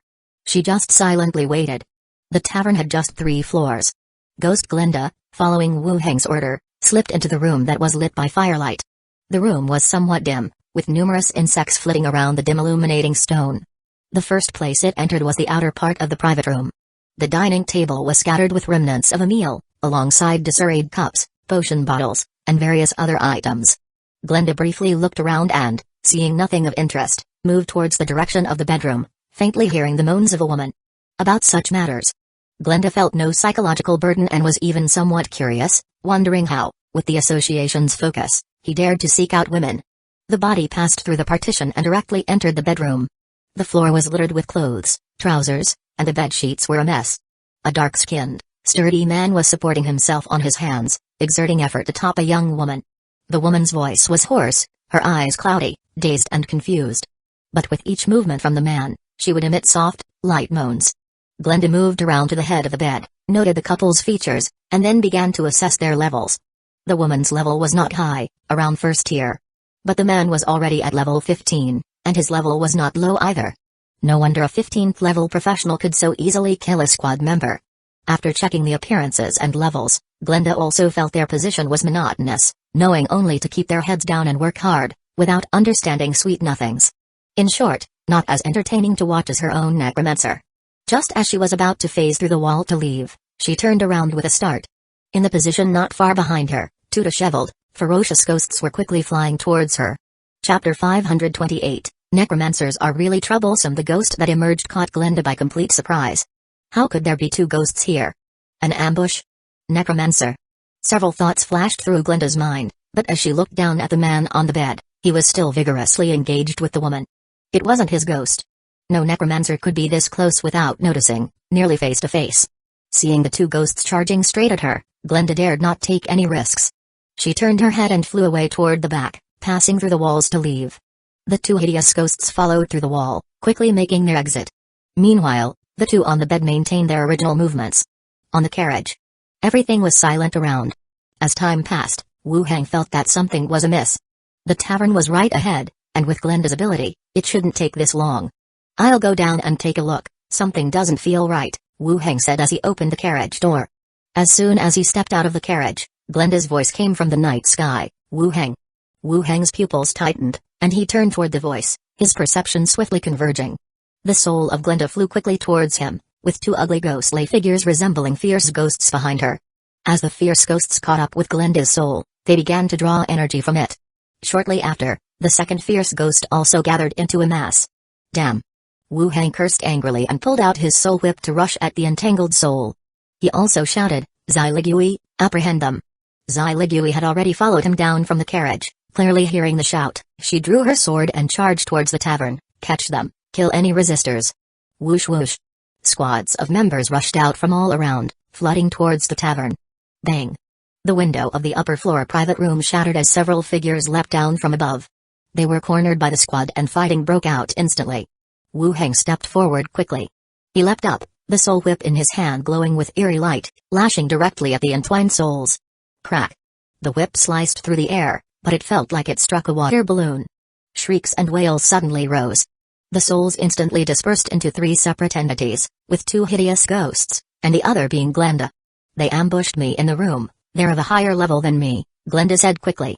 Wu Heng's expression hardened, and a white bone cage erupted from the ground, the 2 hideous ghosts quickly splitting up in an attempt to flee. The white bone cage expanded rapidly, following the movement of the ghosts. Just when it seemed that the ghosts would be controlled, Glenda's warning rang out again, Wu Heng, your shadow. In the darkness, a shadowy form gradually rose behind him, knife in hand, stabbing towards Wu Heng's back. Wu Heng's body lurched forward, with Kai Xiu protecting by his side. The punch roared through the air, instantly shattering the shadowy figure. As the shadow disintegrated, like ink being spilled, it vanished into the night, leaving no trace. The distraction allowed the 2 ghosts to gain some distance, and his perception could only vaguely sense their positions. Wu Heng no longer attempted to trap the 2 ghosts but instead quickly closed the cage, trapping one of the ghosts inside. He slowly pulled it back in front of him. And around him, apart from the trapped ghost still howling and struggling, silence seemed to fall once again. No other attacks came, nor did the assassins from the shadows reappear. I'll follow up and take a look, Glenda said. Wu Heng shook his head. No, let's discuss this later. Glenda nodded and returned to invisibility, keeping close to Wu Heng. Wu Heng then took out a demon soul pot and placed it inside the bone prison, capturing the ghost into the soul jar. He ordered the skeletons to protect himself. Wu Heng continued to look at Glenda. What's going on? Okay. Glenda plunged into his body. The shared vision began from entering the tavern. The cluttered tables, the man vigorously on top of the bed, and the woman with fair skin. Then came the sudden appearance of the ghosts. As if they had been lingering nearby, they charged directly at Glenda's position. Then came Glenda's plea for help. After releasing Glenda again, help me keep watch, don't go too far, he said. Okay. Glenda vanished once more, keeping watch around the perimeter. Wu Heng quickly walked toward the direction of the tavern. Outside the tavern's door lay several bodies, one of whom wasn't wearing pants, the man seen exerting himself in Glenda's vision. A level 15 professional from Glenda's point of view. Killed so quickly. Around, besides the squad members who had finished fighting, a large number of skeletons had came to reinforce. They amassed densely, barricading the surroundings. Zai Ligui emitted a chill, frost clinging to her eyelashes and face. All killed, no one got away. There's another woman inside, investigate it, see how she's related to these people, Wu Heng ordered. Zai Ligui signaled to the team behind her, and 2 squads directly entered to continue the investigation. Then, she turned to Wu Heng and asked softly, what just happened? There were 2 ghosts, probably a necromancer as well, Wu Heng explained. Zai Ligui's expression also turned grim. The more she dealt with Wu Heng, the more aware she became of the necromancer's trickiness. And now, they had came to the island as well. Do you know who it is? Not clear yet, but considering the disappearances you mentioned, they're likely collecting bodies, which could be troublesome, Wu Heng conjectured. Now it seemed quite clear. The disappearances Zai Ligui mentioned, when connected to the necromancer, obviously indicated a collection of bodies. Any profession would, due to its characteristics, lead one to undergo changes unconsciously. Just like Wu Heng, who used to be repulsed by corpses and even considered them a lowman before becoming a professional. By now, through various channels, he had acquired many corpses to transform into skeletons. It even felt like collecting cards before the end of the world. Others were similar. Upon arriving at a place or pursuing a particular objective, they first thought of expanding their advantages. For necromancers, the fastest way to expand their advantage was collecting bodies. After all, not everyone had a bronze key and could summon tens of thousands of skeletons through a door. Zai Ligui looked vigilantly at their surroundings, the island's skeleton guards everywhere in sight, and continued to ask, what's next? Communicate with the dead, Wu Heng replied. Zai Ligui nodded, instructing her men to move the bodies to the side alley, as Wu Heng cast communicate with the dead. The corpses sat up, murky eyes gazing in their direction. Wu Heng directly asked, who are you people? The corpse answered, followers of the Heaven Destiny cult. How many of you came to the island? 12 people. The current death toll was 7, leaving 5 unaccounted for. What is your purpose? To avenge the members killed by the association earlier. Wu Heng and Zai Ligui looked at each other for a moment. Both were somewhat surprised by the situation before them. A sect that had no records with the association and had just been established, daring to go to the island to kill the association-appointed island master and the local stewards. Such arrogant individuals. Even more outrageous than the Church of Divine Punishment, when its 2 sect guardians came to Gold and Silver Island for retribution. Those had plans to lure them away, they didn't dare cause havoc on the island, Wu Hang continued with the fourth question. What's the level of the highest ranking one among you? The corpse hesitated. A great knight of the cult, actual level unclear. The last question, this great knight you mentioned, what profession is he? A necromancer. As expected, there was a necromancer in the team. After the 5 questions were answered, the corpse lay back down once again. Wu Hang then cast Communicate with the Dead on a second body, which also sat up. How many necromancer attendants does your leading great knight have? The corpse, its throat horizontally slashed, answered hoarsely, I'm not sure, approximately 10 or 12.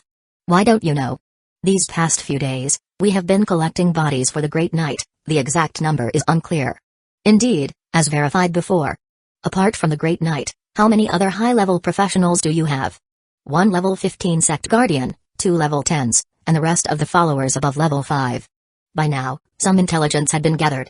Only 5 members of the Heaven Destiny cult were left on the island, and the level 15 sect guardian was probably among the dead at their feet.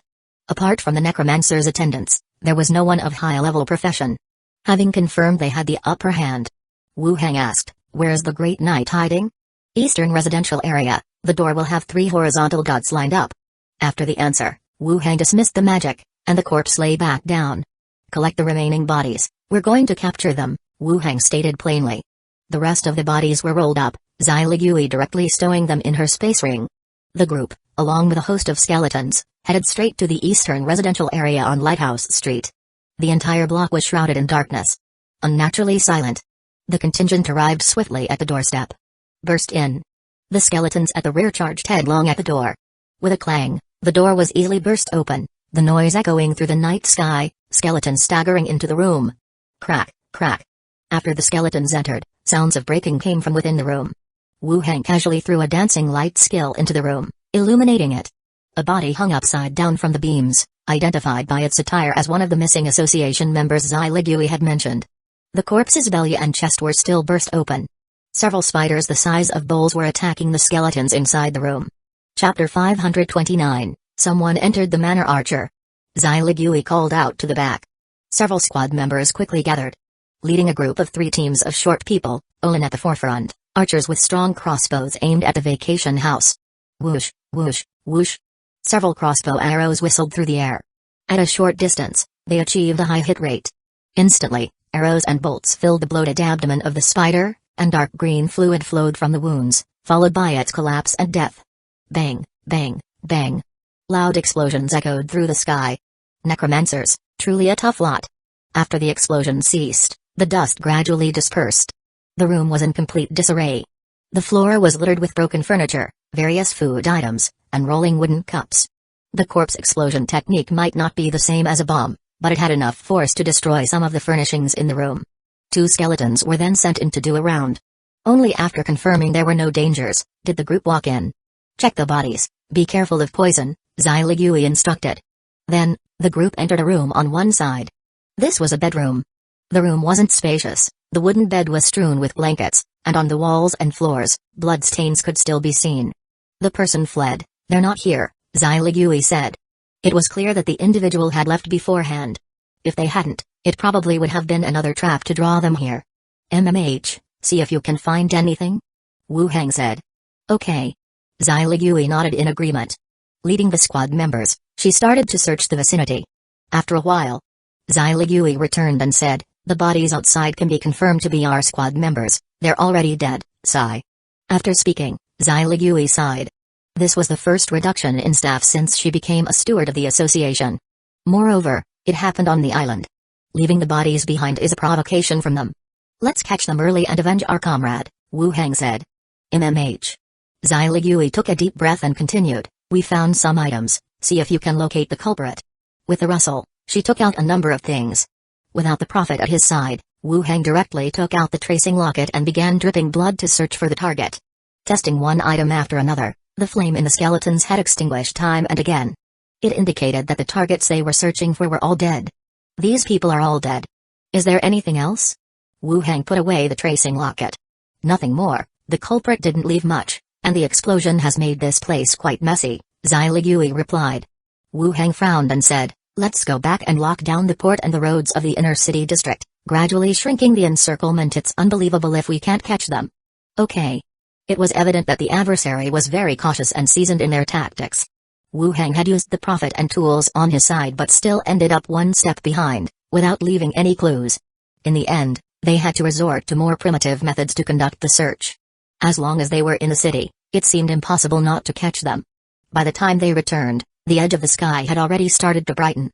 The squad members wore gloomy expressions. The death of a team member placed an indescribable pressure on everyone.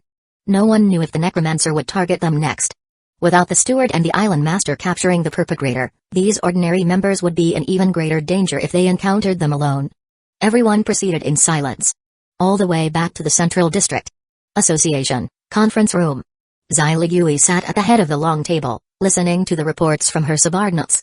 The woman from the tavern turned out to be a prostitute from the vicinity, someone they met outside the tavern. This was also confirmed by the bar owner and a bartender, they reported. The woman didn't provide many useful clues. While it was happening, she continually muttered phrases like "May the great Lord's blessing be with us and the Lord will bless the devout followers." She thought it was to distract her and didn't associate it with an evil cult. After that, we checked their hotel registration records. They had checked in on the same day, they hadn't stayed here before. They also sketched portraits based on memory, which proved that those they knew were the ones we killed last night. Those who escaped weren't included. After one person finished reporting, they sat back down. The prostitute and the tavern were both involved with the people who had been killed. There was no new information about the Necromancer or the remaining followers of the Heaven Destiny cult. What about the second team? Zai Ligui asked again. The captain of the second team stood up. He said, "We visited other residents in the vicinity. Some provided clues, which I've sorted through.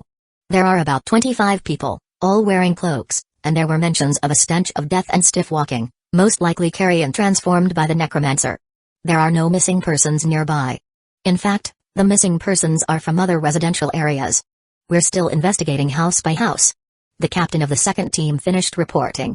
Zai Ligui nodded slightly, casting her gaze over everyone present. "We can confirm that the culprits are from the Heaven Destiny cult. Their professions are great knights, necromancers." She paused, then corrected herself. "Members of the evil cult, ruthless and unscrupulous in their actions, and the target is likely here for revenge. If we delay, everyone will be in danger, as will the residents." Everyone nodded their agreement. The death of squad members had given everyone a sense of crisis. Without capture, it was uncertain if they would come for their own lives. Zai Ligui continued, "First team, head to the harbor and check all boats and individuals entering and leaving the island. Wu Heng, summon your armored vehicle over there just in case we have enemies attacking Gold and Silver Island." "Yes." The captain of the first team nodded. Wu Heng also nodded, indicating it could be done. Zai Ligui went on, "Teams 2, 3, and 4, you will be assigned more skeleton guards in time and start searching Lighthouse Street. The remaining squads, defend the Central District and the Central Residential Area." "Yes, understood." Zai Ligui didn't forget to remind them, "If you encounter the enemy, do not act rashly. Come back and inform us to avoid any danger to yourselves." "Yes." At 8 o'clock, Wu Heng returned to the manor. Walking through the gate of the courtyard, several maids ran out from inside. Surrounding him in the middle, they asked with concern, "Master, are you hurt?" "No." Wu Heng patted their heads, relieved to see that they were unharmed. He didn't trust the Necromancer's integrity. He had feared that after he went out last night to capture the culprits, they might retaliate against his home. Even with the defenses of the Island Lord's mansion, it was uncertain if it could keep out several level 18 professionals. But against high-level ghosts, it was not so sure. If the ghosts had simply killed the maids, there would be nowhere for him to regret it. "Do you want breakfast?" Minnie asked, hugging his waist and looking up. "Yes, I'm indeed hungry." "Then I'll go prepare," Minnie said and hurried toward the kitchen.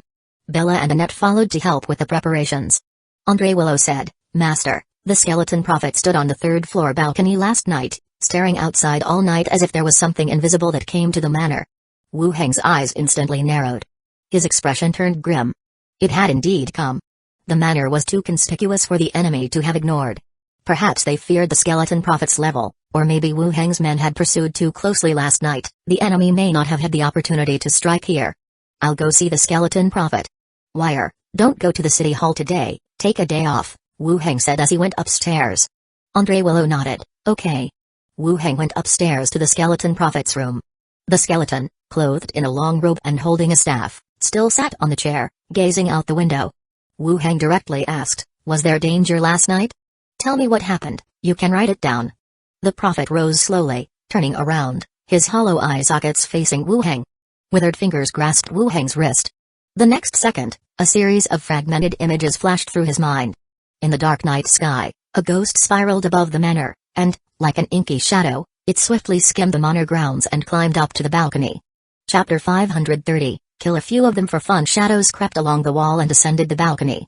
Just as it was about to enter the room, the skeleton prophet rushed in. Its wooden staff slammed heavily onto the shadow on the ground. The shadow started to twist and struggle where the staff fell, forming a black hand reaching for the skeleton's ankle. The prophet stepped back to avoid the attack.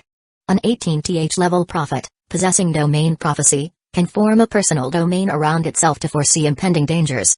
No matter if the shadow intended to circumvent or to strike, the prophet could always anticipate and react one step ahead. Inside the room, Andre Willow stood close to the door, her eyes wide as she watched the scene before her. With a pistol in hand, she was also ready for battle. The shadow and the skeleton prophet tussled at the balcony for a while before the shadow fled back into the night. The ghosts in the sky also swiftly departed. The scene ended, and Wu Heng's pupils focused. He patted the skeleton on the shoulder. "Well done, you saved us last night." The prophet bowed slightly, respectful in demeanor.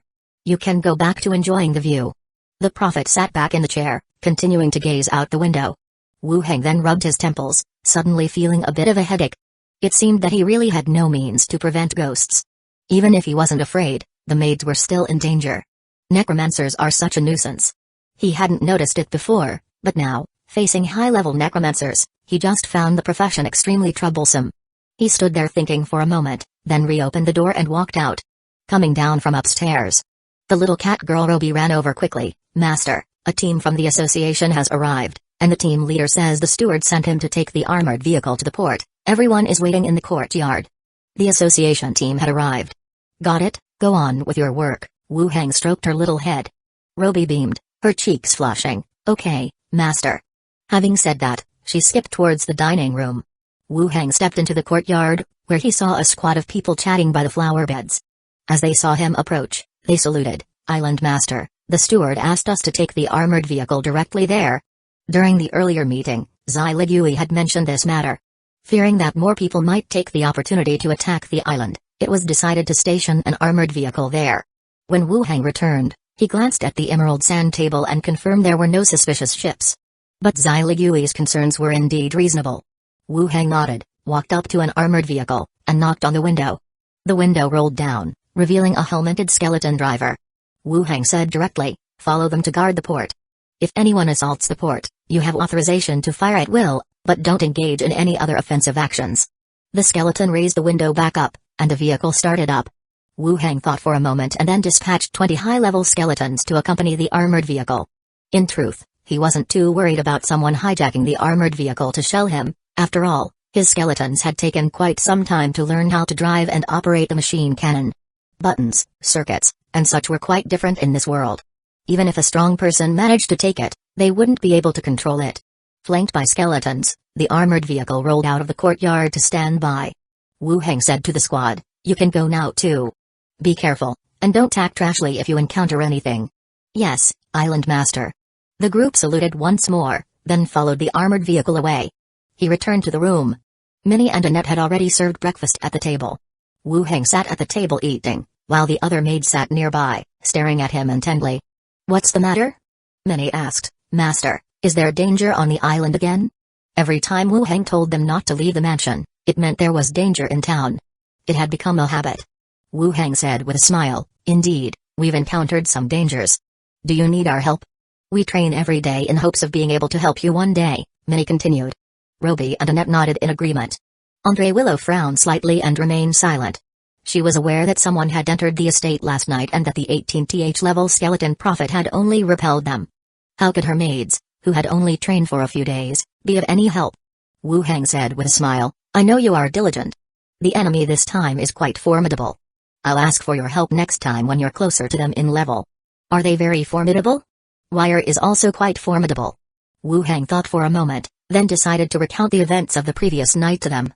When they heard that the enemy was also a necromancer, and that last night they had nearly managed to send a ghost inside, their faces turned a shade paler. "So, what should we do?" Minnie asked. "Necromancers are tricky. Once discovered, they're likely to strike immediately, So you need to go someplace they can't find you. Where could that be? The rest of them looked up curiously. Remember the mansion skill? Wu Heng turned to them. Yes, we remember. They had seen the trial of the mansion skill in the yard before. Wu Heng continued, I will put you into the mansion skill first, then after this matter is settled, I'll bring you out again. The mansion skill, by design, provides a resting place for a traveling party. Not only can others enter, but he can enter as well. If he goes inside and then seals the rift, next time he opens it, the rift will appear in the same place he left from. Chapter 530, Kill a few of them for fun, and if others enter without me, the next time it's opened, the area around the caster will appear. On Wu Heng's side, he had never tried entering on his own since he acquired the mansion skill, as he hadn't planned on actually living inside. This time, it would also serve as a hiding place for the maids. The maids glanced at each other. Then we'll go unpack some things. You don't need anything, Wu Heng said. After all, everything could be produced on demand. Andre Willow said, food, daily necessities, and some valuables. What if thieves come when no one's home? Since we have the space rings, it wouldn't be too much trouble to bring them along. That made sense. Okay, then prepare yourselves and take whatever you need. All right. They nodded and returned to their rooms to start packing. After Wu Heng had breakfast, he sat on a chair and waited. The maids came down from upstairs. All their belongings were stored inside the space rings, which didn't look conspicuous from the outside. Are you all ready? Ready. I asked the chef to prepare some food, enough for us to hide out for a while. Minnie patted her space ring. Don't worry, it won't take that many days. Gold and Silver Island was only so big. Searching like this, they should be able to force out the opponent in 2 or 3 days. Yes, yes. They nodded in agreement.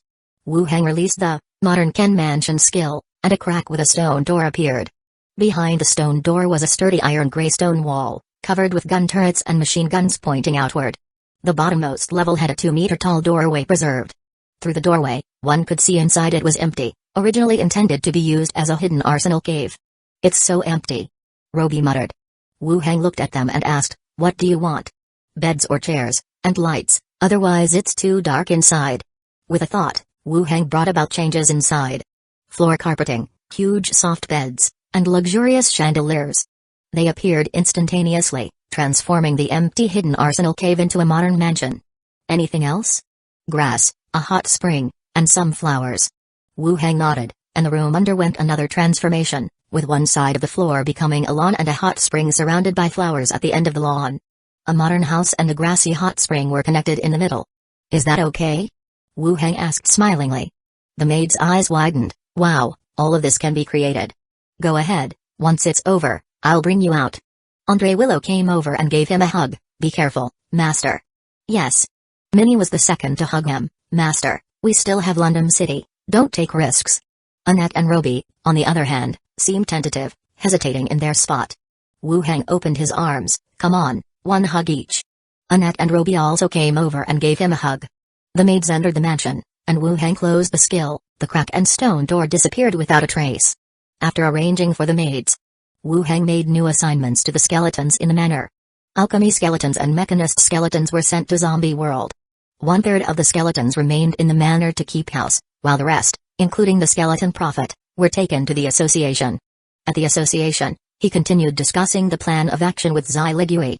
Both of them led teams out a door, participating in the investigation and patrols. When Wu Heng passed by Conch Tavern, he also summoned Philippa and Millicent to join him. In a deserted area, he opened his mansion skill and sent it in. Then he continued patrolling, investigating the evil cult, as well as suspicious people cloaked in capes or reeking of decay and walking stiffly. Until dusk. He returned to the association and rested in the dormitory. In the dormitory, on the bed, Wu Heng rested his hands behind his head, pondering the day's events. A newly established Heaven Destiny cult had turned the whole of Gold and Silver Island dangerous. It made the confidence he had built up during this time suddenly collapse by half. Reliant on the zombie world, his level had risen quickly, and the power of modern weapons was sufficient to kill high-level professionals. But when encountering professions like Necromancer, who also lurked in the shadows without appearing, he truly felt a sense of crisis, as if the enemy had him in their sights. The intelligence agencies on the island are far worse than Old Barrel Tavern. At this moment, Wu Heng remembered the days at Old Barrel Tavern. Back then, under the leadership of that woman Macintosh, they could gather most of the port's intelligence. Once this matter is over, see if I can get in touch with her, It shouldn't be a problem for her to officially join us and become a big sister. Thinking to himself, his drowsiness gradually deepened. And he entered dreamland. On Lighthouse Street, in the residential area, a man in a black cloak swiftly wove through the streets, avoiding the tamed beasts patrolling the skies, and slipped into a dark alley. After climbing over a wall and hurrying some distance, he entered a courtyard. The moment he stepped into the courtyard, several figures rushed out from the shadows, faces tense with wariness. "It's me, is Sir Solve here?" In the room. Seeing that it was a friendly face, the figures slipped back into the shadows to continue their vigil. The cloaked man shook off his cloak and hurried to the front of the house, knocking on the door. "Come in," came a deep voice from inside the room. The man pushed the door open and entered. The room was spacious, with a dining table, a coffee table, and some glass decoration signs of previous wealth. At the back of the room sat a great knight from the Heaven Destiny cult, his body thin like a mummy, on the edge of the bed. Next to him on a wooden table, a candle's flame was supported by a copper frame behind a gray-white stone. The light passed through the stone and formed a circular array on the ground. In the center of the array, 4 figures knelt, both men and women, in a pose of penitence. Streams of ghostly blue energy gathered above their heads, forming a ferocious ghost in the center, struggling and howling incessantly. The great knight Saul wrapped the ghost in necromantic power, preparing to turn it into a spirit servant. Then he withdrew it back into his body. "How is it going?" Only after everything had ended did Saul ask in a deep voice. The man who entered, after steadying himself, reported in a low voice, "Great Knight Solve, the association is now conducting door-to-door searches, we might have to move again tomorrow." Solve spoke coldly, "I really underestimated them. The fight last night, although there was no direct engagement, was still a test of each other's strength and capability. Different from the intelligence, even if the stewards and the island master here were promoted by the association in an unconventional manner, they were definitely beyond level 12. Otherwise, he wouldn't have failed to kill even one of them last night and also lost several cult members and a ghost." His subordinate continued in a low voice, "The island has begun a thorough search. It's very likely that they have called for reinforcements. Shouldn't we lay low for a while and wait for another chance?" Saul's voice darkened further, "Reinforcements? The nearest association would take 4 to 5 days to get here, that's enough time for us to have some fun. But with the island's defenses, it might not be so easy." Saul got up, packed up the items on the table next to him, and while releasing the ghost, said, "Don't rush, let's kill a few of their comrades first, to avenge our people." Chapter 531, Say a Few Words. The Heaven Destiny cult was established during a period when it had no fixed territory. This time, they had openly clashed with the association, and even if they withdrew now, the association would still issue a warrant for their arrest everywhere. Therefore, there was no rush to leave. Moreover, unlike the others, he was a necromancer who had used ghosts to survey the entirety of the island. Lighthouse Street was flourishing with incessant merchant ships, and the houses and roads were very well constructed. Beyond the residential areas, various magic equipment expansions were still underway. It was better than any small island or coastal town he had seen. "Great Knight, what are your plans for tomorrow?" his subordinate whispered again. "You'll know when the time comes. Have the others come back to rest, there will be ghosts keeping watch outside." "Yes." The subordinate left the room, carefully closing the door behind him. The next day, in the morning, Wu Heng and the team leaders headed to the meeting room for a meeting. Assistant Shi Yali brought the ordered breakfasts with several staff members and placed them on the long table, one for each person, complete with dishes and soup. Zai Ligui, clad in golden armor, sat in the seat of honor. "Eat while we talk." Everyone unceremoniously began eating at their respective places. Zai Ligui went on to say, "Yesterday, the teams already inspected 2 residential areas and taverns on the commercial street. Today, focus on investigating the remaining residences. The areas that have been checked must strengthen the roadblocks to prevent those people from returning." After finishing her statement, she continued to reassign tasks to each team, a sort of rotation.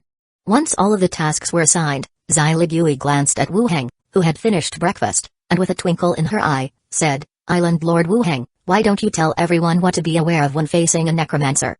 At those words, Wu Heng's eyes widened in disbelief. "Speak for yourself, why are you dragging this stuff into it?" Zai Ligui maintained her smile, "Just point out a few things to be mindful of, to make everyone a bit more cautious."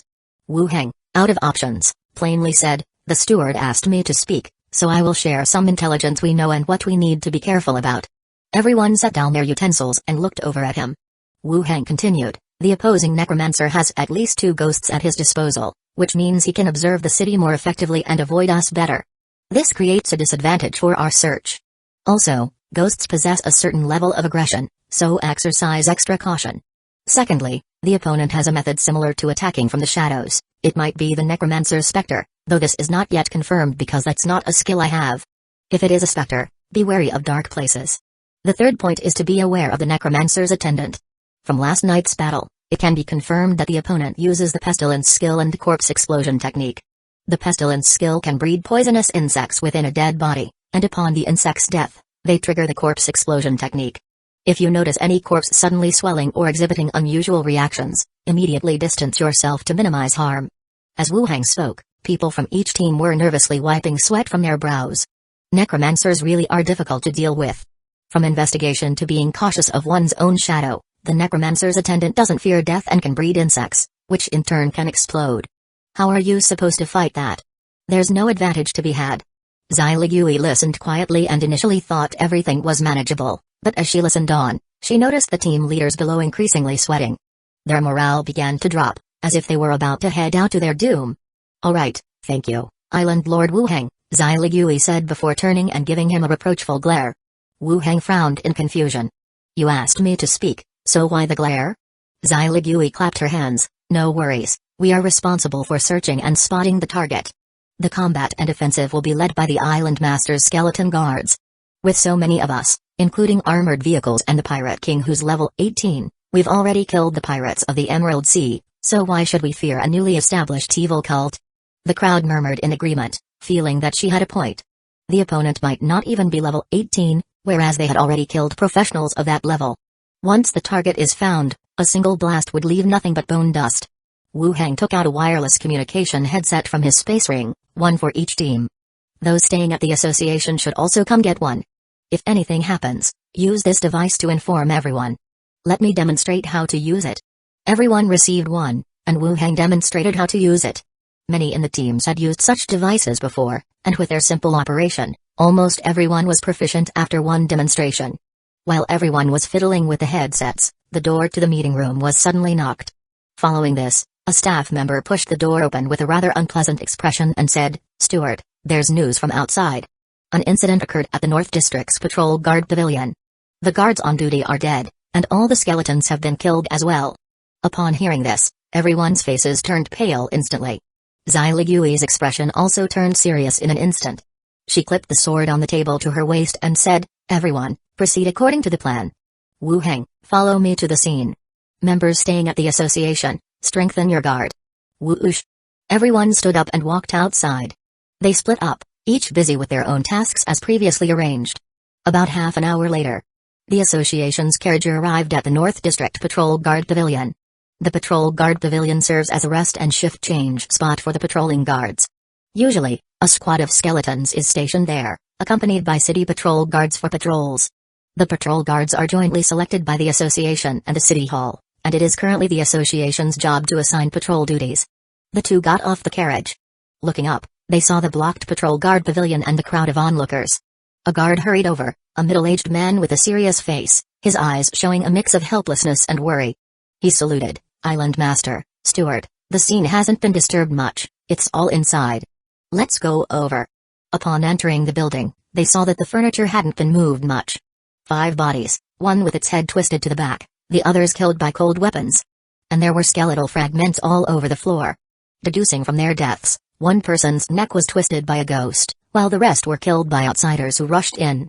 However, this time there were no corpse explosion techniques, no pestilence skills. The bodies were relatively intact. "Have you questioned the people around?" Xyligui asked. The middle-aged guard replied, "We've checked and asked, no one saw who did it. When we were passing here on patrol, we came in to check and discovered this situation." "You found it?" "Yes, we were just passing by on patrol. We usually meet up, greet each other, it's useful for mutual support in case of danger." Xyligui nodded, "Stand guard outside for now, and watch for any suspicious people. They might plant someone in the crowd to observe." "Understood." The guard immediately withdrew. Xyligui looked back at Wu Hang. "He is taking revenge on us. We killed his people yesterday, and today he wants to kill ours. It's more than just revenge." Xyligui's eyes narrowed. "What do you mean?" "We can't question the dead, but simply put, someone has already questioned them." After questioning 5 people, what exactly did he ask? Xyligui's eyes also instantly widened. "Central District." The road to the central district was set up with checkpoints. The patrolling guard teams were more frequent than usual. Inside the association, defenses were also set up. Groups of a few people each were ready to converge here for support as soon as one of them encountered an issue. I still need to place an order for lunch, the same as this morning, just deliver it directly to the association, Shiyali said as she stood in the tavern, ordering meals for everyone. The owner smiled broadly in response, recording everything on paper. Maintaining a good relationship with the association also benefits the tavern's business. After ordering, Shiyali put on her hood, a pair of earphones hanging around her neck, and slowly walked outside. No sooner had she stepped out the door than she saw several tall figures in front of her, blocking the way. Cold and suffused with a faint stench of decay. Shiyali's pupils dilated, her heart started beating violently, but she forced herself to remain calm and smiled. The tavern is not very crowded. This way please, gentlemen. A hoarse voice came through. Shiyali, steward assistant. Chapter 532. I really died hearing the other party directly state her name and position. Shiyali's complexion abruptly changed, panic showing in her eyes. She could never have imagined that the enemy would be so audacious, entering the central district, right across from the association. Thud. She had barely taken half a step back when a dagger pierced her chest from behind. A moment of pain was followed by dizziness and blurred vision. The necromantic negative energy carried by the dagger was continuously corroding her body. When you're dead, that little elf steward will surely be heartbroken. He. A hoarse voice rose, emitting a peculiar laugh. Shiyali vomited blood from her mouth, enduring the pain, and took out a short blade from her space ring to slash behind her. The inky shadow instantly dissipated into thin air. Right after, Shiyali's body transformed into a spirit deer, leaping a great distance towards the inside of the tavern, then reverted to her original form, covering her chest, blood pouring out. The enemy had intentionally come for her.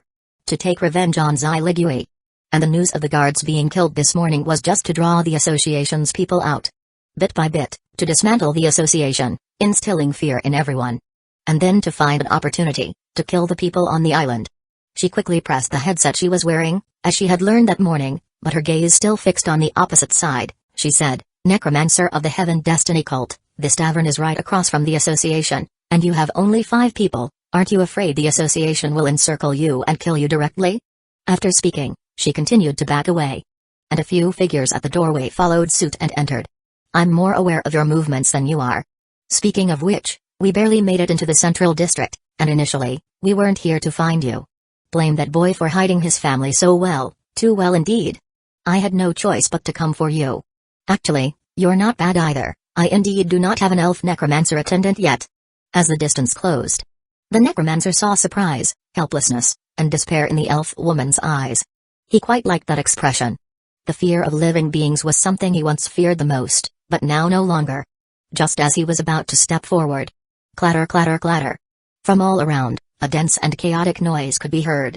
It seemed as if countless people were converging toward this place, their sounds already carrying over from afar. The association's reinforcements are here, many people, at every intersection. Another person rushed in, his tone urgent. The necromancer took another look at the elf who was still vomiting blood and holding a wooden bow. He was somewhat curious about how she had managed to send out the message. When she had been in front of him all along. The footsteps grew closer, and he directly said, kill her and let's leave this place. Whoosh whoosh whoosh. The figures behind him rapidly dashed out, dodging incoming arrows, quickly reaching the front of the elf woman. A long sword pierced through her body. Blood spurted out like a fountain. Sister, take care of yourself. Having said that, she immediately collapsed, with blood pooling beneath her. The necromancer sneered, stepping forward leisurely, ready to transform this fine-looking corpse into his attendant. In his heart, he anticipated what a body of such superior appearance and build would be like. Even if transformed into carrion, it should appear more pleasing to the eye than others. Just as he raised his wooden staff. Crack crack. The windows on both sides suddenly shattered. Accompanied by splinters of wood, skeletons clad in leather armor, wielding weapons, charged toward the few people inside the house. After a brief exchange of blows, 2 carrion attendants had their heads cleaved in 2. And became corpses once more. The necromancer's eyes narrowed, observing the fire in the skeleton's eye sockets, secretly surprised that the adversary still had such high-level bodies. They were likely close to level 15. As the skeletons charged at him again, the necromancer waved his wooden staff once more, a witch-light arrow shot out directly, and the 2 attendants beside him also charged at the adversaries, clashing in the blink of an eye. And from behind, a cultist quickly came running in. With an urgent tone, he said, "Great night, the association is almost upon us, there are too many." The Necromancer turned and looked outside. He saw from several directions, squads accompanied by a swath of skeletons converging from different directions. Among them, he could see crossbowmen and some teams even pushing along crossbow carts. The Necromancer felt a tightness in his chest. What's happening? Had they used some kind of item, or some specialized communication spell? How could they have so quickly determined their location, with the patrolling squads all converging here? If truly trapped here, it would indeed be difficult to escape. His eyes quickly scanned the surroundings, no longer bothering with the corpse inside the tavern. With the remaining carrion and church members in tow, he walked directly out of the tavern, ready to confront the enemy. As the numbers of the association grew, a mixture of wariness and hesitation surfaced in the Necromancer's eyes. After a brief contemplation, he decisively said, "I'll hold them off. You go ahead. We'll meet at the same place as before." As he spoke, he waved his long sleeve and staff. Dark, dense clouds gathered in the sky, forming a fog filled with necromantic negative energy. The fog enveloped the surrounding areas. It obscured the sight, and any living beings that dashed into the fog began to erode. The members of the Heaven Destiny cult swiftly scattered to flee in all directions, followed by the sounds of skirmishing and combat. They echoed throughout the entire region. "He's a necromancer, kill him," a squad charged into the fog. Pointing at the black-robed mage holding a staff, they loudly commanded. The skeleton warriors, clad in armor and wielding weapons, charged past the front members with a whoosh, heading straight for the target's location. With an overwhelming momentum, the Necromancer's expression turned ugly, and he too gave a cold order, "Go, entangle them if you can, and if not dead, return to the place we were last night." The Necromancer attendants behind him also charged towards the approaching skeletons. The two groups of the undead slammed into each other, and the sounds of fierce combat and bones being hacked rang out. Meanwhile, the Necromancer slowly retreated into the black fog, vanishing from everyone's sight. Whoosh! The sound of something cutting through the air resounded. Xiligui flapped her wings, with Wu Heng closely following on the flying carpet. Simultaneously, a cacophony of voices came through the wireless earpiece. "There's a target escaping towards East Alley, don't let them get away, hurry up. The target, Necromancer attendant, has been killed, with no casualties on our side. 2 enemies in East Alley have been shot dead. The tavern has been successfully taken over. The owner and Shiali, the assistant, are confirmed to have no vital signs." Wu Heng's eyes narrowed sharply as he looked ahead. He saw Xiligui, who was flying swiftly, suddenly trembling, nearly falling from the sky, her voice cold, "Continue to encircle these people, at any cost, kill them." "Yes," came the replies through the earpiece. Nearing the tavern, the two descended from the sky one after the other. Xiligui quickly stepped into the tavern, looking at the corpse dyed crimson with blood, her pupils dilated and her complexion turned even paler. She took off her heart guard mirror and hung it on the other's body. She continued to pull out elixirs, her arms trembling as she tried to pour them into the deceased's mouth. The elixir mixed with blood flowed from the mouth, dripping onto the floor. Xiligui remained motionless, with a blank stare, frozen in place. Wu Heng landed behind her and stepped forward quickly, looking at Xiligui and the body on the ground. He too turned pale. "Let me see it." Hearing the voice, Xiligui dumbly lifted her head. She didn't want to come. "I shouldn't have let her." Wu Heng did not speak. The revival technique was released, the body still lay in her arms. Without any reaction, Xiaoligui's face became even paler as the glimmer of hope that had sparked began to dim with the passage of time. Vomit. Suddenly, Xiaoli's body convulsed violently, and a mixture of broken flesh and blood was expelled in large amounts. Their eyes brightened abruptly. Wu Heng's body vibrated at a high frequency, and in an instant, 6 identical clones were produced. Necromantic avatars that grabbed the body and continued to release the life extension technique, simultaneously pulling out elixirs to feed her. The protective ability clone said, "Prophetic and necromancy stay here, take care of Xiali. Xiligui, let's go catch them. The necromancer is trying to escape, and such an event will likely happen again in the future." "Fine, I'm going to kill him," Xiligui said angrily. After arranging the skeletons to guard the place, they quickly left. The necromantic avatar cradling Xiali, while maintaining the spell, opened bottle after bottle of elixir, pouring it into her mouth. Unlike before when she was truly dead, she now began to show swallowing movements. Although the movements were small, being able to swallow the elixir was a good sign. Healing potions, strengthening potions, were continuously poured into her mouth, whether it was for Xiligui or because they were friends in their own right. Wu Heng did not want her to truly die there. After several potions were swallowed, Xiali slowly opened her eyes, a mix of blood in her vomit as she said, Wu Heng, you've come back? Yes, it's okay now.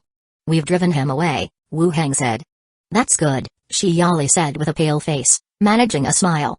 Meanwhile, the prophetic avatar, after releasing several legal eye techniques around the tavern, returned, dragging the owner's body from behind the counter. The tavern owner's head had been twisted backward, seemingly caught in the crossfire. See if he can be brought back to life? The prophetic avatar said. Cough cough. Shi Yali coughed up blood violently. Astonished, she asked, why are there two of you? I must be dead. Chapter 533, Soul Capturing Jade. The necromantic avatar glanced at the corpse of the tavern owner. Frowning slightly, it said, this is more serious than Shi Yali. Give it a try, if it doesn't work, then so be it, the prophetic avatar remarked. The necromantic avatar nodded, drank a spirit potion, twisted the owner's head back into place, and once again cast the revival technique.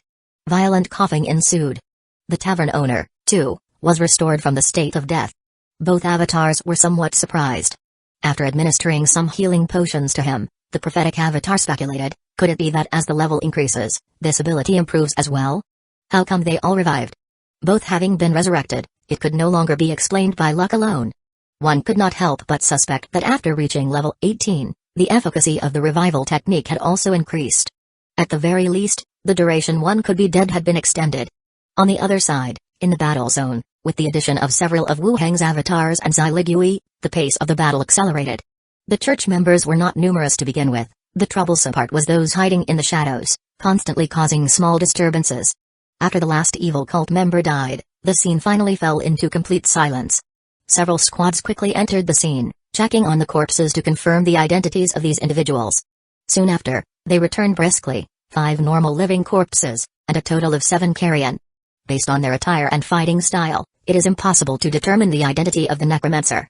This statement made the 4 Wu Hengs and Zai Ligui simultaneously frown. He escaped? With so many surrounding him, how could that be possible? Zai Ligui's expression grew even grimmer. If he really had escaped, the island was still in danger.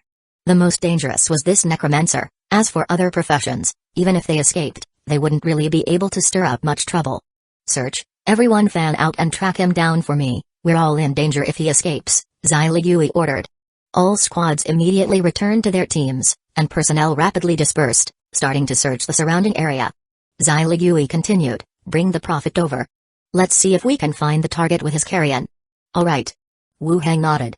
Just as an avatar was about to go and fetch the prophet, Glenda swooped down from above, remaining invisible, and whispered in Wu Heng's ear, there's a level 18 professional over there. Wu Heng's pupils shrank, he lowered his voice and said, we've found the target. Go to the tavern, bring the other 2, and let's kill him. Zai Ligui's eyes also filled with hatred, and she nodded, good. In a small alley behind the tavern, a dirt coffin rose from the ground, the coffin dissolving like fine sand, revealing a necromancer in a black robe. His gaze swept rapidly around, then he donned a hood of a different color and started walking toward the rear of the city. Today's action against the assistant had some unexpected developments. But the problem wasn't too big. The target was dead, and he had managed to escape amidst their encirclement. He walked briskly outward. Looking back at the direction of the association, he sneered, Humphrey, we have all the time in the world. I'll slowly kill those close to you. After saying that, he continued to stride away swiftly. Just as he took 2 steps, his body suddenly staggered, feeling a powerful force smashing him forward a distance. Then came a deafening explosion. The necromancer looked down in confusion, only to see a fist-sized gaping wound on his right chest. The body of a dried corpse meant no pain was felt, yet he was shocked by the sudden attack. As he rolled on the ground, he raised his magic wand, about to cast a skill. But in an instant, the arm holding the wand exploded, leaving the wand and the arm flying away. Damn it! Who's attacking? Find them and kill them, the necromancer roared in terror. Ghosts were released to locate the source of the attack. Bang, bang, bang. As his voice fell, 3 more explosions sounded. The necromancer's body was blown apart in succession, with flesh and blood splattering all over the nearby walls. The decayed body meant a lack of the sensation of pain, but that also made the body much stiffer. Even as the direction of the incoming bullets was identified, his body couldn't make the movements to dodge. Trapped in the narrow alley, he was like a sitting duck. The ghosts returned with information. The necromancer's eyes widened as he shouted toward the distance, Wu Heng, come out. Let's talk. No reply came from the surroundings. You're not level 12, you must have reached a level 15 professional, always hiding your true level, Are you afraid the association would fear our profession? At your age, it's truly astonishing, and also worrying, that you join us at the Heaven Destiny cult. I can make you the saint heir of the church, with rights and women, these things we can secretly support you with. You'd still be the island master of the association and you could also receive our resources. Being so clever, you should understand what I mean. Seeing that the other party wasn't attacking, the Necromancer felt pleased. What do you say? We are of the same kind, after all. What kind of communication can you have with those people in the association? Tap, tap, tap. You've killed so many people, and now you want me to join? As the voice rang out, the Necromancer suddenly turned and saw a black-haired man dressed in a robe with leather armor over it walking out from the side. The island master of Gold and Silver Island, the Necromancer Wu Heng. The Necromancer frowned. According to the messages from the ghosts, he shouldn't be here. But he still replied, the value of a person increases with their performance. You're worth the price I'm offering. You, a great knight, can make such a decision? To declare me a saint heir and talk of support so casually? Another voice sounded. The Necromancer turned his head again and saw another Wu Heng, stepping out from the right. His eyebrows instantly furrowed as he looked left and right a couple of times. A double? He had prepared a double for himself. Still, he said, given your potential, the Prophet will certainly agree to this matter.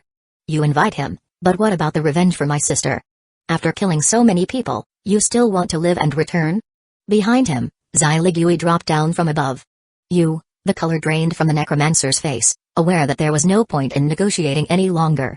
Just as he was about to react. Bang! The sound of a gunshot rang out again, and a bullet instantly pierced through his forehead. Meanwhile, the Wu Hengs on either side were holding submachine guns, squeezing the triggers, as a barrage of bullets hit the target's body. Like shooting at rubber, there was a smacking noise. The body was instantly riddled with holes. The body gradually fell. The next moment, 4 ghosts detached from the body, attempting to flee to the outside. Wu Heng's necromantic avatar stretched out his hand for a summon, and the white bone cage instantly rose from the ground, blinking into a bone prison, trapping all the ghosts inside. And these ghosts, as fierce ghosts, became increasingly restless and agitated. Without the Necromancer's control, they began to entangle and devour each other. It was both dreadful and terrifying. Quick, these ghosts don't have the intelligence of a living soul, they will devour me, let me out first, and they will consume everything. The ghost of the Necromancer showed himself, breaking free from a fierce ghost, and shouted loudly. Wu Heng had never before witnessed what would happen to a ghost after a Necromancer died. Normally, the ghosts nurtured by a Necromancer would also die upon his death. But it was different at level 18. A professional reaching this level, if a soul persisted after death, it didn't mean they were truly dead. The nurtured ghosts, it seemed, would not immediately disappear either. Your pets, your problem, Wu Heng said. You really deserve to die. The Necromancer cursed. So do you. The ghosts within the bone prison immediately entangled with each other, a mess of grappling and chaotic attacking. Only 2 ghosts were left, one the Necromancer's, the other a fierce ghost-like spirit. Wu Heng didn't want the ghosts to level up too highly, so he instantaneously separated the bone prison, isolating the 2 ghosts. Amid curses and jeering, he collected them into the demon soul pot. Xiligui deactivated her special item status, with ice forming on her body. It's over. Yes, let's collect the corpse and head back to discuss this first. We still need to have the squad search again, just in case there are more issues, Wu Heng said, removing the space ring from the corpse, then wrapping the body in a straw mat and packing it away. They then walked together towards the association. Returning to the association, Xiligui issued new orders to the teams. On the contrary, she intensified the search to ensure no evil cult members slipped through the net. With the Necromancer dead, the others were not so in danger, and it would suffice to continue standard checks. After talking to Wu Heng, Xiligui went to visit Shiali. Wu Heng also took out the ring he had removed from the Necromancer of Heaven Destiny cult and, using his spiritual power, communicated with it to inspect its contents. First and foremost, he took out a piece of gray-white jade. Lately, why do I always come across jade stones? On one side of the jade, one could faintly see etched rays, as if naturally formed patterns on the stone. Soul-capturing jade, special item, effect, array can extract remnants of soul power, side effect, sacrifice, description, a naturally formed special item, through sunlight exposure, it can form an array, and within the array, it can extract remnant souls from living beings and corpses, but the extracted souls lack the consciousness of the living. Chapter 534, He knows my plan. Looking at the jade in his hands, Wu Heng's eyebrows raised slightly. A naturally formed special item, it is quite a unique one among special items. The effects are special, yet don't have too severe side effects. From the description, it seems that a spell array could be formed by passing light through the jade, to extract the remnant soul from a living being or a corpse. It also made Wu Heng understand why the Necromancer from the Heaven Destiny cult could release so many ferocious ghosts. He must have relied on this special item. This guy's luck is really not bad to be able to obtain such a thing. Actually, come to think of it, this guy had a lot of ordinary ghosts, but not one like Zhao and Glinda, the kind of ghosts that retain consciousness from before death. Having complete intelligence and communication abilities is very important for both ghosts and attendants. He looked at the description of the special item again. It is possible to extract a remnant soul from a living being or a corpse. Do zombies count? They should, since they can be converted into skeletons, they shouldn't be excluded as corpses. If zombies do count, then he would have an endless supply of remnant souls. Even if, judging by the name, remnant souls might not be complete ghosts, the quantity should be sufficient. Moreover, the incident with the Heaven Destiny cult's Necromancer indeed served as a wake-up call for him. The ghosts' levels were insufficient, and they were easily consumed by other Necromancer's ghosts. As a result, throughout the battle, Wu Heng didn't dare to let Zhao out, nor did he allow Glinda to stray too far from him. Upgrading the ghosts would also be on his to-do list. Moreover, the other party's tactic of releasing a large number of ghosts to control the movements of others nearby seemed quite formidable. That, too, might be worth studying. Then, Wu Heng continued to take out a variety of other items and props. Moneybag, daily necessities, some armors and weapons, probably prepared for the Necromancer attendants. Besides these, there were some props, badges, and a skill book. Not even a single elixir. It makes sense, since the other party is a corpse ghost, their body no longer counted as living, and they would not absorb any elixirs if taken. Wu Heng glanced at the props he had taken out, all items that would amplify a Necromancer's abilities. Compared to the equipment on his own body, these were much inferior. Especially the robe and the belt, which were rewards for first-class merits from the association. A newly established, hiding Great Knight obviously couldn't be compared with him. They could be donated to the association, or sold through some channels to earn some money. Next, Wu Heng's gaze fell on the skill book. The only one, and it appeared somewhat old. Coffin of Earth skill, description, can form a coffin of earth to envelop the body and sink into the ground. While underground, injuries and spiritual power can be slowly recovered, but oxygen is sparse, an earthen coffin envelopment, sinking into the ground. It seems to be the skill he had used before. Does this belong to the necromancy sect as well? After becoming a corpse ghost, the body is transformed by necromantic power, and spells can only be learned from the necromancy sect, unable to learn from other sects. Related to coffins, it indeed fits the necromancy sect's characteristics. He skimmed through it briefly, not looking in detail. He would examine it closely and unlock the skill when he got back. Whether it's useful or not, learn it first. The last item was an emblem. From its design, it bore religious characteristics. It should be the emblem of the Heaven Destiny cult. The cult isn't very famous, but the emblem already exists. After glancing at everything, anything useless was thrown into a nearby trash can. The rest was all put away. Even if he doesn't have much use for the other props, at least the space ring was good, 20 cubic meters. It's quite rare to come by outside. Thump thump thump. After resting in the study for a while, the door was gently knocked on. A staff member peeked in and upon seeing Wu Heng, said, "Island Master, the steward requests you to go to the morgue." "All right, thank you." The staff member showed a smile. "It's what I'm supposed to do." Wu Heng stood up and followed the staff member out. Walking down the stone steps. Coming out of the staircase, he saw Zai Ligui and two investigators from the association standing not far away. Wu Heng walked over and asked, "Is she Yali okay?"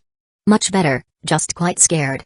After all, she just came here and hasn't experienced these things before. A few days of rest will do." Zai Ligui promptly replied. "Good, as long as there's no problem. Write a report to the association these days about the ghosts, ask if there are any items that can restrain ghosts and bring some over, or buy some if needed." "All right, I'll write it down and send it with the report."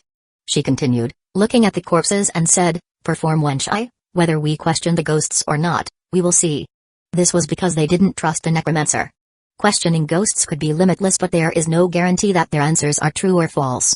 Wenshai, on the other hand, is different. It uses the memories of the corpse before death. Unless the corpse itself received false news, it won't deliberately lie or fabricate facts. "You're the steward, it's your call. Where do we start?" "This one." Wu Heng directly cast, "Communicate with the dead," and the corpse sat up. Murky eyes looking at everyone. Wu Heng gestured to her, and Zai Ligui stepped forward and directly asked, "Do you have any other people outside?" The corpse answered, "At the dwelling last night, we left behind some carrion." Carrion? It seems they didn't expect to have an accident today. When a necromancer dies, whether it's carrion or skeleton attendants, they would also perish. What was your purpose for coming to the island? Chapter 534, He knows my plan to avenge the members of the society who perished earlier, and in anger over the warrants issued by the association throughout the lands. The situation was much as they had guessed. The most direct reason for their visit was the disruption of their last plan, and the association's awareness of the Heaven Destiny cult had resulted in increased warrants. Xyligui pondered for a moment before continuing to inquire, "Will there be others coming after him?" "Unclear." "What is the name of your bishop?"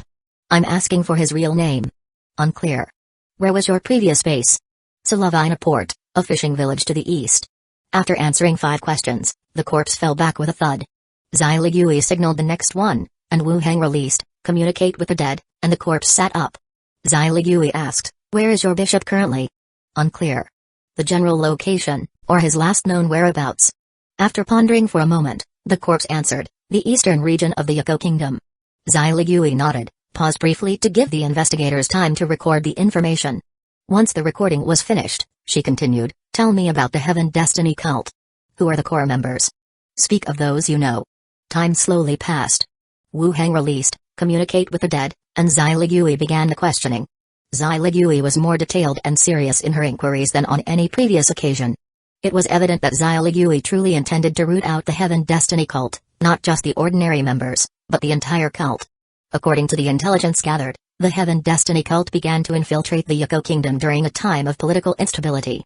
They recruited followers while also soliciting high-level professionals. Currently, there was one bishop, the strongest member of the church, whose level and profession were unclear. There were 2 great knights, one of whom was a necromancer. There were 5 sect guardians, at level 15 or close, who could become sect guardians if they were near the threshold. These were all the powerful figures, the rest were ordinary members of the cult. The number of members made it difficult to issue precise warrants. After Xyligui finished her questioning, she turned to those behind her, "Have you all written everything down?" The investigators nodded, "We have written it all down. Organize it and bring it to my study later. I will report to headquarters in the next few days." Xyligui turned and walked outside. "Yes, steward." The 2 investigators also followed her out. Wu Heng did not follow them out. Instead, he found an empty morgue and took the necromancer's body out of the space ring. He laid it in the middle of the vacant area. The body had been riddled with holes, and being a mummy, it looked like a pile of rotting flesh. He directly released, Bone Command Technique, to begin the transformation. Necromantic power enveloped the body, flesh started to fall off, but the skeleton did not rise. It just mixed with the falling flesh. As expected, it's not possible. According to records from the Book of Necromancy, corpse ghosts used a ritual to transform their bodies into something akin to a carcass. No longer alive, nor capable of feeling pain, the body, more like a container, was transformed so that it would not decay over time. This type of body was not transformable because it had already been transformed. But still, an 18th level body was difficult to simply accept as untransformable, so he tried, and as expected, it did not work. After all this effort, the greatest gain is the soul-capturing jade. He had the skeletons tidy up the body and throw it out. Wu Heng also left the morgue, greeted Xyligui, and then returned to his own quarters. Island Master's Manor.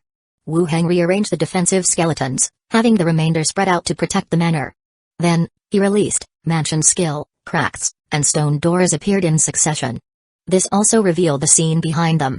In a luxurious bedroom combined with a grassy meadow hot spring, Andre Willow, Millicent, and Annette sat on a couch on one side, chatting with beaming faces. On the other side, Minnie, Roby, and Philippa were playing in the water of the spring. Wearing somewhat cute undergarments, their giggling voices filled the entire room. The door opened and everyone was momentarily stunned. When they turned and saw Wu Heng, surprising delight spread across their faces. Wu Heng clapped his hands, "It's time to go home." "Yay, we're going home." "It's over, I knew Wu Heng would be fine." Minnie and Philippa were the first to run out and flung themselves into Wu Heng's arms. Soon after, the other maidservants also came out. Andre Willow asked, "Master, is the matter resolved?" The others also looked up expectantly. He had them hide because the enemy was formidable, but unsurprisingly, the resolution came quicker than expected. Just one day, and it was over. Dead, killed right in front of the association's doorway, the assistant stewards nearly lost their lives at the hands of the attacker, Wu Heng whispered. "Ah!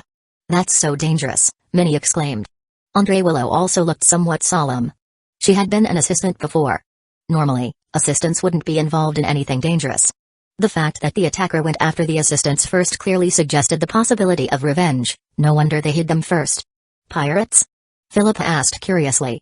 Members of an evil cult, Wu Hang said, patting their heads, and then turning off the mansion skill, adding, let's prepare dinner, Millicent and Philippa.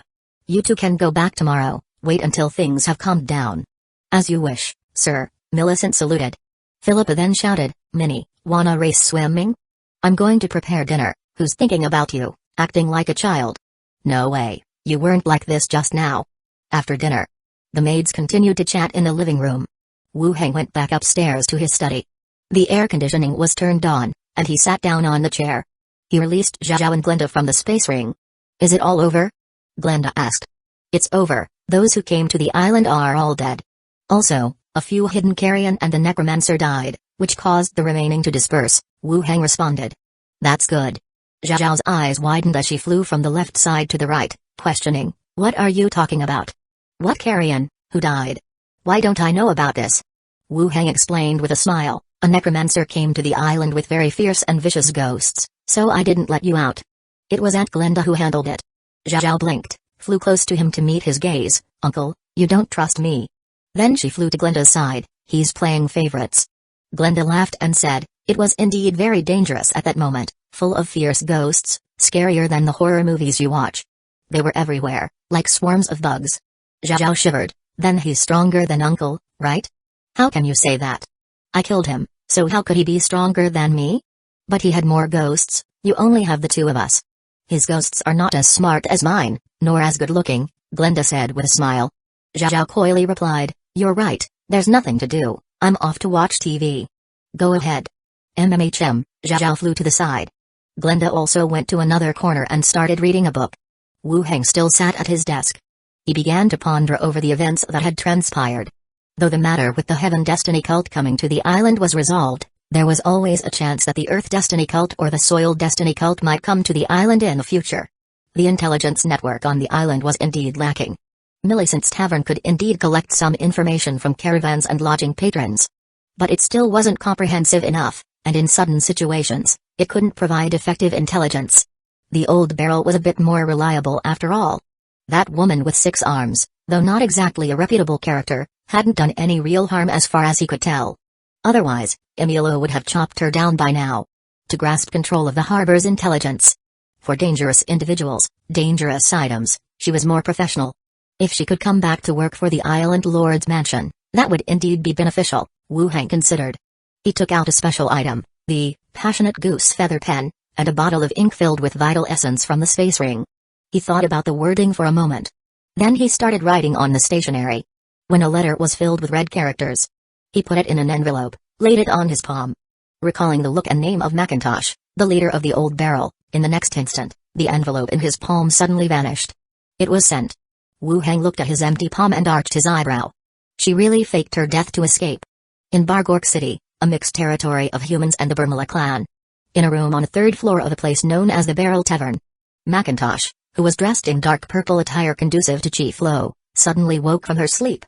Sitting up from her bed, she looked towards one side of her pillow. Staring at that blank envelope, Macintosh's pupils dilated instantly. The sensation of crisis, of being watched after a secret had been discovered, instantly rose within her. Does he know about my plan? Chapter 535, requires the leader's blood sample. Macintosh's expression was a mix of shock and disbelief, and he stood still, hesitating to approach. Leaving Gold and Silver Island, getting away from the Emerald Sea, it all went smoothly. How could it be? Someone knew he was still alive, and had delivered a blank envelope into his hands. After hesitating for quite a while, he finally took slow steps forward, picked up the envelope, tore it open, and held the letter in his hand. Blood-red writing appeared before his eyes. Mrs. Macintosh, I wonder when you open this letter, whether you will recall, like I do, our life on Gold and Silver Island. You needn't worry too much, this is merely a reply to the story of the shark pod. Time flies, and Gold and Silver Island is undergoing earth-shaking changes. The residential area is being expanded, the port's marketplace has grown several times over, merchant caravans from various countries flooded into Gold and Silver Island with goods and representatives, turning it into a veritable Gold and Silver Island. The Old Barrel Tavern has changed its sign, Now it's a very common tavern, yet business has cooled down a great deal since your time. Black Crow's Nest and the newly formed local gangs have had some strife over the business of the port before, but they didn't unite the port, faring much worse compared to you. Today's Gold and Silver Island is no longer a tumultuous pirate haven but a true trade hub. Trade and development are bound for immeasurable growth. Similarly, some fugitives and criminals have also set their sights here, and from time to time, squads are mobilized to apprehend them. Sometimes I think, if you were still on the island, you would surely make its security much better. After all, you appear indifferent but carry a strong sense of responsibility. More than us outsiders, you love the island more and wish for its improvement. If you wish to return, the island lord's mansion will support you, helping you rebuild the Old Barrel Tavern. I hope we'll have the opportunity to meet again. Your friend. Macintosh looked at the letter, his eyes gradually widening. A letter sent to him by Wu Heng. Because of the Shark Pod story, she only wrote to Wu Heng. It was still somewhat cryptic. If one hadn't dealt with the affairs of the Pirate King and the Prophet Pirates, even seeing the letter wouldn't allow them to deduce any useful information. Moreover, at that time, the plan of the Pirate King was already in its final stage, and by the time one realized it, it would be too late to succeed. But clearly, he had underestimated the association, and he had underestimated Wu Heng. When he obtained some intelligence that the association had triumphed, cleaned up all the pirates in the Emerald Sea, and that Wu Heng had become the island master, Zai Ligui the steward, he too was somewhat shocked and incredulous. He took a deep breath, his gaze swiftly scanning the letter again as the blood-red writing began to fade. His eyes landed on the phrase "if you wish to return, the island lord's mansion will support you," lingering there. His eyes narrowed slightly. Is this an invitation to return to Gold and Silver Island? Indeed, different from others. The letter completely disappeared by itself. Casually, he threw the letter into the fireplace, burning it to ashes. He walked over to the side, poured himself a glass of wine, and sat beside the fireplace, watching the flames burn. The tavern he had just purchased. How come things had found their way to him again? How did he know that I wrote the shark story? Did he know all along about my fake death? Thinking it over, the one responsible for the investigation after his fake death was Wu Heng. Gold and Silver Island. Macintosh murmured to himself. If I went back, I fear it would surprise quite a few people. The next day, early morning. Wu Heng first went to check out the association to confirm that nothing special had happened, then arranged for the armored vehicle that was deployed to return to the manor. Then, through the boundary door in the study, he proceeded to Zombie World. On the other side was still his own dormitory. He opened the windows of the room to air it out, then took out the walkie-talkie and called for Chi Hankai.